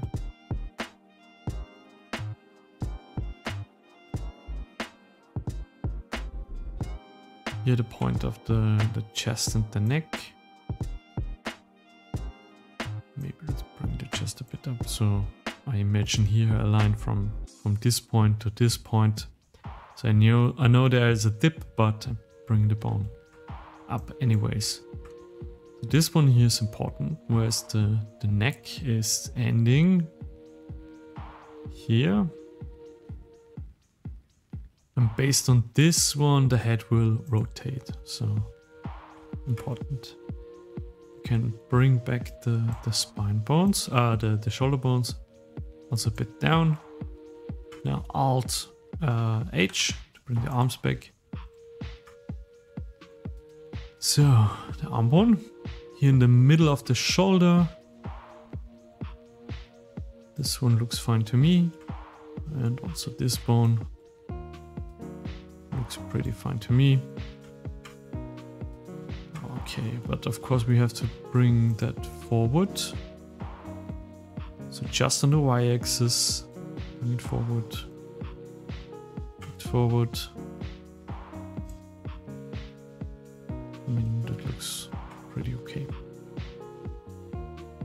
So, and I think it's kind of important to have some slight bend in it, in the elbows and the feet, like that. The bones will just bend, the geometry will just bend a bit nicer. Okay. It's a nice setup, I would say. So let's go back into object mode. And let's select the metric and then Control Shift the mesh. It's important that this frame here is around the metric. So you select from up and down and it's still on the body, it's wrong. So it needs to be on the metric. Then you simply right click, parent, with empty groups, like that. So now we can assign the weight painting of our rig to our geometry. The thing is, because we are still having the mirror modifier on, it will translate immediately from one to another side, so we don't have anything to worry about. And yeah, so let's start with the head. It's an easy one. Tab A, select the whole head, and it's down here. Object data properties. Let's make this a bit wider. It's the head bone and assign. Nice. We can go back into object mode. If we now select the rig and change into pose mode, we should be able to rotate and move just the head. Nice.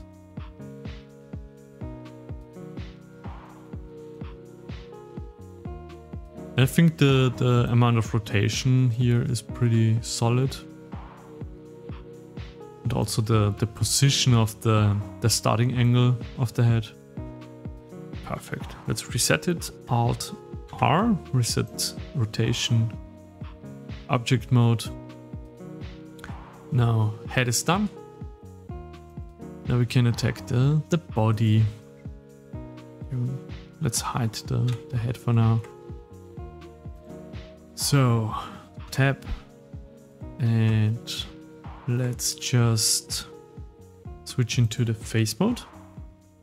Untoggle the X-ray mode. Alt L.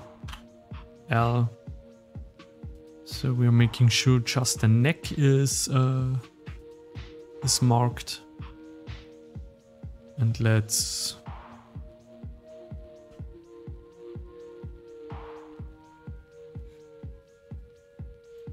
neck bone assign.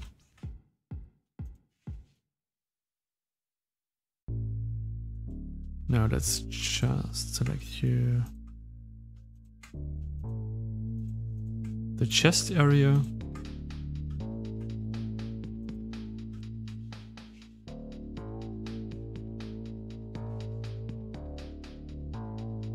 And of course the hood.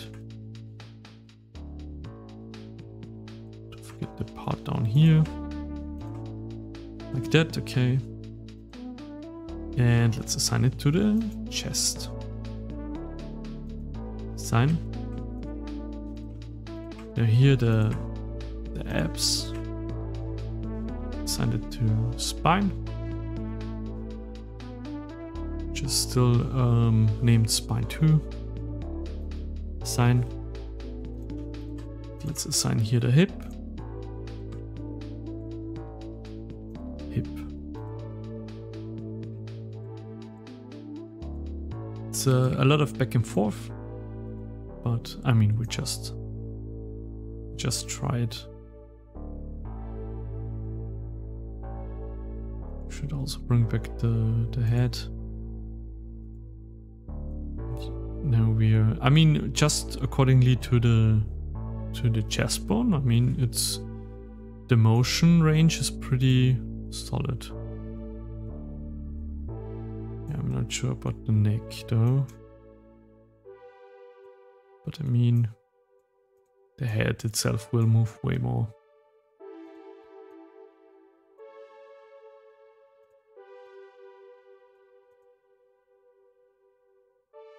Yeah, pretty nice so far. So.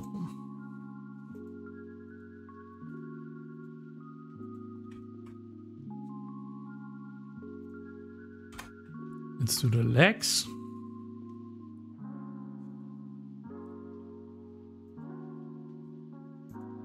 So Alt left click to wrap around the selection. Oh, wait a minute.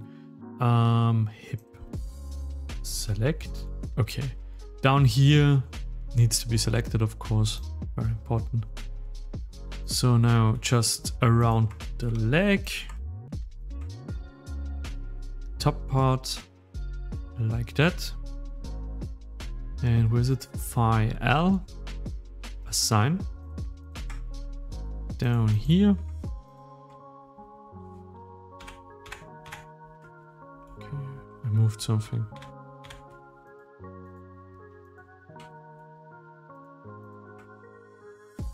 Also don't forget the face down here. And Shin L assign. And ignore the middle part for now. Now just the shoe. L, L, L, L. Check if everything is selected. Yes. So, and that will be just the foot. Assign. Okay. Now the arm.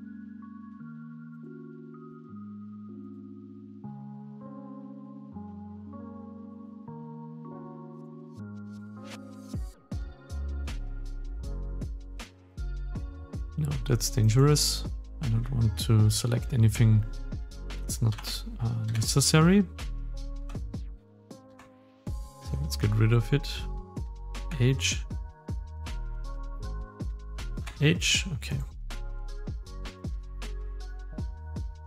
Drag select. Now upper arm. Left, we're always working with the left side. Left. Assign.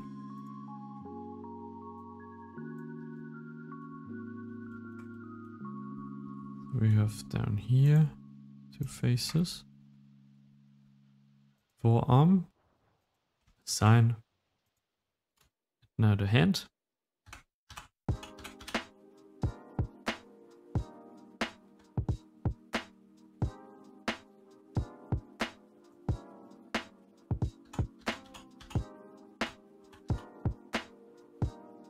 Okay, should be fine. Hand L assigned. So there will be some issues, I guess. Alt H to bring everything back. Let's just check it out. Object mode, select the rig, pose mode. Let's just, you know, play around, try to move the character. The legs are not that important for the VTuber.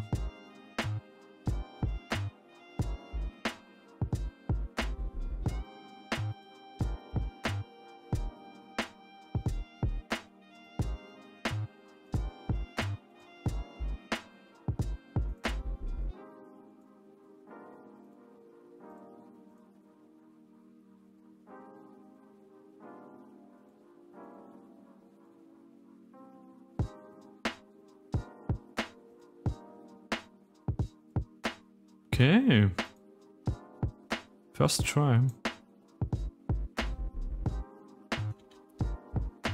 I mean, I'm pretty sure that the ass part will be a bit weird and distorted, but we will never see that. Wait, let's just... I mean, for situations like that, for example.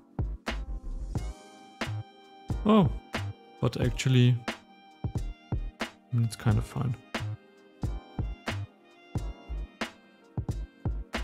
So, I guess that's so far pretty good. Now let's give it a save, the whole thing. And also, you know what, save and save as a second version. And now let's use the cats tool in object mode. And on the model, fix model. It will fix and rename all the bones correctly. So we can use them in Unity accordingly. So let's, I think the hip bone got kind of messed up. Oh, I know. Because the spine bone was named spine 02. Let's go back. Edit mode. Yeah, chest, spine, hip, and we need to rename spine to spine, chest, spine, hip, spine, chest, neck, head. Okay, just a naming issue. So let's save and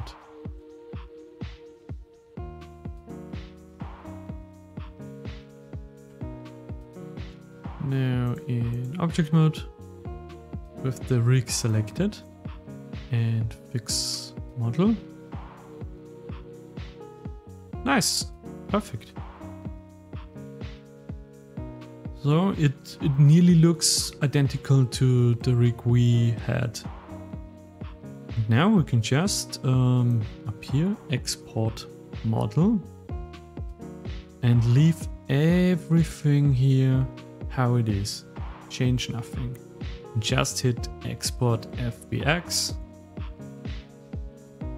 And now we have already FBX file to set up in Unity as a Vtuber character. Nice.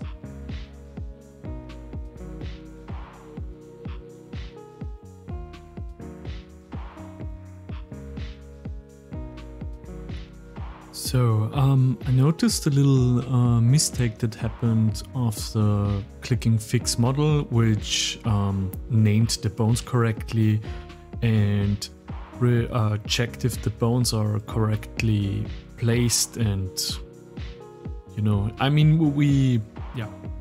So the fixing of the model reassigned the materials. So we have only the head and the body material assigned. So we need to assign, you know, the eyes and the mouth again before we export it. I shouldn't have done that after fixing the rig, after clicking the fix option. But I mean, that's not a big deal. So now mouth. Just do it once more, mouth, and assign, check the head, okay, check the mouth, select, okay, now we select body, that's, are the shoes selected? Yes, they are. Okay, and now we just have to add the material slot for the eyes.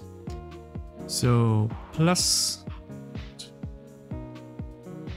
okay, it got totally rid of the, so let's just use the mouth material. Here, this little new material based on this material. So we duplicate it and head to eye. Select the eye part, click assign. I think it also has to do with that the fixing of the model combined all the individual meshes into one mesh, one body mesh, and it also applied the mirror modifier, so it got rid of the eye and mouth and just assigned two materials. So, okay.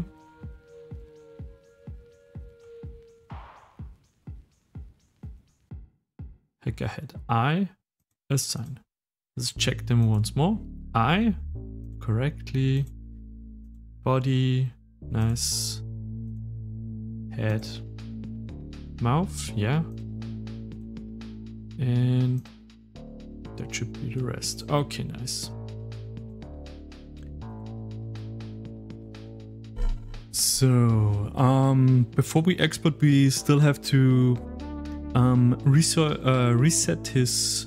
I have here, for example, a pose, and I want to make sure that if we now export the character like this, and we change this pose in the pose mode, this pose would be the default pose while exporting.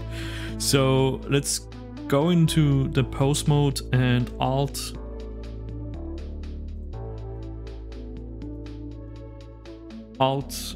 R to reset rotation, Alt G to reset position, and Alt S to set scale and stuff. So we have now our fixed model, so the names are right. We have the default T-pose in this case. Let's get rid of the backup. Let's delete all of those. And here, this collection with the light and the reference images. Delete here hierarchy. So we have only one mesh, we have 4 materials and 1 armature in one collection. So let's select him. Perfect, and export. And just overwrite the previous name and leave everything as default. So we cleared everything up. Export FBX. Perfect. Now, where is it? Here. UniVRM Unity package. The link is down below, and you need to download this here, UniVRM. Not this one, this is just VRM. You need Unity VRM package, okay? The second one here, VRM 0.x, UniVRM. Not this one. I did that mistake many times. I used the wrong package. Anyway, let's head into Unity. So here in the Unity Hub, just new project, 3D. Let's name it PSX Vtuber. Like that. And create. This now takes a bit. Perfect. So we are now in an empty Unity project. And let's get the package in. So right click, import package, custom package. And now search for this folder you saved. So let's drag drop the 2 textures and the VRM file, the 3D file we exported, and drop them in your folder like that.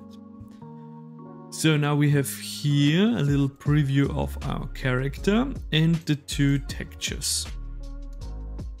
So let's click the character, and up here we have multiple options, and we start with rig, change animation type to human, apply, configure, and now you basically, I know the layout looks a bit different, but you're basically just checking in on the bones if they assigned correctly. But basically the CAD plugin in Blender is the fixing option is exactly for that. So the assignment is correctly and stuff, and the naming also here, neck, head, everything worked out great. And so that's done. The rig, animation, material. Material, currently none, even though we have here our 4 materials. So we now need to extract the materials. Material creation mode to standard legacy. Location to use external material legacy.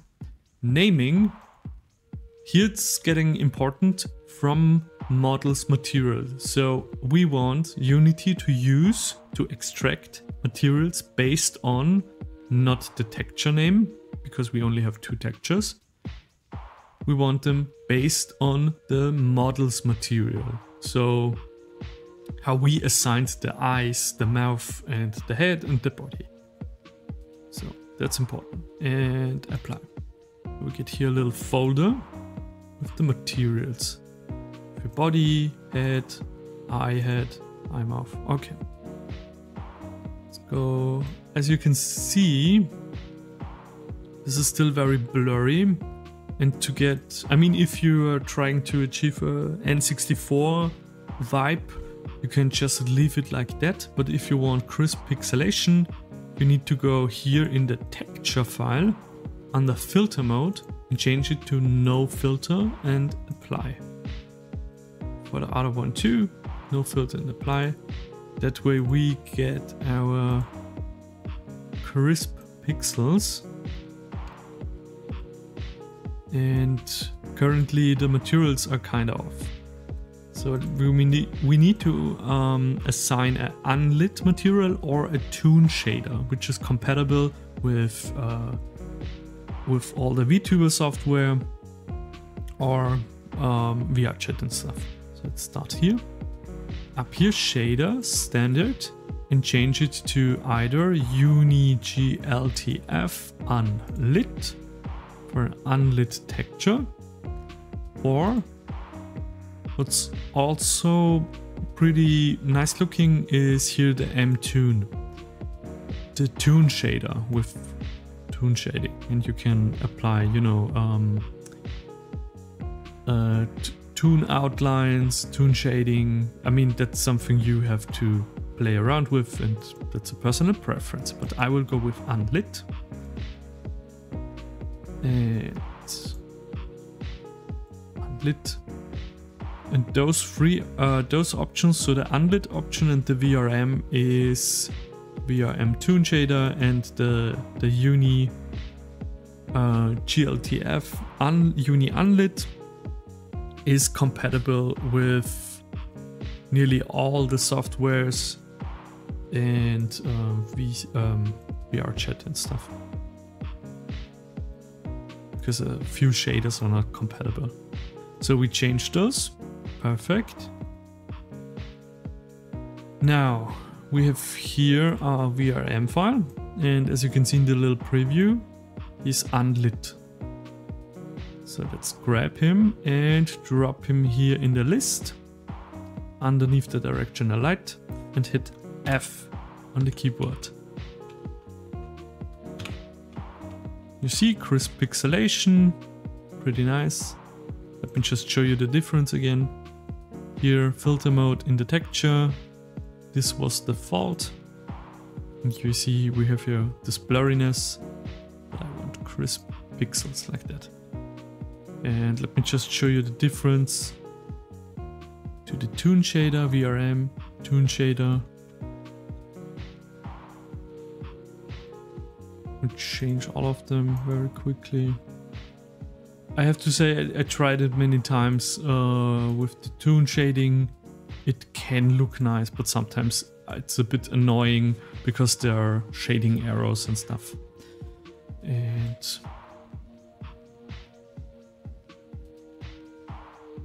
now we just have to get the directional light. And I don't know.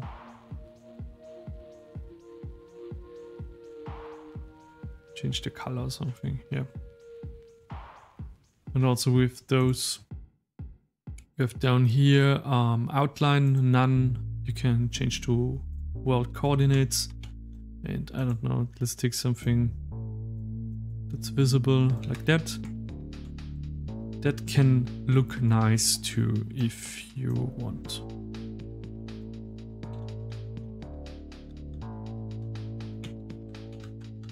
So it totally depends. You really have to play around with that. Here's the thickness and stuff like that. So that's totally up to you. And you can here apply the shader color and stuff. But I will go with an unlit version like that.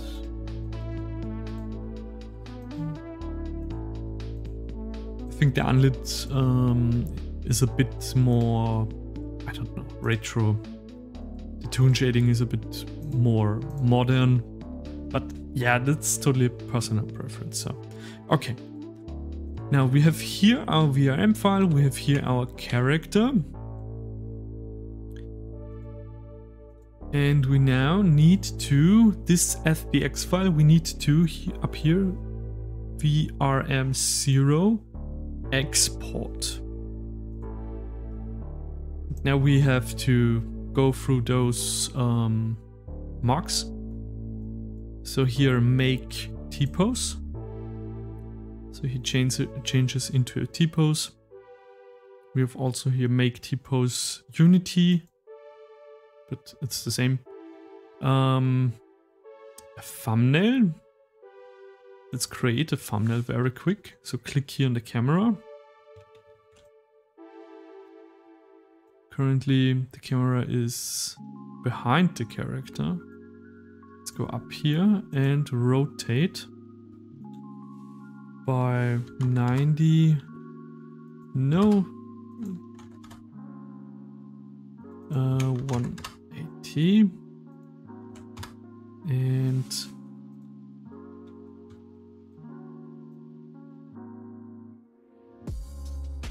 just like that. Now we can screenshot thumbnail. Of course, let's save it in assets, in the Vtuber folder, in the hacker folder. Thumbnail hack. So we have this here. Title PSX_hacker version 0.1. Author, StarkCrafts, contact information, and so on. And export. And I like to export the first export is basically just the VRM version of the FBX file without any logic inside. So this VRM avatar can do nothing. But I still like to save it here inside my folder, in my project folder, and overwrite this later on. So save. Perfect. And now we are in here. We are still in here. And don't confuse this FBX file with the VRM file after we imported it. The huge difference is in the VRM file you can change textures and materials and stuff and things like that, and bones and so on. And in the VRM file you can change, you know, all that Vtuber stuff. So let's import new asset, right click, import new asset, and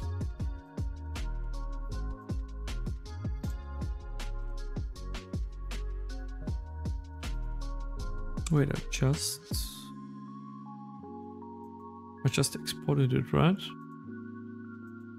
Yeah, here it is. Okay. Maybe it didn't update or something. So here in the project folder, and I just throw him in here. Oh, we have to wait.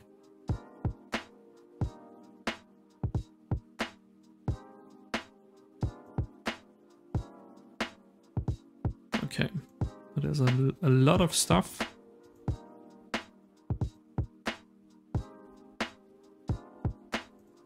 A lot of folders.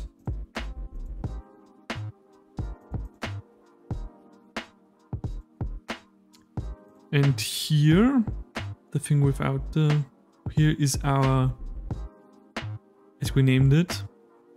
And here we have all those options with, you know, name of the avatar, screenshot and stuff, and version. You can reassign that. And down here, it's getting interesting.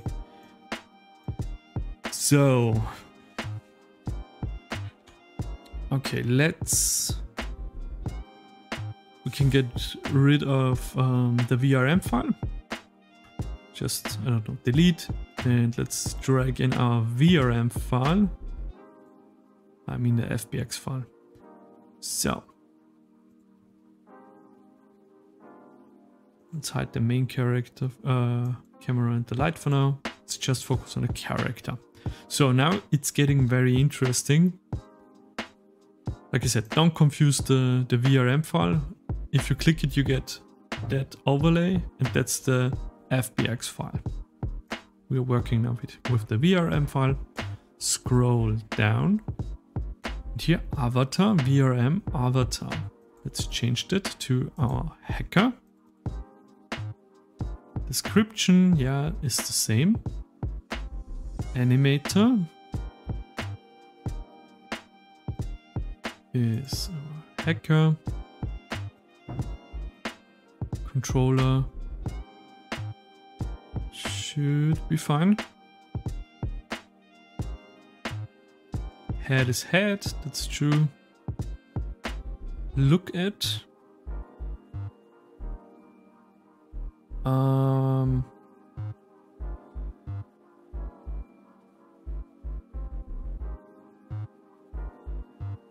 That's for eye tracking. We don't need that because we have texture-based tracking. And also here, we can get rid of that. And we will now attack the blend shapes. So we have here the blend shapes. And double click. So now it's getting interesting. This is what so far not a single tutorial out there explained. It's texture-based tracking and blend shapes. So we have a neutral and blend shape if you created blend shapes based on geometry, but we work with texture. For blend shape lists, if you already have something, with here material list, which is the thing we will work with. So let's hit for neutral, plus, and which texture, and so on, but that's not true. Let's start with, I think, yeah, neutral is neutral, of course.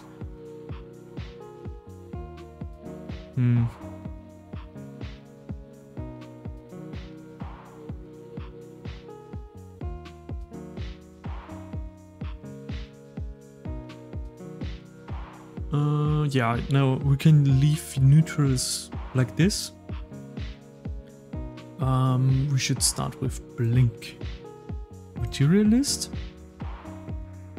and plus, and now let's head eye, and I think it's main texture. Now tiling 1:1, that's basically the scale of the texture. And now we have to slide, I think it was on the left side, like that. So you see the mouth didn't change and the other stuff, just the eyes themselves. It was 0.18. Let's try 15, 17. No, 18 was pretty solid. Just to the left side. So it depends on the layout, because later on we have to scroll down. I think it's also very helpful if we open up our texture here. For navigation reasons. So you see the UV for the eyes to the right. Perfect. So much to blinking. And if we now go back to neutral, it will switch between those two. The alignment of the eyes is pretty accurate. And what's very important is I want no fade between the UV transition. So I don't want them to slide over. I want them from 1 second from one frame to the next one. So neutral is binary. So just yes or no, no sliding. Blinking also binary. Also very important. So can ignore blink left, blink right, look down, look right. We don't have any, I mean, if you created texture examples for look right, look up and down and shit like that, you can do that. But we have emotions and we have mouth shapes. So now let's attack that next. I think the O is very simple. Materialist plus mouth, main texture, and again 1, 1 for the scale. Let's bring up our, where's the O? The O is down here, so we have to go to the side and then down. So here on the x-axis it was 0.18. Now we have to find down the O version.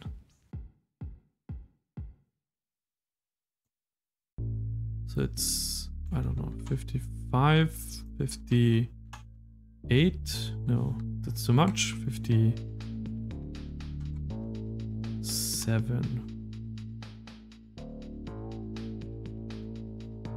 Let's remember 57. Okay, 57, 0.57. And basically you just have to find the position of the mouth shape again. That, so we have, and also this is binary. Neutral, O, blink, neutral, O, blink.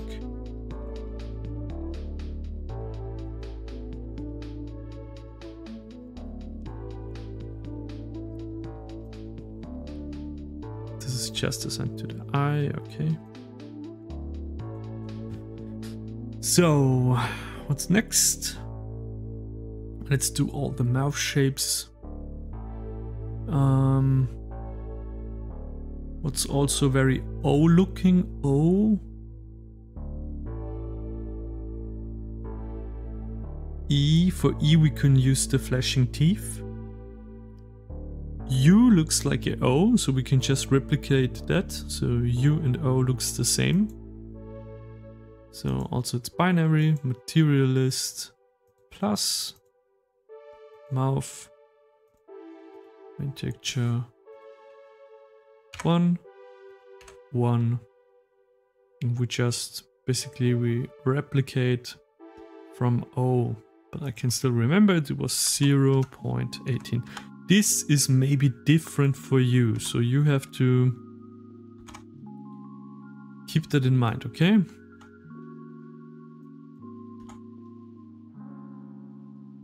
Okay, 65 looks better, finde ich, in my opinion.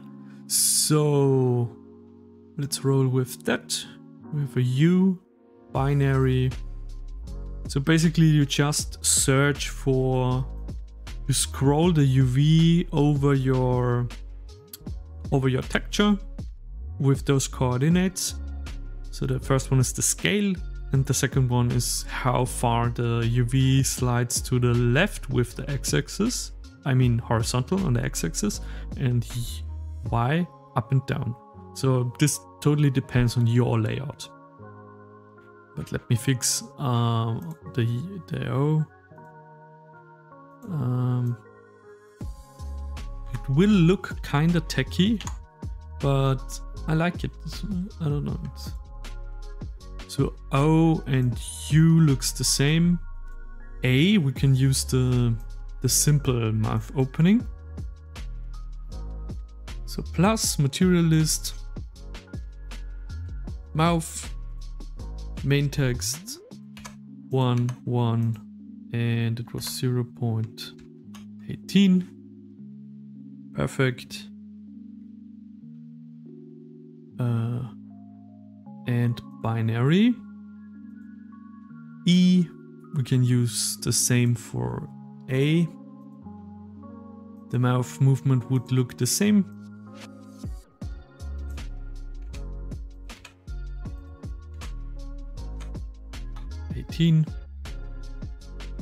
Binary. U, so A, E, U, O, E. E and I looks also the same. So let's use the same for that one. Material list. Little material list. Mouth. Main. 1, 1. I said 1. 1, 1, and 0.18. It was. So we have, binary. Neutral. E, A, I, U, E, O, blinking. So we can do emotions, so for the eyes. I don't know if we have joy, but we have angry and sorrow. So, materialist and I. Main texture 1, 1. I think a lot of emotions get transferred from the eyes, so the mouth is not that important. We have the angry eyes on the third one, so let's try to slide over. Maybe a bit more. 7. Let's try 8. No.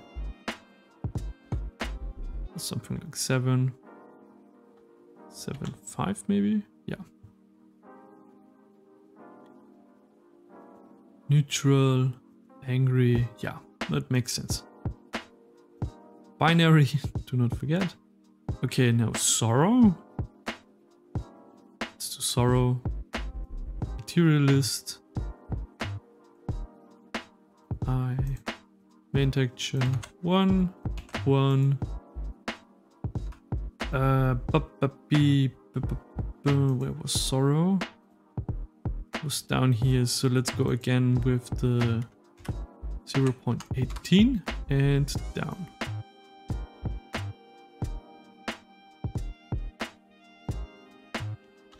$57.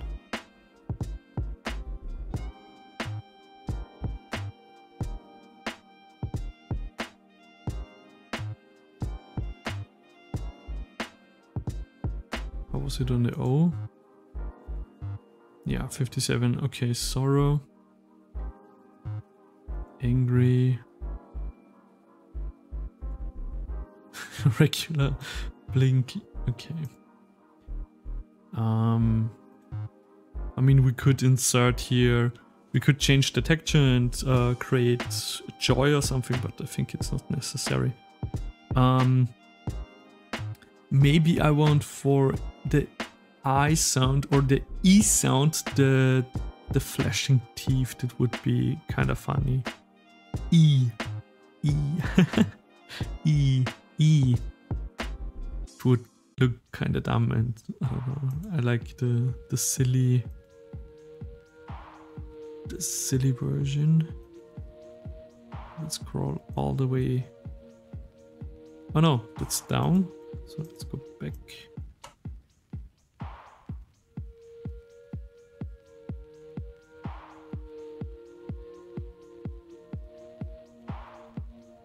Seven it was.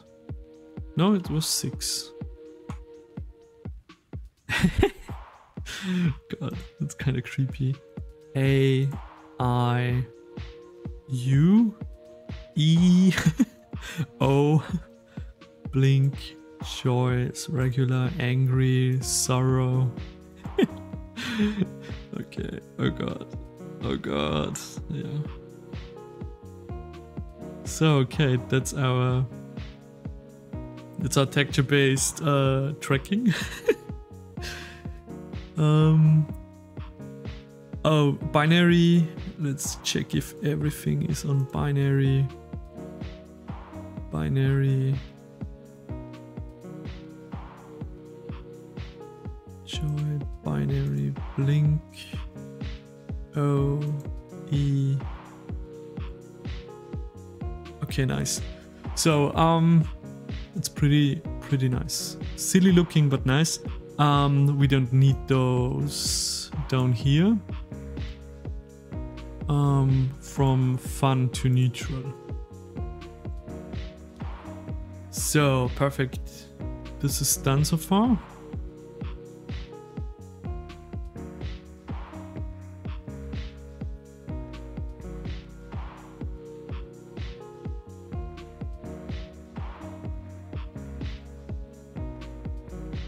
So they translated to those down here. It's nice. So now we can go back here. Let's give it a save file.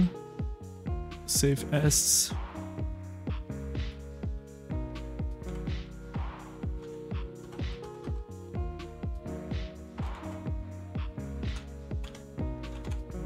Vtuber save. So we saved the scene.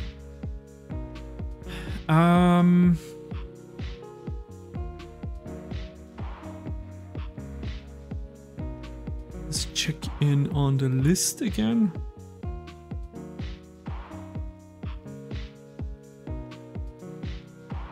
Okay, looks pretty. I'm not sure about the look ahead.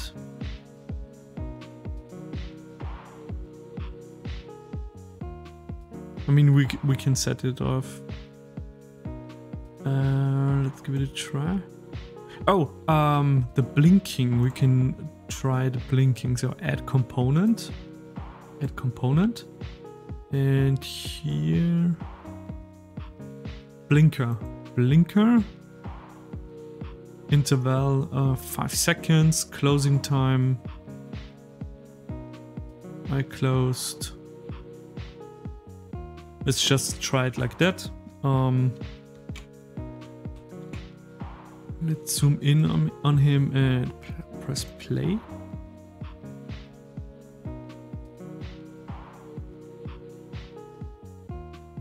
Scene.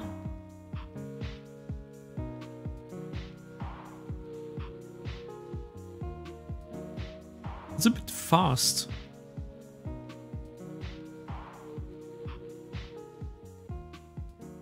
Interval, maybe let's change it to 10.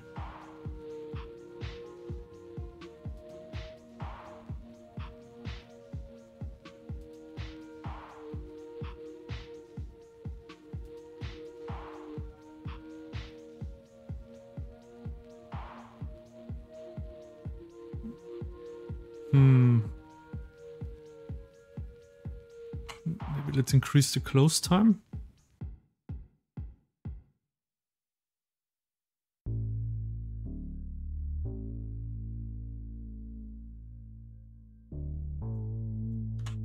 Something like 0.2.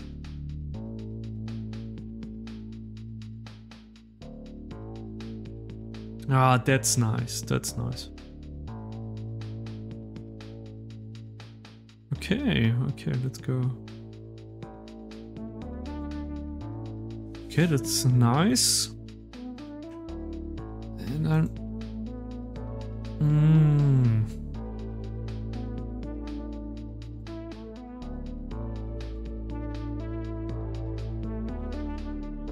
I mean, I'm not sure.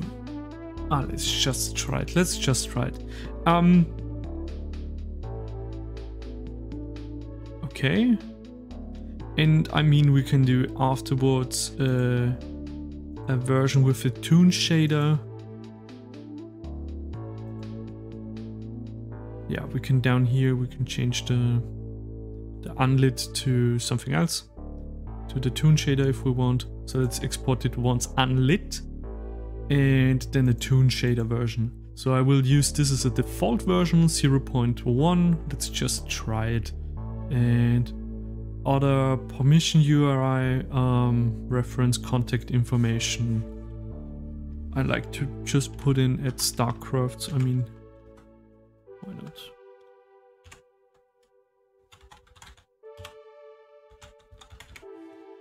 StarkCrafts, and so far let's just try it and then we can still change stuff. Let's give it a save. And we have our VRM file selected. Select and export.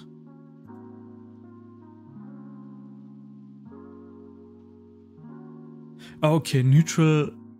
Okay, here we get a notification that we have to assign neutral. Let's do that very quickly. So then let's go down. Blend shapes, double click. Neutral, material, plus. Oh, we don't.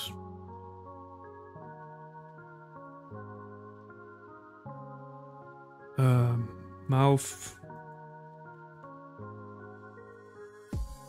main, one,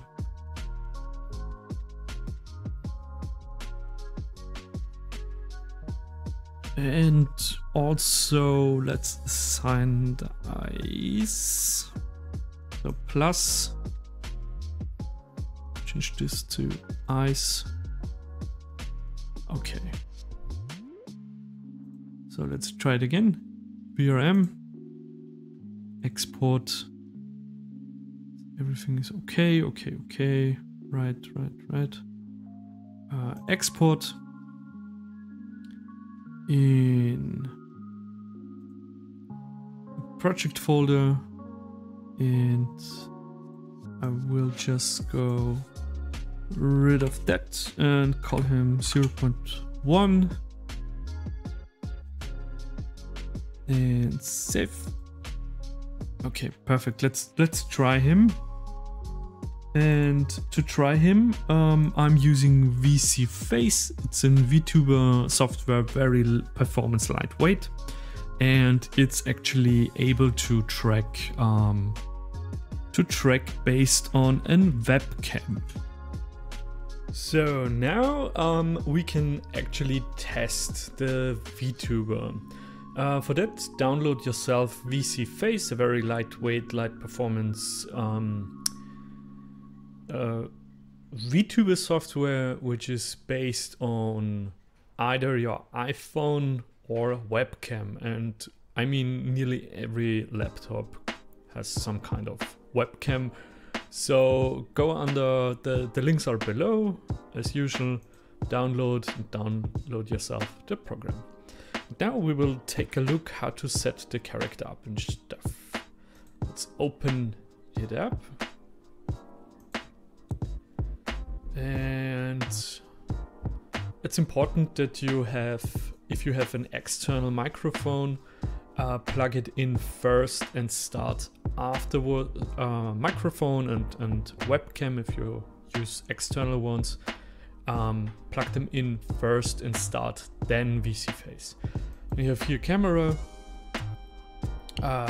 USB in my case, camera settings, FPS, tracking quality, microphone.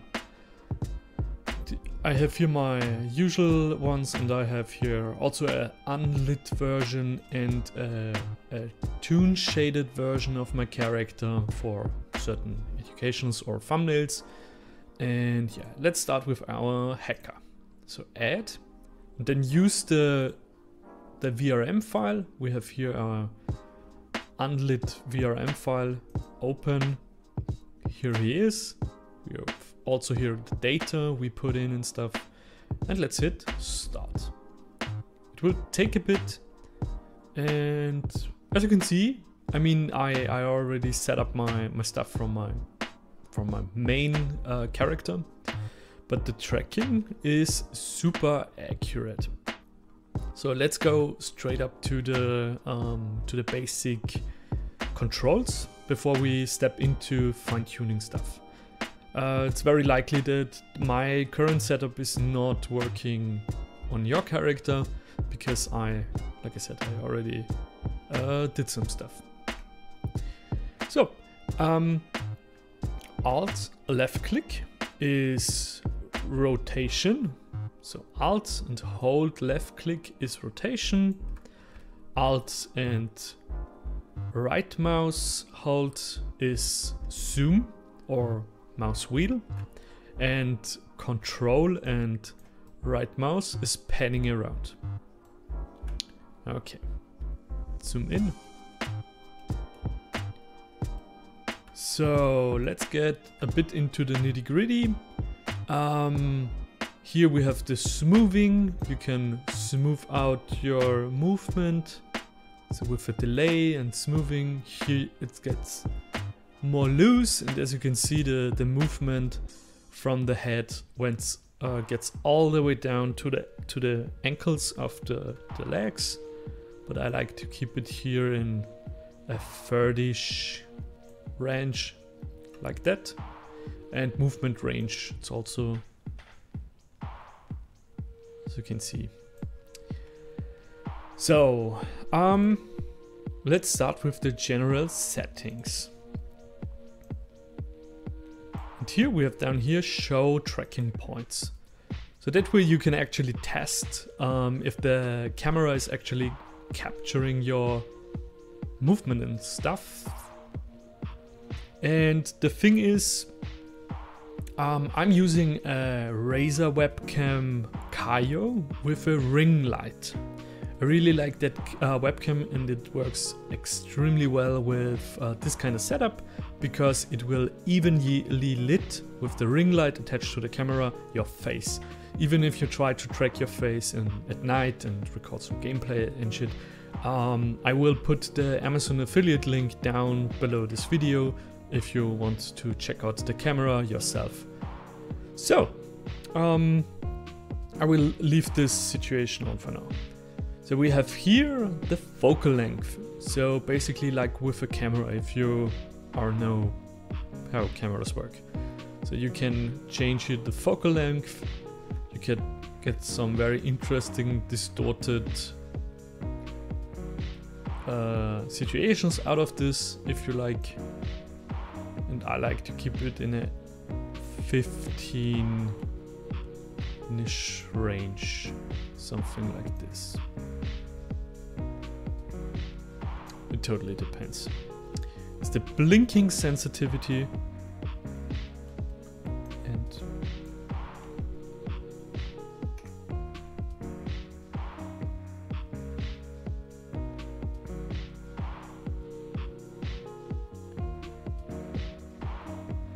wait, let me just...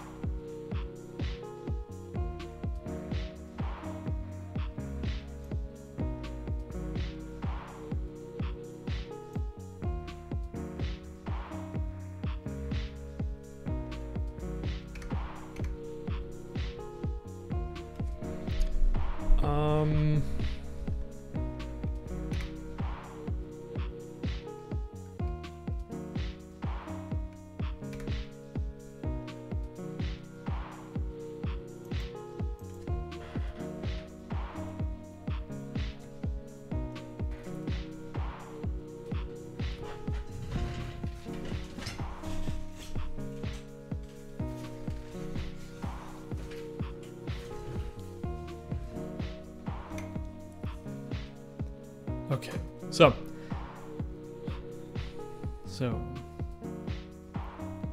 okay, it's the focal length, blinking sensitivity, blink smoothing, gaze strength, that's for eye tracking, expression smoothing, eyebrow strength and stuff like that, and lip sync smoothing. That's important. You have to play around with that. and lip sync, mouth sync, blah blah blah. That's all mouth based, and here we have the arm angle. So what's the default angle? I like to keep them very narrow. Here we have the arm stiffness. That's currently not important because we have no hand tracking active. Body stiffness, that's this kind of situation. Neck stiffness, I like to keep them very low. And now let's get into the nitty-gritty. We have here currently the blinking is based on my blinking, but you can activate auto blinking, and that will blink automatically in an interval based on what we set up in Unity for the blinking component. That's, for example, handy if you have glasses on and they are reflecting the light from the screen or something. So then you can just use the auto blink. Yeah, we have here smooth auto blink and stuff. So that while looking down, blink less sensitive. So if you look down, sometimes it gets triggered. And let me zoom in. Yeah, link eye blinks. Yeah, so if you blink on one eye, it will blink on both. That's very handy. Gaze, that's for eye tracking. That's not for us. This is very important. Audio lip sync. So basically, currently the mouth tracking is based on the webcam input and my microphone input, and combined they sync up to get a better result for the mouth tracking. And yeah, I really like that. So I left then, yeah, landscape is maybe interesting, depends on your monitor. Springbone, we have no springbones. Yeah, face tracking, of course, is enabled. Otherwise, we would have this situation. So, and now the rotation is based on my face, the input of the webcam. Always use full lip sync automation, yes. Normalize blend shapes, yes. Expression detection, yes. Simple, fun, angry surprise only. So if I, for example, look bad, angry,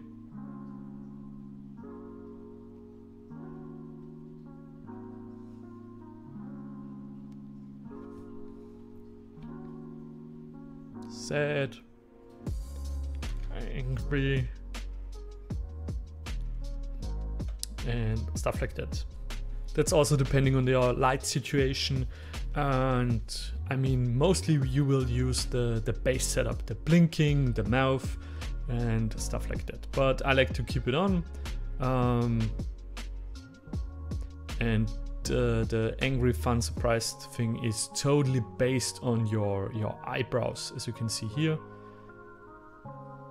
And that means if you have no eyebrows, the tracking is not there. Yeah. And aliasing, I turn it off because I like this fuzzy pixelated edges.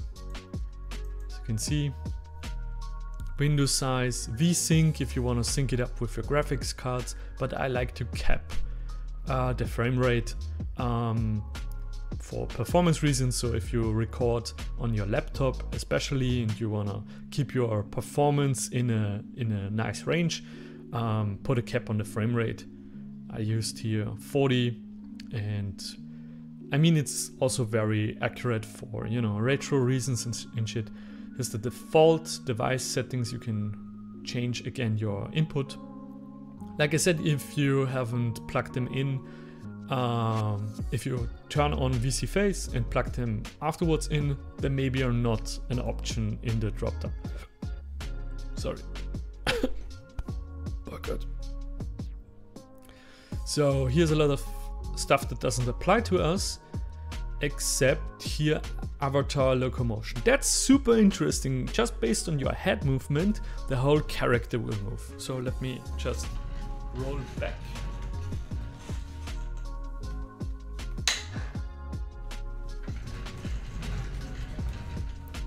So looks so dumb, but that also costs performance. So while doing a let's play or something, it's maybe not a good idea.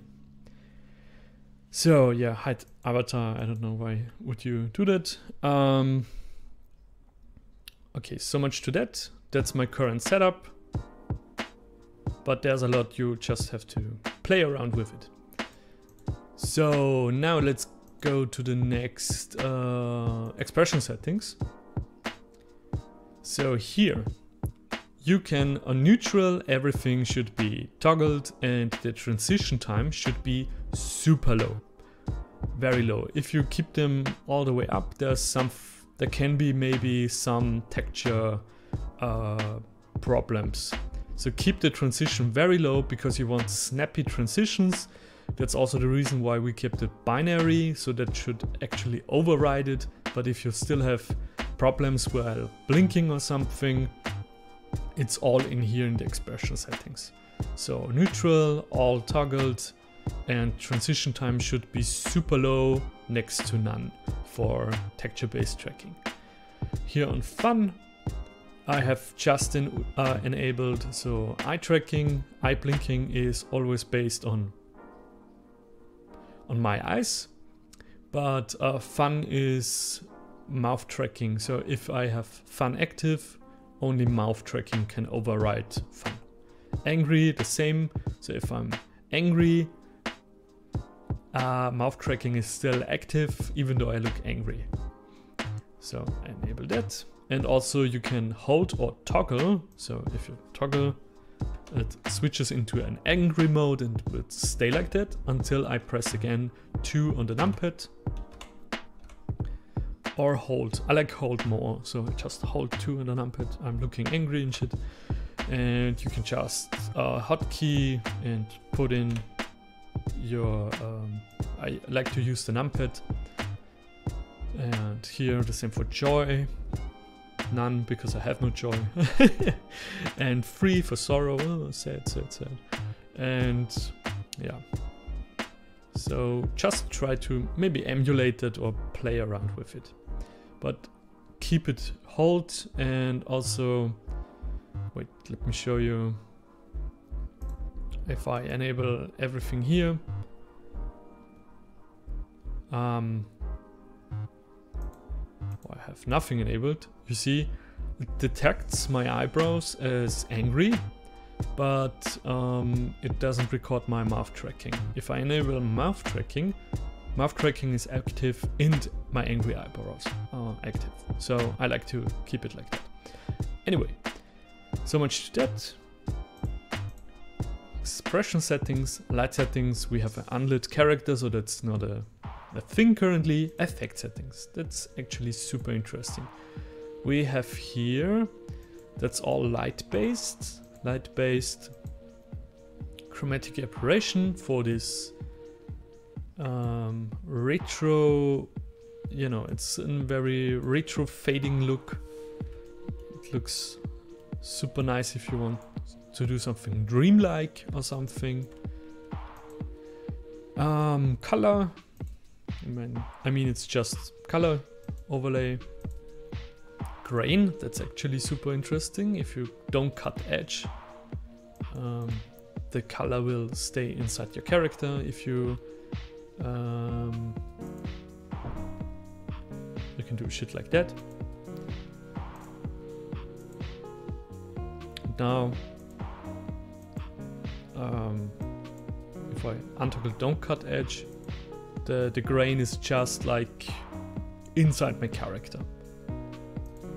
I use here down here the X. Also intensity and shit. So grain and halftones. Halftones is super interesting. If you enable halftone, we're currently playing with this hacker theme, so this is very fitting for our character. The Here we can adjust the black levels. You can do shit like that. White levels.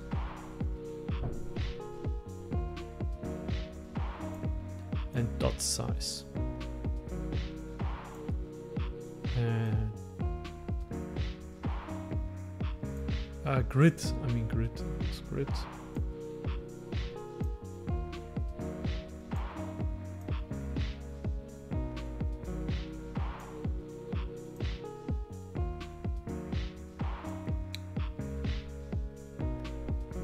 I mean, as you can see, that's a super nice, interesting effect, and it totally fits that whole hacker theme for this character. So that's halftones, and of course you can also, you know, change it to something like that, to, you know, it's also red, different colors. Totally depends on your, you know, preference. If you want to opaque like that, it's very ghost-like. And but let's get rid of it. Yeah, and there's also a thing that's also let me just show you. Currently all the movement is based on my head, but you will very likely only use the top half of your body anyway. So yeah, let me enable the leap motion. Leap motion is a thing that's in currently hand tracking is in nearly all standalone VR headsets nowadays, so the Oculus Quest 2 Pro and so on. But back then for VR you had to buy an extra device for hand tracking, and that was the leap motion hand tracking thing, and I have it here. And you can plug it in with your PC and your webcam, and I use it for my YouTube videos, and you can do hand tracking. So wait, needs a bit to adjust. The microphone is blocking the view, the tracking area, and then you can track that. And of course finger tracking would be included if we included fingers, but I think for a more retro looking character, for more PS1 style looking character, those flat hands make actually sense. And if we hack something, you know, flat hands. And also you get way less hand tracking arrows with just the hands, and it's still very expressive and shit. And I have a lot of issues with my finger tracking because it really, you know, if there's something in the way, like the microphone or the light is off, or I don't know, the power outage of the USB plug from the PC is not enough, there are issues. So finger tracking, hand tracking, I think it's very fitting, and yeah, that's why you have a leap motion thing. Again, I think used you can buy it for under €100, dollar or whatever, if you really need it. If you look online, most VTubers don't use any kind of hand tracking. They use the very basic blinking, basic mouth shapes, and that's it. So we are already a bit ahead of that, even though, yeah. So now I show you very quickly a few things how to use it for game recording. So here in this window you have down here this X. Click the X to make the background transparent, and to get rid of the X, spacebar. Spacebar again, you get it back and shit. Spacebar. Now let's switch. I use here Streamlabs. I set it once up and I never changed to switch to OBS, so yeah. And so I have here my icon bar on the bottom, and my screen capture, which is currently capturing screen number 1 in my case, and I have just to add VseeFace like a game. So game capture, sorry I have it in German. Let's try new game capture, add and allow, as you can see here in the preview, either automatic is enough, or you have to use a certain window and just use VseeFace and allow transparency like that. And close. And now, if I drop down, I can now take him, put him into the corner like that, and use him as a VTuber. So if I now go back, let me show you with the hand tracking. Yeah, he's currently tracking the microphone. Yeah, and now we have that kind of situation with the hand tracking, and I mean, you can set him up however you like, something like that. Currently there's a bit of distortion going on, but I mean, if you like that, very Beastie Boy kind of feel to it. And yeah, and for game recording, I would put him in the corner and maybe behind my overlay bar like that. Well, and that's how you use him for that kind of situation. And I think one thing I just have to show you is how to create, for example, screenshots with VseeFace. That's also very important if you wanna do social media and shit. And let's go back into VseeFace. And I'm currently here in the transparency mode. So I'm now choosing some kind of pose, something creepy.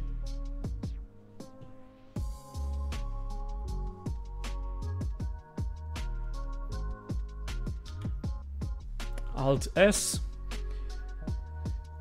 And here's my default image folder. And here under VseeFace, all the way down here, we have a transparent PNG, Alt S for a thumbnail or some shit. And you can just take that and, you know, the background is transparent, and just throw it on your thumbnail for your gameplay or for your, I don't know, for whatever you want to use it for. And yeah, so I guess that's basically it. I can also very quickly show you, we can also, for example, use a background. I really like to use backgrounds. Here's my moderation setup. For example, I do most my videos with my animated background here. It's just an video in the background, and I'm just talking over it. And as you can see, but I'm really considering, when I was starting, I was using Unreal, and I made a real environment I could actually move around with, and I used the VR headset. This is way more cozy, and it's way easier for Let's Plays and tutorials and stuff like that, because I just need, you know, microphone anyway and webcam. And I just use this bad boy and put him in a corner like that for a live stream or something. And yeah, I really like VseeFace and the low performance barrier and shit like that. And yeah, and streaming overlays are a different topic. And yeah, if you made it that far with this tutorial, we are very proud of you. And I hope you become a future retro Lowpoly VTuber in this landscape, I don't know, in this profession. I'm very, very, very extremely proud of you. If you have any questions, leave them in the comments below. And if you want to see more videos like that, consider subscribing. Enjoy, and let me know if you created a VTuber. Please, I want to see your outcome. Okay, now that's, I don't know, dance or some shit.